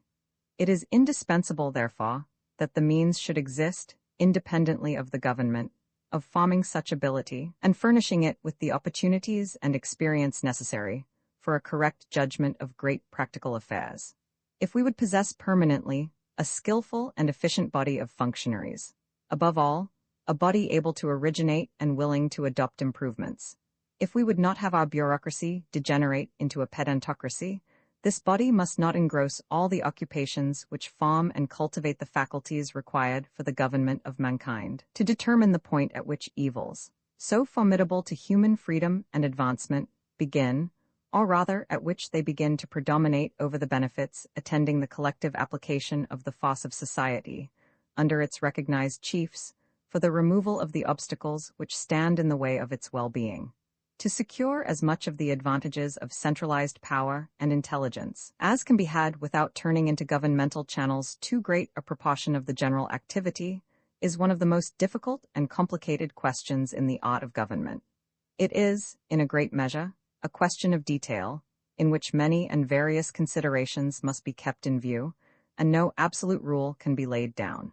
But I believe that the practical principle in which safety resides, the ideal to be kept in view, the standard by which to test all arrangements intended for overcoming the difficulty, may be conveyed in these words: the greatest dissemination of power consistent with efficiency, but the greatest possible centralization of information and diffusion of it from the center. Thus, in municipal administration, there would be, as in the New England states, a very minute division among separate officers, chosen by the localities, of all business which is not better left to the persons directly interested. But besides this, there would be, in each department of local affairs, a central superintendence, forming a branch of the general government. The organ of this superintendence would concentrate, as in a focus, the variety of information and experience derived from the conduct of that branch of public business in all the localities, from everything analogous which is done in foreign countries, and from the general principles of political science. This central organ should have a right to know all that is done, and its special duty should be that of making the knowledge acquired in one place available for others. Emancipated from the petty prejudices and narrow views of a locality by its elevated position and comprehensive sphere of observation, its advice would naturally carry much authority, but its actual power, as a permanent institution, should, I conceive, be limited to compelling the local officers to obey the laws laid down for their guidance. In all things not provided for by general rules, those officers should be left to their own judgment, under responsibility to their constituents. For the violation of rules, they should be responsible to law, and the rules themselves should be laid down by the legislature, the central administrative authority only watching over their execution, and if they were not properly carried into effect, appealing, according to the nature of the case, to the tribunal to enforce the law, or to the constituencies to dismiss the functionaries who had not executed it according to its spirit. Such, in its general conception, is the central superintendence which the Poor Law Board is intended to exercise over the administrators of the poor rate throughout the country. Whatever powers the Board exercises beyond this limit were right and necessary in that peculiar case for the cure of rooted habits of maladministration in matters deeply affecting not the localities merely, but the whole community, since no locality has a moral right to make itself by mismanagement a nest of pauperism, necessarily overflowing into other localities and impairing the moral and physical condition of the whole laboring community.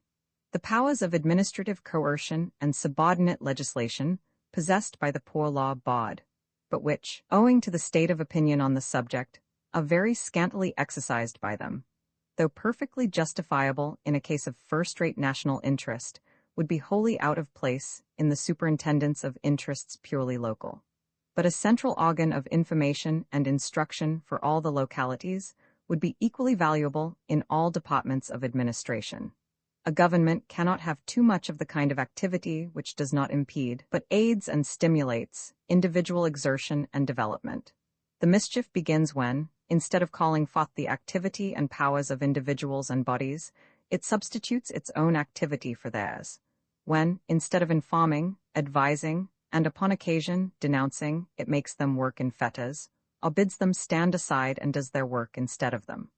The worth of a state, in the long run, is the worth of the individuals composing it, and a state which postpones the interests of their mental expansion and elevation to a little more of administrative skill, or of that semblance of it which practice gives in the details of business. A state which dwarfs its men, in order that they may be more docile instruments in its hands even for beneficial purposes, will find that with small men no great thing can really be accomplished, and that the perfection of machinery to which it has sacrificed everything will in the end avail it nothing, for want of the vital power which, in order that the machine might work more smoothly, it has preferred to banish.